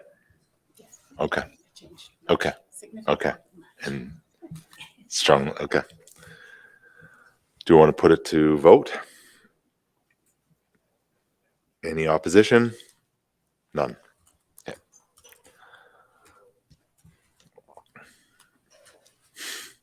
Okay, I guess sort of the last item that was brought up for our agenda is just I don't know, Mark, how you want to put forward what you wanted to discuss, but is it just more? Oh, sorry, triennial. I apologize. Yeah. Steve. Yes, Mr. Chairman, I'd like to make a motion regarding the triennial stock assessment. And the motion would read, the PAB encourages further consideration before moving from an annual to a triennial stock assessment. While there may be advantages in doing the full stock assessment less frequently, including the potential for less extreme changes from one year to the next, there is also the potential for unexpectedly large changes at the end of the 3-year period. In this time of rapid climate and ecosystem changes, annual stock assessments may remain the more prudent choice. And with a second, I'll speak to that. Do we have a second? Heather? Yeah. Thank you, Heather. I'll just wander away from halibut for a second. Most of you are aware of what's just happened in the Bering Sea with the crab stocks, and I'm a crab quota holder, and we were caught up because of COVID. We did not have an annual survey for a couple years. Going into COVID, we thought we saw one of the biggest recruitment coming our way. And 2 years later, when we got back on the surveys, those crab were gone. We had a huge, almost unbelievable mortality event. And if we had at least had those surveys during COVID, we would have understood and we would have been able to perhaps respond a little better. Instead, now you have an industry in crisis. You have a council that has pushed other important issues aside to deal with the rebuilding plans and emergency rule requests and everything else. And I don't want to see this fishery exposed to that kind of risk. The annual surveys would have at least allowed us to adjust as those stocks were collapsing, and instead it took all of us by surprise, and there's going to be a lot of bankruptcies before this is over. Thank you. Heather. I just wanted to clarify that there would still be annual surveys under this proposal, that it wouldn't take out the annual surveys. Right. It just, but still the annual assessment process. Yeah, the assessment. It seems like Yeah, I mean, I'm thinking, yeah, you can have stability over 3 years perhaps, but at the end of that 3-year period, particularly if it coincides with the 3-year interval of further analyzing the stock assessment process, which we just saw the results of with this change in the natural mortality, that at the end of 3 years, it could be kind of surprising how much things could change. And so there goes your stability. You know what I mean? It's kind of good, but kind of could be bad too, you know. So Yeah. those are my thoughts.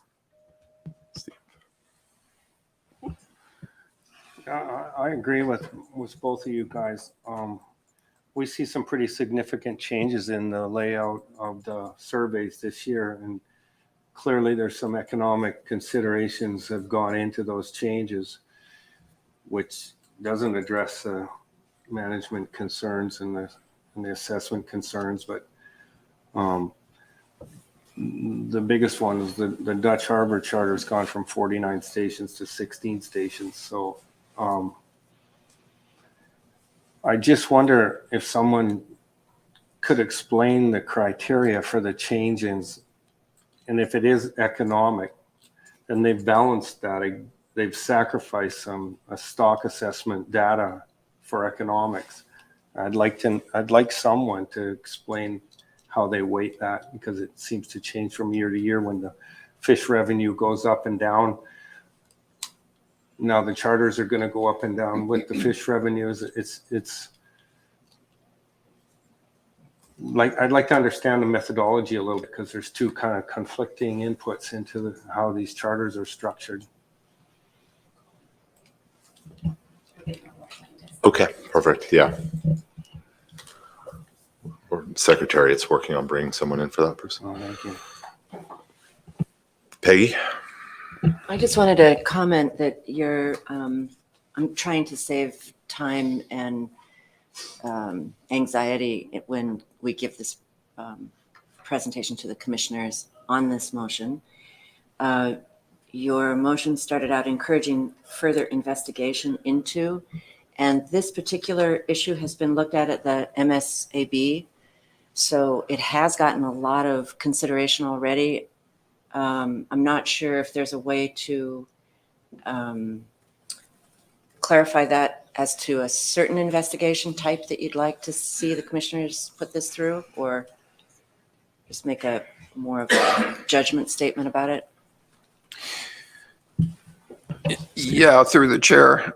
I think by consideration, I meant almost reconsideration, rethink your assumptions, because we're in a very dynamic period right now in the marine environment. And more to the point, I don't want to lose any data, because right now, we almost have to throw away our assumptions about how things have been. They're changing too fast.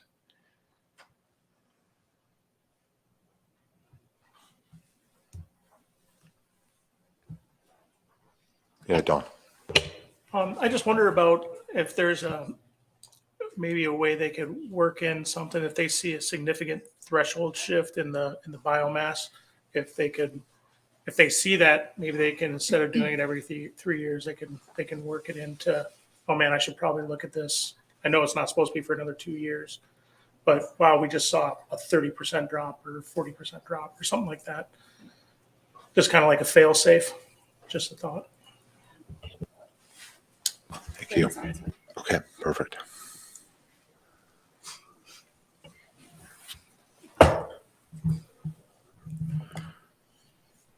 Tyler.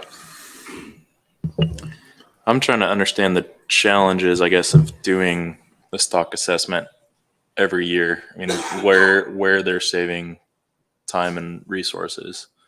It seems like the energy that goes into it is building the model and acquiring and having the data.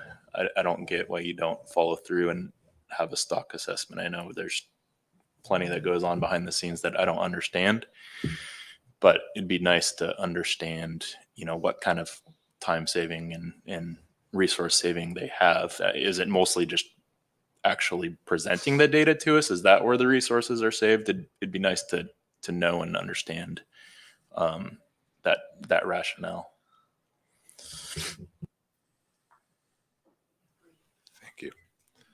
Hopefully, one of the scientists can explain it a little bit better.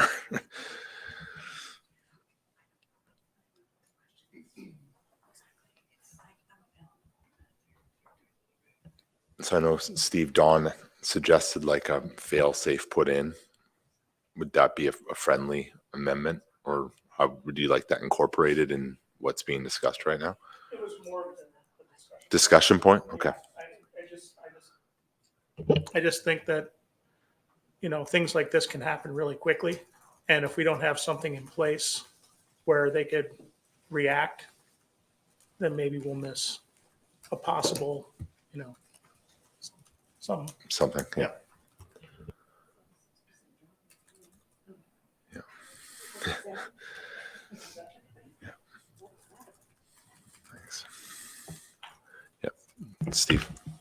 I'm going to throw this out here for the way I understood this change would be is that the assessment would only be done every 3 years.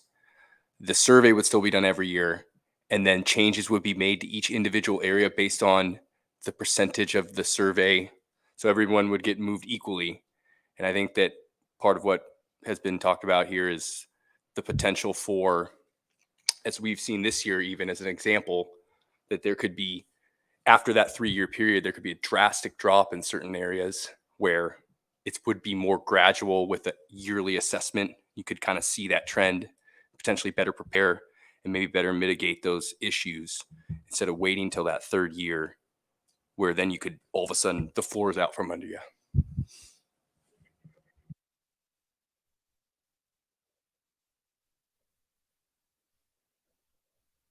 Yes, Peggy. I really apologize for this, but I got an email from Kurt Iverson last night about season dates. And so when we have time, this is Okay. what we hear. We should talk about it. See, Dr. Stewart's here, so we'll throw you right into the hot seat.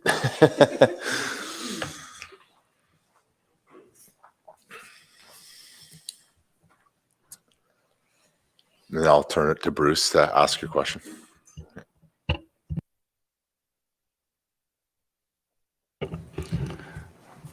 Yeah, thanks for coming back, Dr. Stewart. We're discussing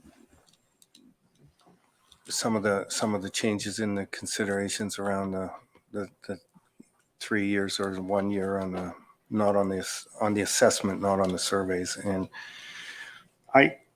there's lots of chatter going around about the surveys about why they go up and down in different areas and the balance between stock assessment in the areas and IPHC budget considerations. And, you know, the change from last year to this year is pretty significant. Some of the places out west are down a lot, and some of the ones down in the 2A and or 2C and 2B are up.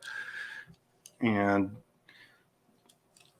are those up because there's a fluctuation in assessment concerns, because those are the big money making areas for the IPHC, and the ones out west are very expensive and not much catch. So there's just lots of talk about it, and would probably help us all dealing with our fishermen and our survey boats if we could understand how that balance works. Yeah, thanks for the chance to speak to that. The survey in the last few years has given us a reliable index in most areas. We had in 2020, we didn't get the western areas or 2A. So the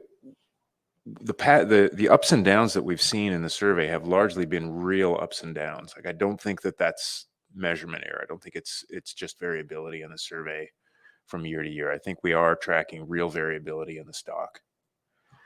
In terms of the changes in the design, we have sampled more heavily in areas with higher biomass, but that's not going to cause those areas to go up. We're predicting when we do when Dr. Webster does the space-time modeling every year, we're predicting at every station. So we're coming up with our best estimate of what's going on across the whole range of the stock. So the increased station density in the core, particularly northern 2B, 2C, and parts of 3A, has given us an even more precise estimate of the stock trends in those areas in recent years. So I think we've actually benefited from some of the additional fishing that we've had to do in order to cover the budget side of the survey, rather than causing more variability. That's actually probably smoothing things out a little bit, which I think is your question. If I missed it, let me know. Yeah, you have. It seems like there's a lot of effort focused this year in 2B and 2C, and it doesn't seem like there's been that big of fluctuations in those areas, and just wonder if it's budget oriented. I know last year was a very expensive year and it was a big loss for the IPHC, and I guess you've answered that. I guess to follow up, we have increased the station density in areas with higher catch rates in order to meet the long-term revenue neutrality of the survey.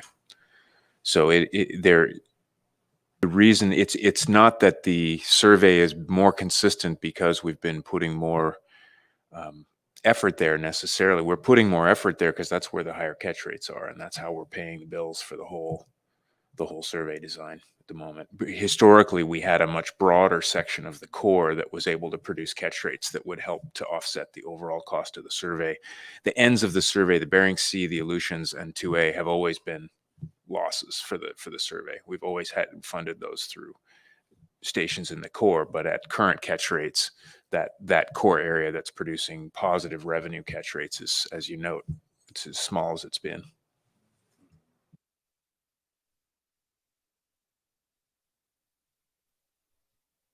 Tyler can ask his question, maybe. John?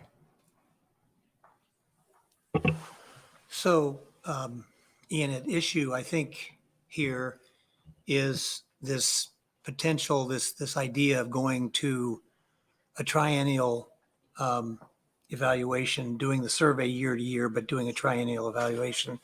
And if I read the group properly, I think there's some concern that doing the evaluation only once every 3 years could create a gap big enough to drive a resource through. What I thought I heard yesterday, or maybe it's the day before at the presentation, was that this 3-year evaluation with the annual survey will help smooth some of those bumps. And I also thought I heard that there wasn't huge concern amongst the scientific community that we would miss something badly. Is that accurate? I think that's a fair characterization of what we were trying to get across, which is that the halibut dynamics are not that fast. We do see rapid changes in distribution, but overall, the stock tends to change fairly slowly in aggregate. And so we don't think that we're going to have a case where, particularly because we'll be monitoring it each year with the survey, we don't foresee a case where we would miss something major going on in the stock just because we weren't conducting a full stock assessment in those years. And if I could follow up, so is there a significant cost in doing the evaluation every year? That is, what is saved if the survey is done every year, but the evaluation is not done but every 3 years? That's a fair question, because we'll still be doing lots of analysis on all the same data sets. So there won't be a huge reduction in the amount of work necessarily. I mean, it will provide us more time to investigate things like whale depredation, how often we need to collect sex ratio information, other things we've been working, technical aspects of the stock assessment. The ongoing maturity study is going to require a fair bit of analysis to bridge the raw data into the stock assessment. So those are the kinds of projects that we will be working on if we had years when we weren't doing a full assessment. But you're right, we'll still have to do the space-time modeling to appropriately summarize the survey data, and we'd still have to do the calculations that would be based on the new survey data, so as to make use of what we had in a given year. So you're right. It's not like I'm going to be out of a job. I'll have plenty to do if we don't do the assessment every year. So a couple things, if I can remember them. So you said you're going to, regardless, there's a lot of data evaluation you're going to do every year regardless. So if this evaluation of the stock wasn't done but every 3 years, and in year 1 or year 2 of that not being done, if you did see some wild aberration in the data sets you're looking at, you could do something to focus on an evaluation.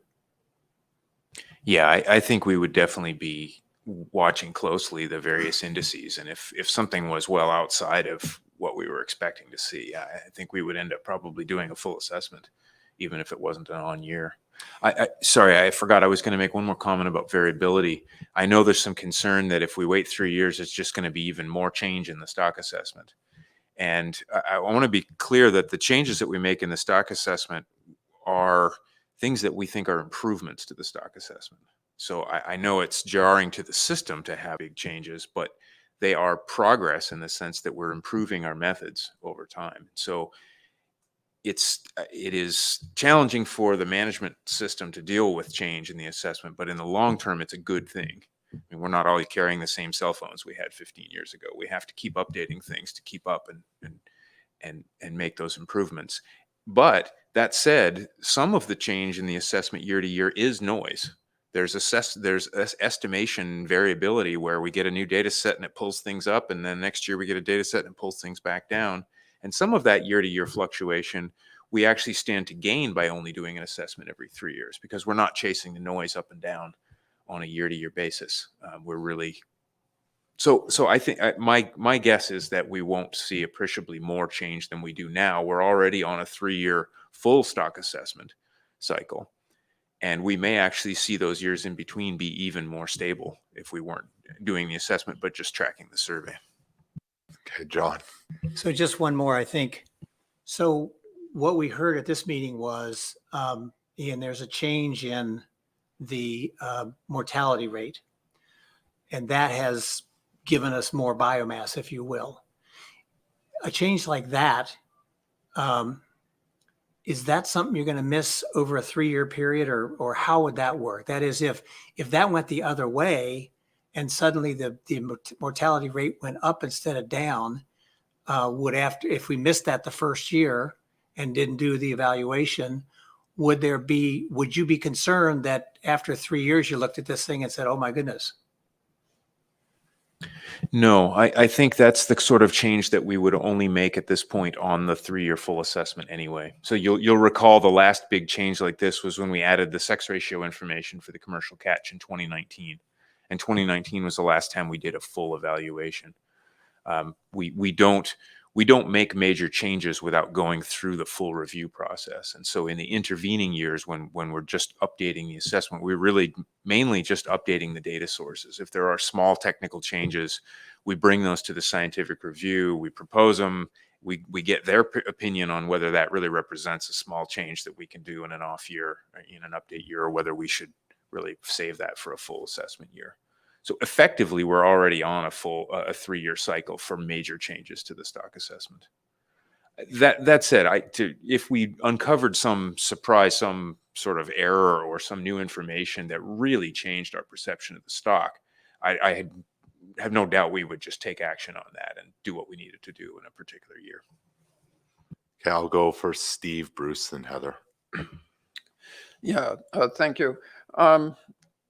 I guess I'm still looking for a level of comfort that I'm not quite there yet, because many of us in this room, we're dealing with a crisis in the crab industry, a crisis in the Pacific salmon fisheries, that appear to me to be largely climate driven, and we didn't see them coming very clearly.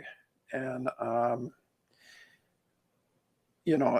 any backing off of any data or established processes, it just makes me at least uncomfortable right now. So that's what you're hearing, at least for me, is some discomfort with this. And through the chair, if I could follow up Yes, on that, I would just say that if we were looking at a system where we were not going to be collecting survey data in the intervening years and making use of that, I think I would share your concerns as well. Those cases where we've had the biggest surprises for ground fish and crab in the North Pacific have largely been cases where there was a survey missing, whether it was the biennial survey in the Gulf that just didn't happen that year, or the COVID year where we didn't see snow crab disappear. Those have been cases where we were lacking the basic data to track the stock. And we're definitely not proposing that in this case. We would still be relying heavily on the Fishery Independent Set Line Survey in those off years to capture those changes. Okay, Bruce? Can you turn your mic on, Bruce, please? Thank you. You kind of addressed both of my questions in the last things you said there. I think we've heard some pretty sobering accounts of the risk associated with doing this, but maybe the 3-year assessment's a good idea. Maybe we could build a threshold into it where if there is a big step, bigger than anticipated, that it would trigger a change in that schedule, rather than have it too static on 3 years. If there's some flags, we want to react to it, and we should build that into this. So, thank you. Heather? Thank you, Mr. Chairman. Ian, so it sounds like the advantage for doing this only every 3 years is that you guys that work on it would have more time to do other things. Is that the main positive for this program change? Well, I'm reluctant to try and put a weighting on the various benefits. I think there are some big benefits to not having to go through the whole process of negotiation and challenges with adopting a new set of information and new mortality limits every year. If there was a system specified in the intervening years for how the mortality limits might react to changes in survey, that would be the ideal situation. That doesn't have to be the case, though. It could, the management side could continue on the same approach in light of the updated surveys. There certainly is a benefit to having the Secretariat do other work. I wouldn't really say it's other things. It's really all part of the assessment. It's just essentially more time to work on the pieces that you don't all see normally on an annual basis. Things that, things like our analysis of the scale and distribution of whale depredation. We spent a lot of time on that this year, but we didn't get far enough to actually make any major changes to the assessment on that front. But we did do quite a bit of analysis. We presented it to the review. That's the sort of thing, if we had more time in the off years, we might make more progress. And there would be more of those other supporting components to the assessment that would eventually come forward on a more timely basis. Thank you, Ian. So you just said something that I maybe hadn't thought about, and you said it might do away with some of the negotiation. Are you thinking, well, I don't know what part of that comes from the survey results and what part of that comes from the stock assessment, that being the changes, the potential changes in the TCEY overall and the potential changes in the TCEYs for the different areas. Are you suggesting that those would remain static for 3 years unless something really big happens? Because I hadn't thought about that. So I just wanted you to explain that a little bit more. No, that's one option that's there. One option would be, and these are things that Dr. Hicks has evaluated through the MSC, one option would be to have static limits. I don't think that's necessarily the best fit for halibut, although we might be able to get away with that. There would be some cost in overall yield to going that approach.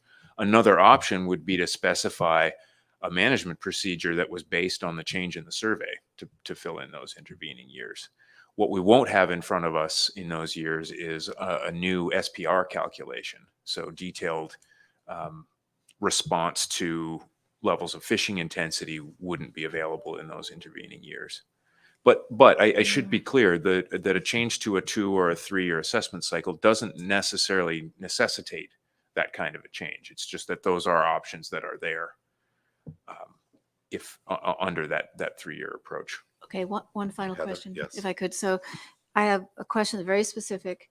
if we were on a 3-year cycle right now, and we weren't making that, we weren't on the 3rd year, and you saw this survey result in 3A, just to use an example of a 36% change in that survey, would that trigger a stock assessment anyway, or would that fall in the realm of, possible signals for change in the stock assessment?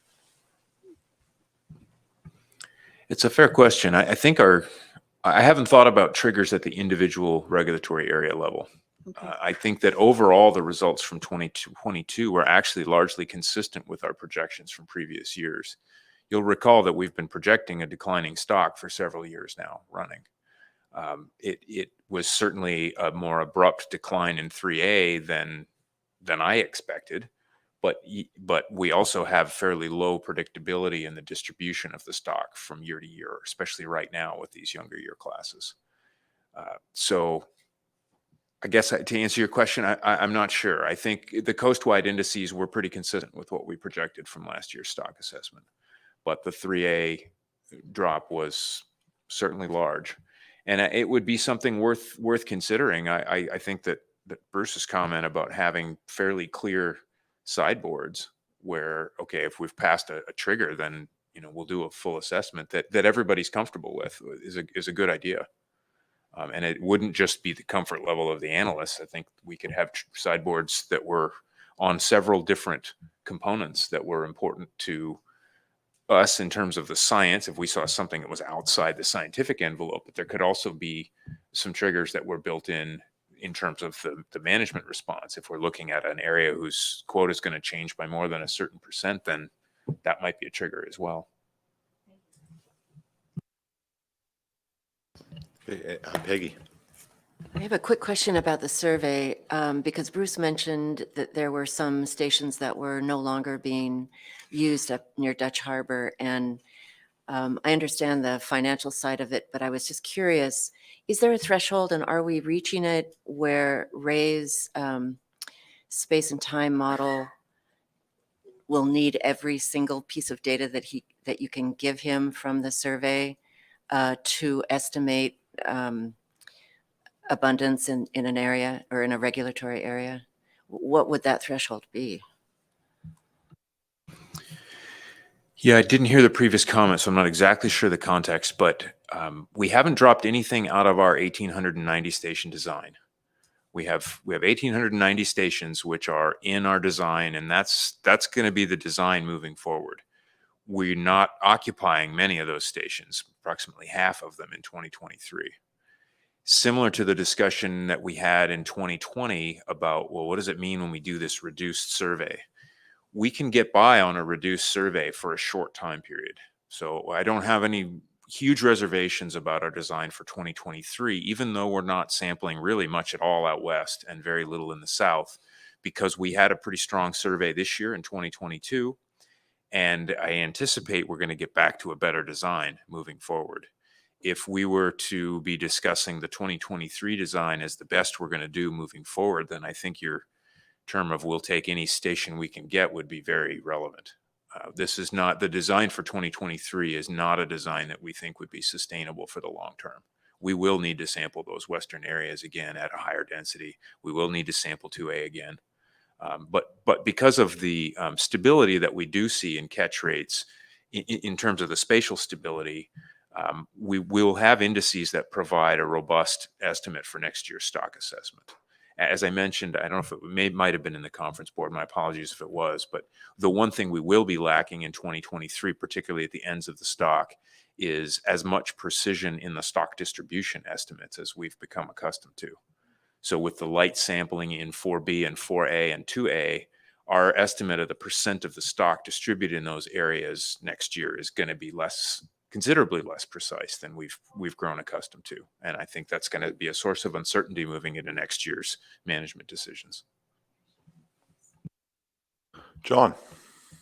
But to follow up on that answer, the issue is that we're sampling fewer places, and so we have less data. And so the survey result is not, I mean, the survey result, which with the survey, which is done, which will be done every year. The problem that you just described is not with a 3-year period. It's just that we're not sampling as many places, so we don't have as much data in those areas that we used to. And so the outcome is less reliable. Yeah, so you're right. And we, at some point, we also begin to have a reduction that's substantial enough in our biological data that it starts to become hard to see the strong year classes and things like that. What I meant by being able to get through with a strong coastwide index, even in a year like this, for example, using 2A as an example, and I hate to pick on 2A, but they're easy to pick on. There's only approximately 2 or 3% of the biomass in 2A. So if we get it wrong by 100%, we still get the coastwide index about right because we're within a couple percent. And that's how we can have a good index for the coastwide stock assessment, even though we don't really know very precisely at all what fraction of that was in 2A and what the specific trend was there. But if we leave that for 2 years or 3 years or 4 years, now all of a sudden that can get away from us. And that's the analysis that we do every year. Dr. Webster's developed a great method for quantifying the rate of change in these areas. And that's what we're tracking. That's how we're deciding how often we need to go back and sample these areas, is how much can the biomass, how much have we seen the biomass change historically, and how fast would that pile up? And that tells us how often we need to go back. So for example, inside waters in BC, we had such low catch rates that we don't need to go back there for quite a few years, because even if those catch rates were going up very rapidly or down very rapidly, it just wouldn't amount to enough to matter right away. But other areas with higher densities of fish and or more variability, those we need to continue to sample. And I'm not saying that the 2023 design is fully sufficient. It is a design we can get through for a year. But it's not the design that's going to meet all of our targets. But just so I'm clear, all this survey work is done every year regardless. You're just saying that in any given area where there's very little biomass or you're seeing very little, it doesn't impact the coastwide survey. Doesn't impact the coastwide estimation of biomass. Doesn't impact it significantly. Well, I'm actually talking about this, like this upcoming year, when we may only have 16 stations sampled in 4B. The proposed design for 2023 has, I believe, 16 in 4B and 16 in 4A, and maybe 20 something stations in 2A with the additional rockfish stations that we add. And so those are not sustainable numbers in the long run. Those are something we can do for a year and still have 24 stations. So that's a quantity of stations that we can do for 1 year with the expectation that we're going to get back and update our understanding of those trends. Bruce. Yeah, I think that's an absolutely excellent explanation of it, and I understand what you're saying. Thank you. But just to get it back on the table, we are focusing on areas with maybe a balance between variability and density to pay the bills, right? Yes, we are. We're sampling much more heavily in the core of the stock than we need to, purely for scientific purposes. And purely for budget purposes. We're sampling those additional stations Right. to remain revenue neutral. Okay. Yeah, thank you. Any other questions? Nick? Just out of curiosity, I know you said we're reducing the Western surveys this year. Just for reference, how many stations did we service out west this in 2022? Rather than have hand signals from Kayla, maybe she could come up and tell me if she remembers.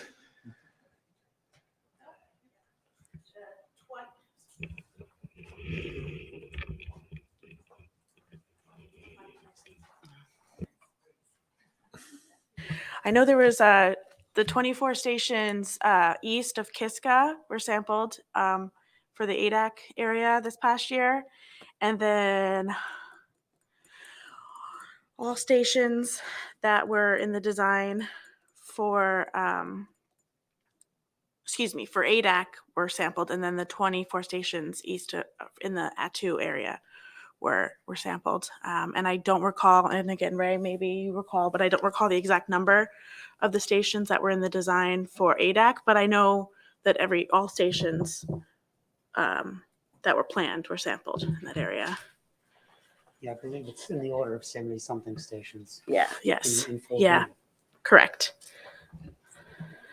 And if I could just follow up, I should have mentioned in response to the previous question that although we are increasing the station density to remain revenue neutral, we do gain a scientific benefit from those stations. We collect the full suite of data, we get the biological samples, and it does create a more precise index in those areas that are getting additional sampling. So there's nothing wasted there, but we wouldn't need those stations if it weren't for the revenue considerations.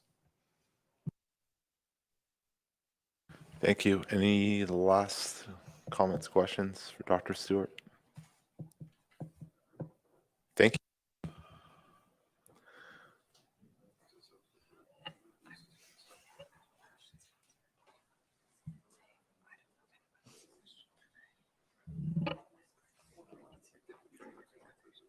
Do you want to see it? Make sure everybody got their questions answered. We're good, right? Yeah, I did.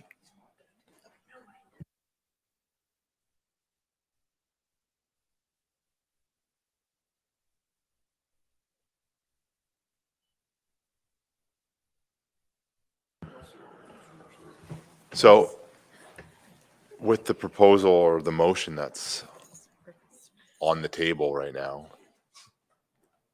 do we want to amend, or how does this change in light of the new information from Dr. Stewart? Well, first, I appreciate all the information. I am thinking about a different approach to the motion. So whether I need to withdraw this one, but maybe I can just sort of give you my conceptual thinking first. Okay.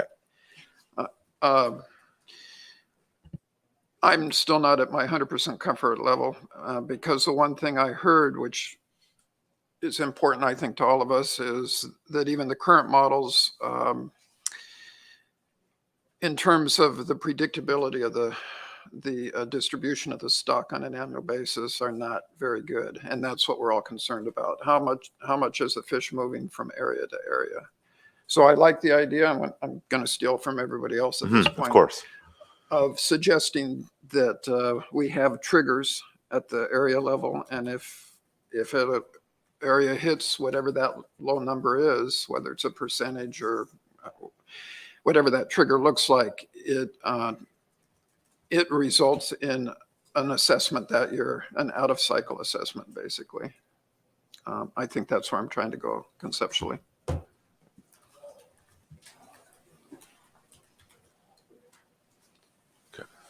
Heather? Mr. Chairman, I don't disagree with Steve's thinking. I am still very nervous about this change. But I think that if you were going to have triggers, they would have to be determined by some analytical process. And I'm assuming it would probably have to go back to the MSE process and MSAB. I don't know that for sure, but it seems like somebody other than us would have to determine what those triggers were, you know. That's one of the reasons I asked the question about 36% down in 3A. I mean, what is the significance of that? And if that's the only kind of trigger that we have, would that have been a trigger? You know what I'm saying? Or would it have had to have been 60% down or 60% up, or what is the line? And I'm also a little bit, perhaps even more concerned since this conversation about we wouldn't have to negotiate. Not that I don't, not that I really want to do that, but it's got to be clear, I think, to the public whether that is part of the suggestion of only doing a stock assessment every 3 years, whether it means that you have essentially frozen TCEYs during that 3-year period. I didn't think about that before. And so there's a lot of, it answered some questions, but it also brought up some more for me. I mean, if that's the case, if it's a frozen TCEY situation, that takes a whole nother, that goes up a little bit different level of thinking for me. And so I'm at the point where I just need maybe even more information, and maybe the MSAB needs to go do it again. I don't know. I'm sorry I'm not being more specific, but it raised some questions for me that didn't really get clear. John? So I was just going to say that having heard this information from Dr. Stewart, I'm comfortable with the suggestion. I think it's from the MSAB that there be a triennial stock assessment as long as there are surveys. And to your point, Heather, triggers, yeah, we wouldn't know what they were. We could make a recommendation that there be triggers, so there wouldn't be any, event that we should see that we didn't. But I think I'm comfortable with what's being proposed by the MSAB, and the original motion, then I would vote against it. And that's gonna ruin your record, Mr. Chairman. Just saying. Nick? So just, yeah, thinking about this and dwelling on it, Heather, I thought you brought up some really interesting points. I would say I'm not opposed to a triennial stock assessment, but what these triggers and what the process would look like, and what does a sector quota, does it stay the same? Is it static? Does it shift based on the IFSS? I think there's a lot of context and nuance here that we haven't fully discussed, and I don't know if we're going to get the answers today or tomorrow. And I think we also need some guidance from science on what is an effective trigger, and then what does the quota do for the share plan for each sector based on the FISS data each year. So it is, I think, I'm not saying it's a bad thing to go towards that, but I just don't think we're ready to start that this upcoming year. I think we got to put a lot more thought and process behind all of these issues, because it's, I think great in the long run, but we just, we're barely scratching the surface right now. So I would think and I don't know what the process for that to happen is, but I would say I would be uncomfortable to go to a triennial today and pass this motion or go against this motion. So I'm in favor of this motion as it stands right now. Yeah. And I think we just need to do a lot more thinking about what the actual details would look like for the future. Thank you, Nick. Steve? I'm going to pass. Pass? Okay.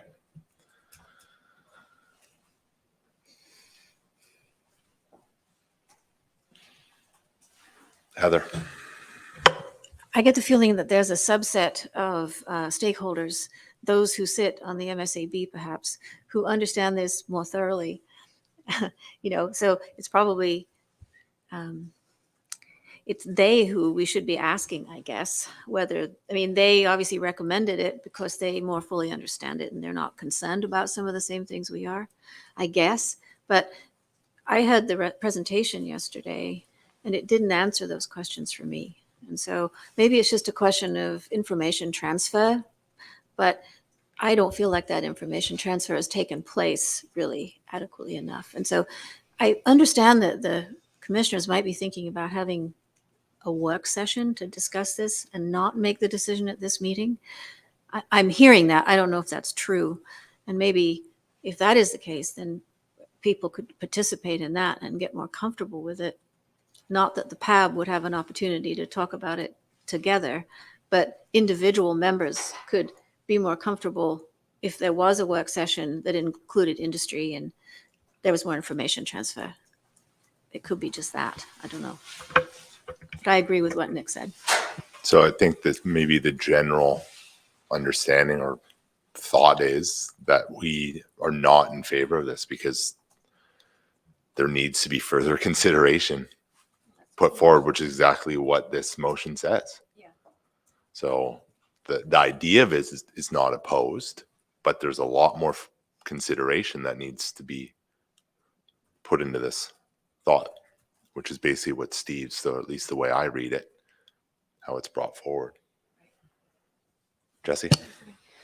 Perhaps as a friendly amendment, or maybe I'll put it up for discussion first, but more clarification on how it's going to impact us and the decision making that goes into distribution coastwide. I think that's, I guess, Heather, that is what I'm hearing from you. And that was definitely a big, I was surprised to hear Dr. Stewart mention that. I hadn't made that connection at all. And so I don't know if we could add something into the language that would perhaps say we, as a stakeholder, would like to understand how a triennial may impact the coast, more clear language on how this may impact the coastwide distribution or the TECY. Sort of add some considerations, perhaps. Yeah. That being yes. one of them. Yeah. Some sort of marker that triggers, or some sort of trigger possibility. Yes, something like that. We may be able to add it to the last sentence too, where it says, it talks about more, I guess, rationale with the climate and ecosystem changes. Annual stock assessments may remain prudent choice. We could say, in addition, our concerns, or We need more information about its effect on area TCUIs. Area TCEYs, and suggested triggers, or suggest identifying what scientific triggers would, and what the thresholds that would cause a Full stock assessment. a full stock assessment, a concern, like triggers that would cause enough concern to cause a full stock assessment. John? So, Mr. Chairman, I'm just curious, who among our members is now on the MSAB? Who's on the MSAB? I think. Okay. Are you the only one from the PAB processors? Heather? I noticed that when I looked at the list, which I hadn't seen for a while, it was in the materials, and Angel Drobnica from Apicta is a member of the MSAB as a processor. And so I know that that's filling one of the processor seats. I also noted that there were a number of vacant seats, maybe 3 or 4. So yeah, maybe there's processor vacant seats. I don't know.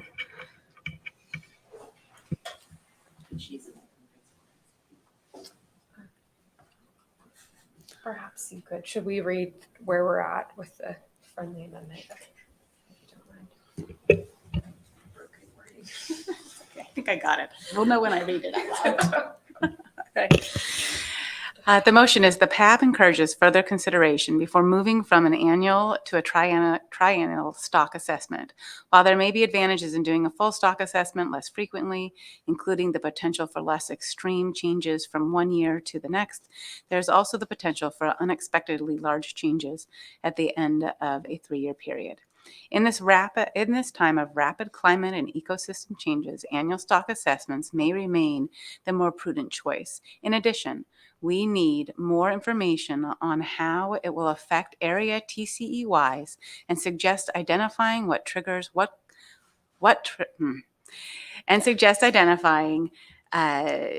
triggers would cause a full stock assessment. You might want to help. Yeah. If scientific triggers.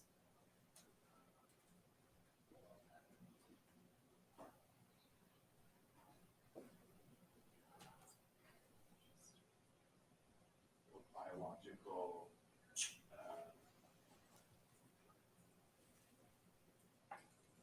Signals.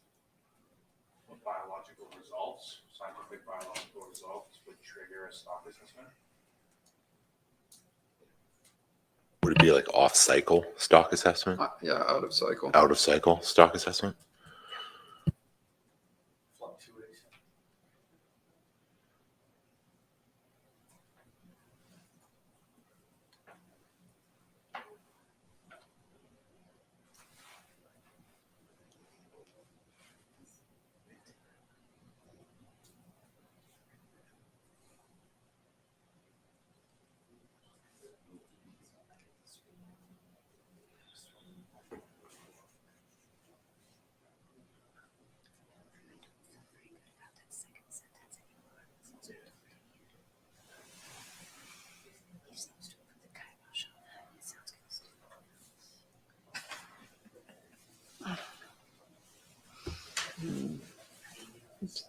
kind of cuts both ways. Yeah.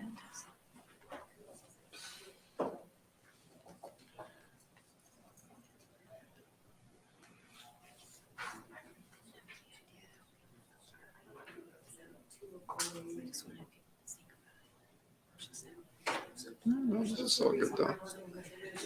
Avoid some sort of, we may need to define, like, Yeah. I'm in the Yeah. A biological risk assessment trigger. That's the right wording.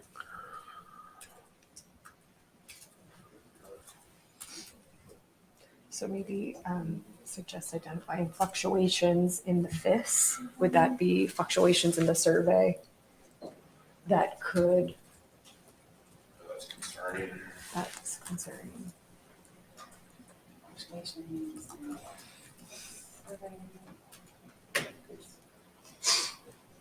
That cause enough concern. I guess this kind of goes back into it. That cause a biological, well, I don't know, biological risk assessment. I think there's something basic about the system that causes these changes in measuring the wrong things. You know, people are talking about it's not area specific anymore. It shouldn't be, but they still do it that way. That's how it's managed. And yet, if you can't depend on this, you can't depend on services, then how can you decide what should go where? And that's the whole basis for application. You know, it is some science and a lot of guesswork, or a lot of assumptions. I should say. And the secretary is just saying that out loud. There's very little, consistency. It kind of makes you wonder why we're even. Yeah, I do. It's like the IQ system is broken because it gives you area specific IQ, right? I'm just sort of trying to think on a larger scale. Yeah, And that would be really hard to fix. it will be. It's like, okay. Sorry, Perfect. everybody. Thank you. All right, so just going to read the friendly part. Talking about changing your life. He's just throwing his. That's Yeah. I don't want to be a part of that word. All right. So it says that in this time of rapid climate and ecosystem changes, annual stock assessments may remain the more prudent choice. In addition, we need more information on how it will affect area TCEYs and suggest identifying fluctuations in the FIS that cause enough concern to trigger a biological risk and initiate a full stock assessment in off years. Could you read that again? Sorry, I'm a little slow this That's late okay. today. In addition, we need more information on how it will affect area TCEY and suggest identifying fluctuations in the FIS that would cause enough concern to trigger a biological risk and initiate a full stock assessment in off years. Okay. I can accept that.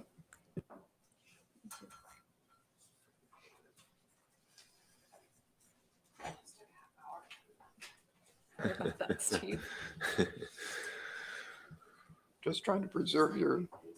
Yep. I appreciate it. I appreciate it. Any more comment to this before we put it to vote? None? Any opposition? None? Are you awake? Is everybody awake out there?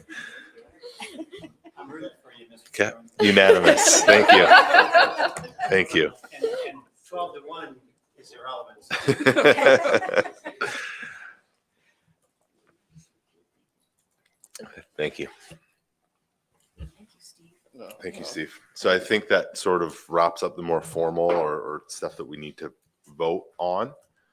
I know Mark wanted, maybe we'll take a 10-minute break and then Mark, you can, or do you just want to jump into it so we can push through It to didn't take finish? very long. I just Okay. wanted to bring it up. So Just to open a discussion about the other halibut fisheries in existence.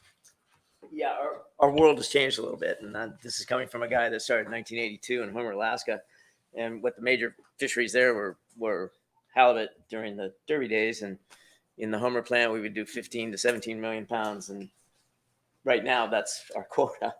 in Alaska. I'm talking about the plant that we would do over a succession of the seasons. But I've always been Northwest centric as well, but my eyes have sort of been opened up the past couple, 3 years, having left the halibut world and came back into the halibut world.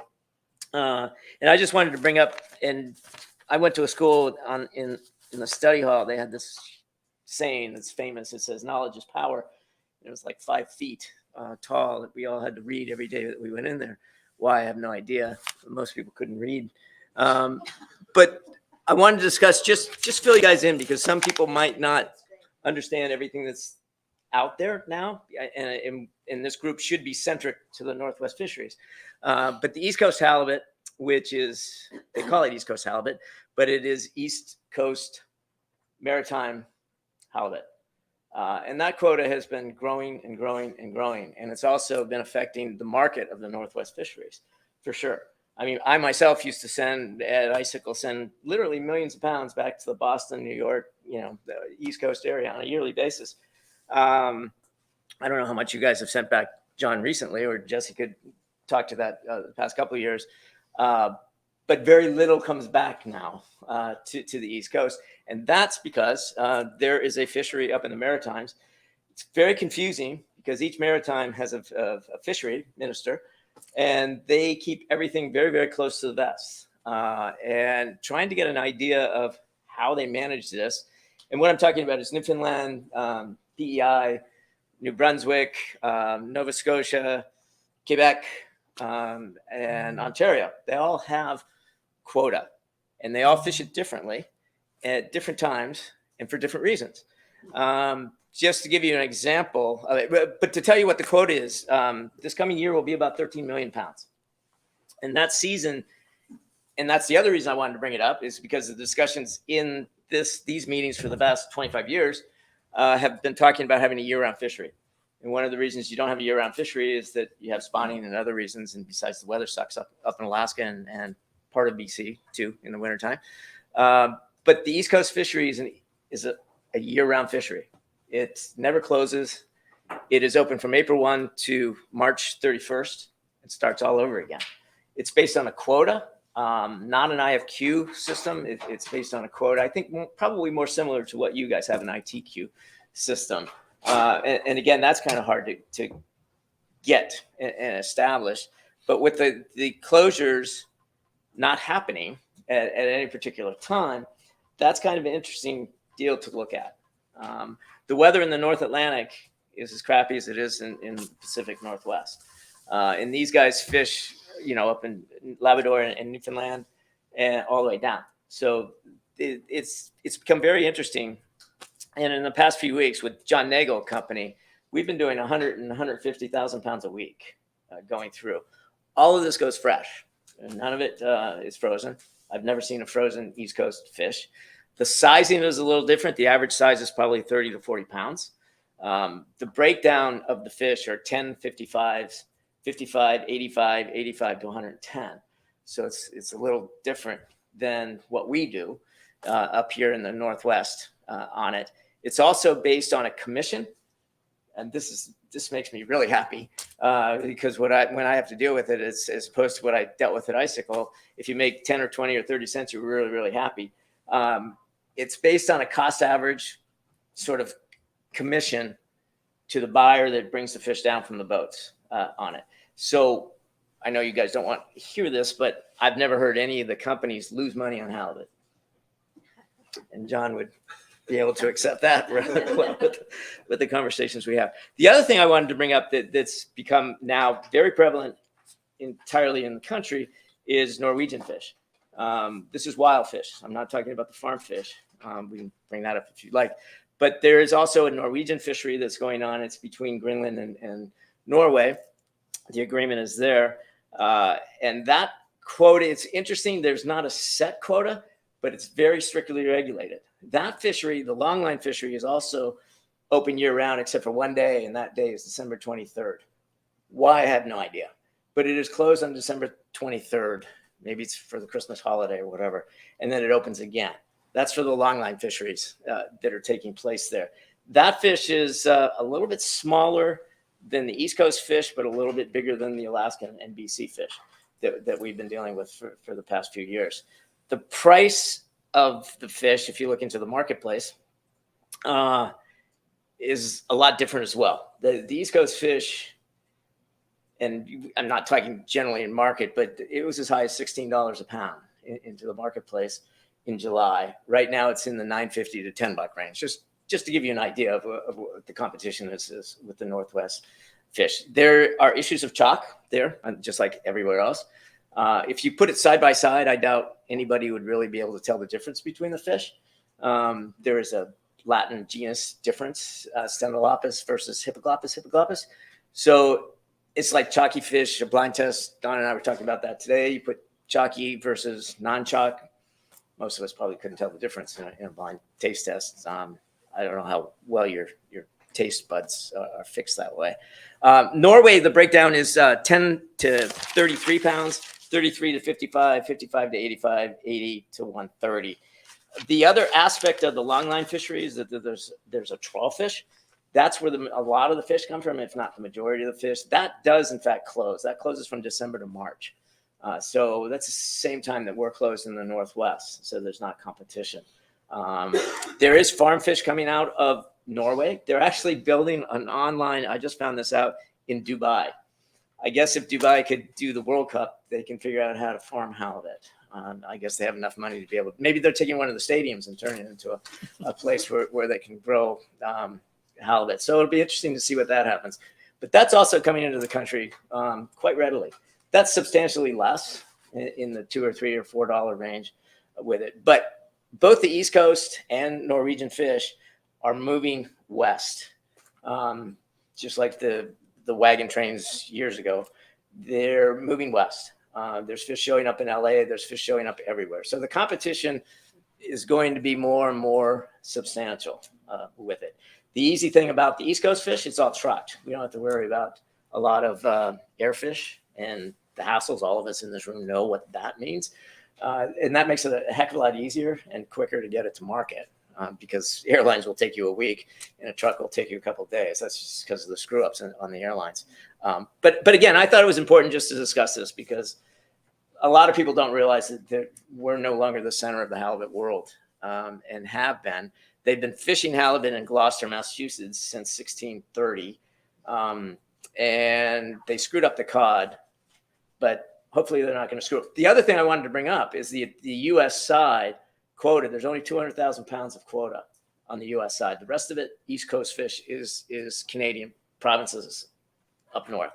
And that was because when we gave up the Outer Banks, not the Outer Banks, the Grand Banks, in the early 70s, we gave up all of the halibut quota. Why, I have no idea.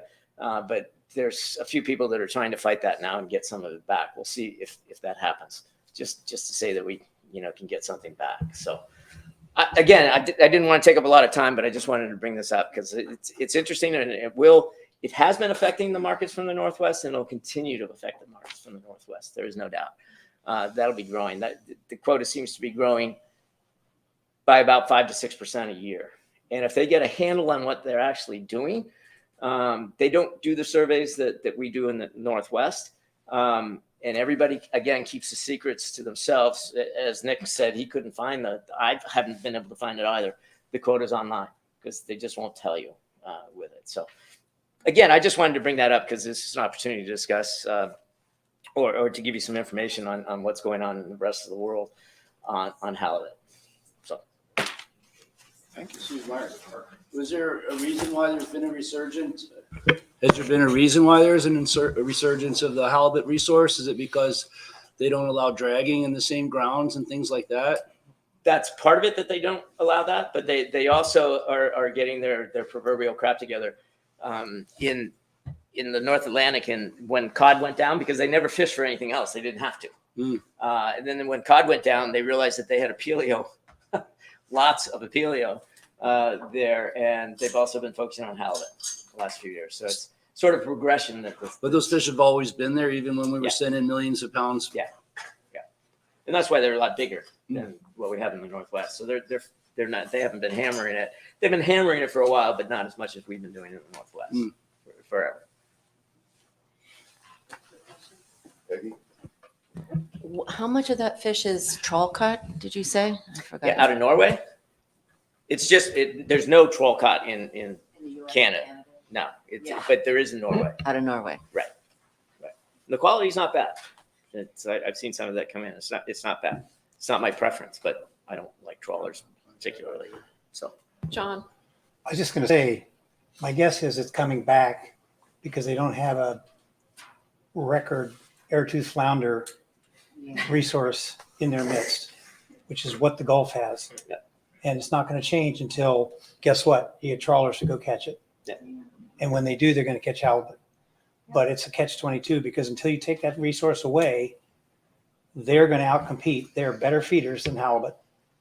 It's just the way it is. Mark, I was just going to tell you, you're in the wrong room. yeah, I don't want to go over there and cause any problems for any of you guys. You need to go and tell the conference board this stuff. Yeah. Well, again, I didn't want to cause any problems for any of us here. We go Heather, then Nick. Mr. Chairman, I have one other thing that I'd like to speak on for about 1 minute, but if others want to speak to this, I'd see Go to to that. Nick then. Yeah, I just have a question, Mark. Do you know what the quotas are for the Norwegian stuff, the long line and the farm? Or not the farm, the Don't. It's coming out soon. So as soon as I find out, I'll let you know. They haven't really declared it yet specifically. So I'll let you know. Do you know what last year was? It was about 7.5 million pounds total between the trawl and the longline fish. So you take that combination, that's quite a bit of fish. I mean, most of that goes to Europe. Most of Norway goes to Europe, but there is a market, especially now that there's not a whole lot going on. There is a market here in the States or down there in the States.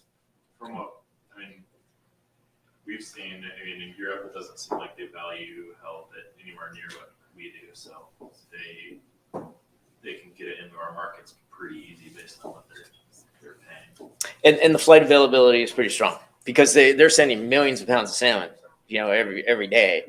So they can certainly throw on a few hundreds pounds of halibut, thousands of pounds of halibut on these planes that are coming over. So they've got that down, and that was because of the farm fish. We've seen in the past, I mean, offers of frozen H&G Norwegian halibut container loads, that's significantly cheaper than the Pacific halibut. I don't know what number, but it was quite a bit cheaper. I bet it's 50% cheaper. Yeah, I mean, yeah. Was it small? No, not necessarily, but Had to go there. Okay, thank you, Mark. I think you'll be popular at the bar tonight, maybe, with people asking me more questions about it. Yeah. Hopefully buying them a drink I'll answer the while they questions ask. Heather. Thank you, Mr. Chairman. I didn't ask that this be put on the agenda specifically, but I just wanted to let people know regarding halibut bycatch, and it comes up every time. It didn't come up very much at this meeting, but many of you may know that the North Pacific Council did pass a halibut bycatch reduction management program in December of 21. They took final action after 6 years. Some of us around this table have worked on it for that long and more. But it is not going to be implemented until 2024 because it took the NIMS a long time to put the regulations together. The final rule is going to be published this spring, and it reduces at current levels of abundance. It's an abundance-based metric that is used to determine the limit for bycatch for the bottom trawlers, the Amendment 80 fleet. And they will be reduced by 25% at current levels of halibut abundance in the Bering Sea. This is just for the Bering Sea. And so it was a significant action, and it's taken them way too long to implement it, but it will make a difference for people who are in the halibut industry. So just wanted to let you know that that's coming soon. And as I said earlier in this meeting, the Gulf of Alaska folks, the halibut stakeholders there, are looking to do, I think, something similar when they can through the process. It just takes a really long time, but we're working on it. We're trying to get better. So just wanted to let everybody know that. Thank you. I know the Secretariat has kind of cleaned up our minutes. They would like to have them approved today so we can get that off the table. I can have Andrea send it out to all of us where we can review, and I don't know necessarily how long everyone needs to take a look at it.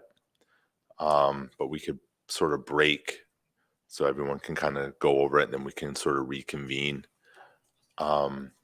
when a half hour, 45 minutes. Oh, okay. Dave, I said this over to Dave, and he cleaned a lot of it except for a little bit of the discussion. Okay. Probably 2 hours of the discussion, which I need to. Oh, clean up right now. Okay. I think she wants to do that with you and I, or like a Okay. smaller group maybe, Okay. and then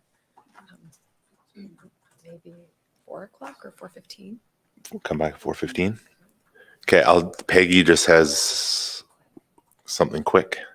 Yes, Kurt Iverson in the U.S. Commissioners sent an email yesterday asking us to seriously consider nothing earlier than March 11th for a season opener. We're on the 10th and a late November, and I think we're fine on that.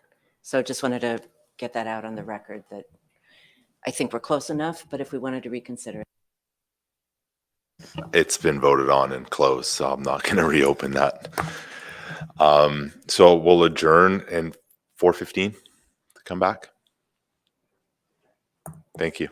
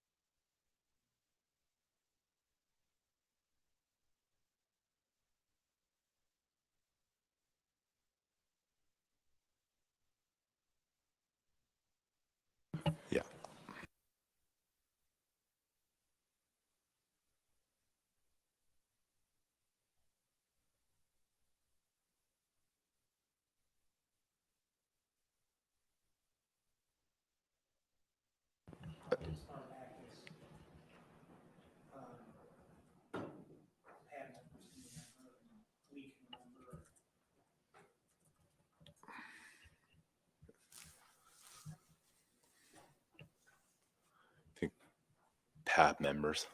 Yes, as far back as the PAB members can remember. Yes. Yeah.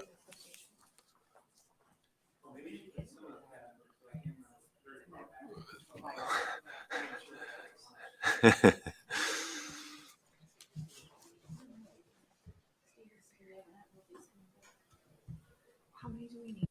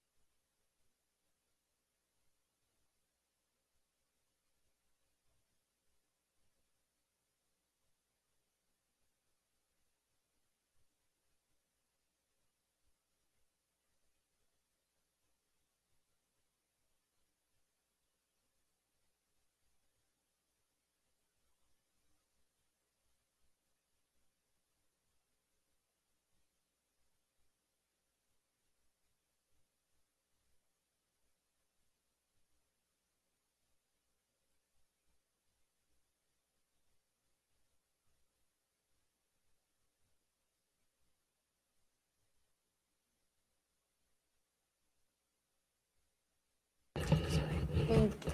Thank you. So we're going to go ahead and send out one, well, hopefully the final copy or close to the final copy out for one more quick review, and then we'll go ahead and try and vote. We do have people who need the room at 5, so we do want to move through it kind of quickly.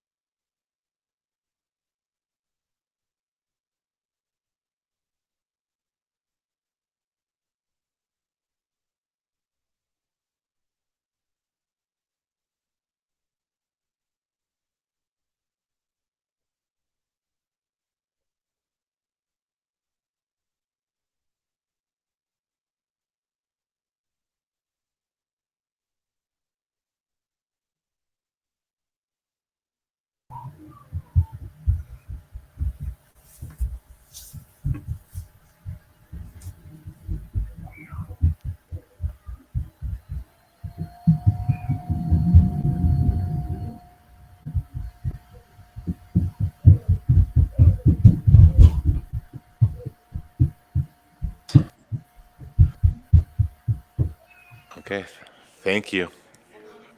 Everyone in favor? Oh, how many in opposition? How about that?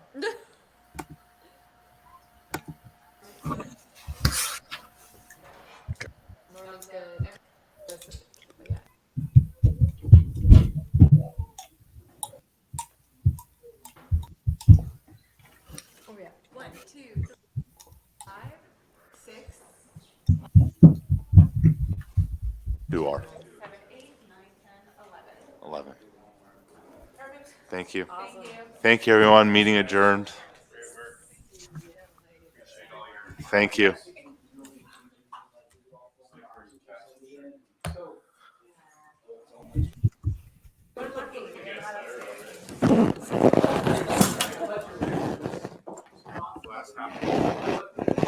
Oh, no.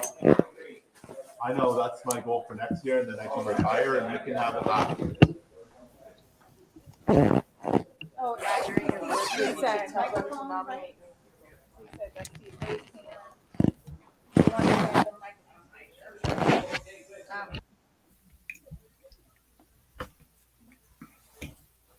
Who wants to talk? Norm, did you want to say something? No, I'm good.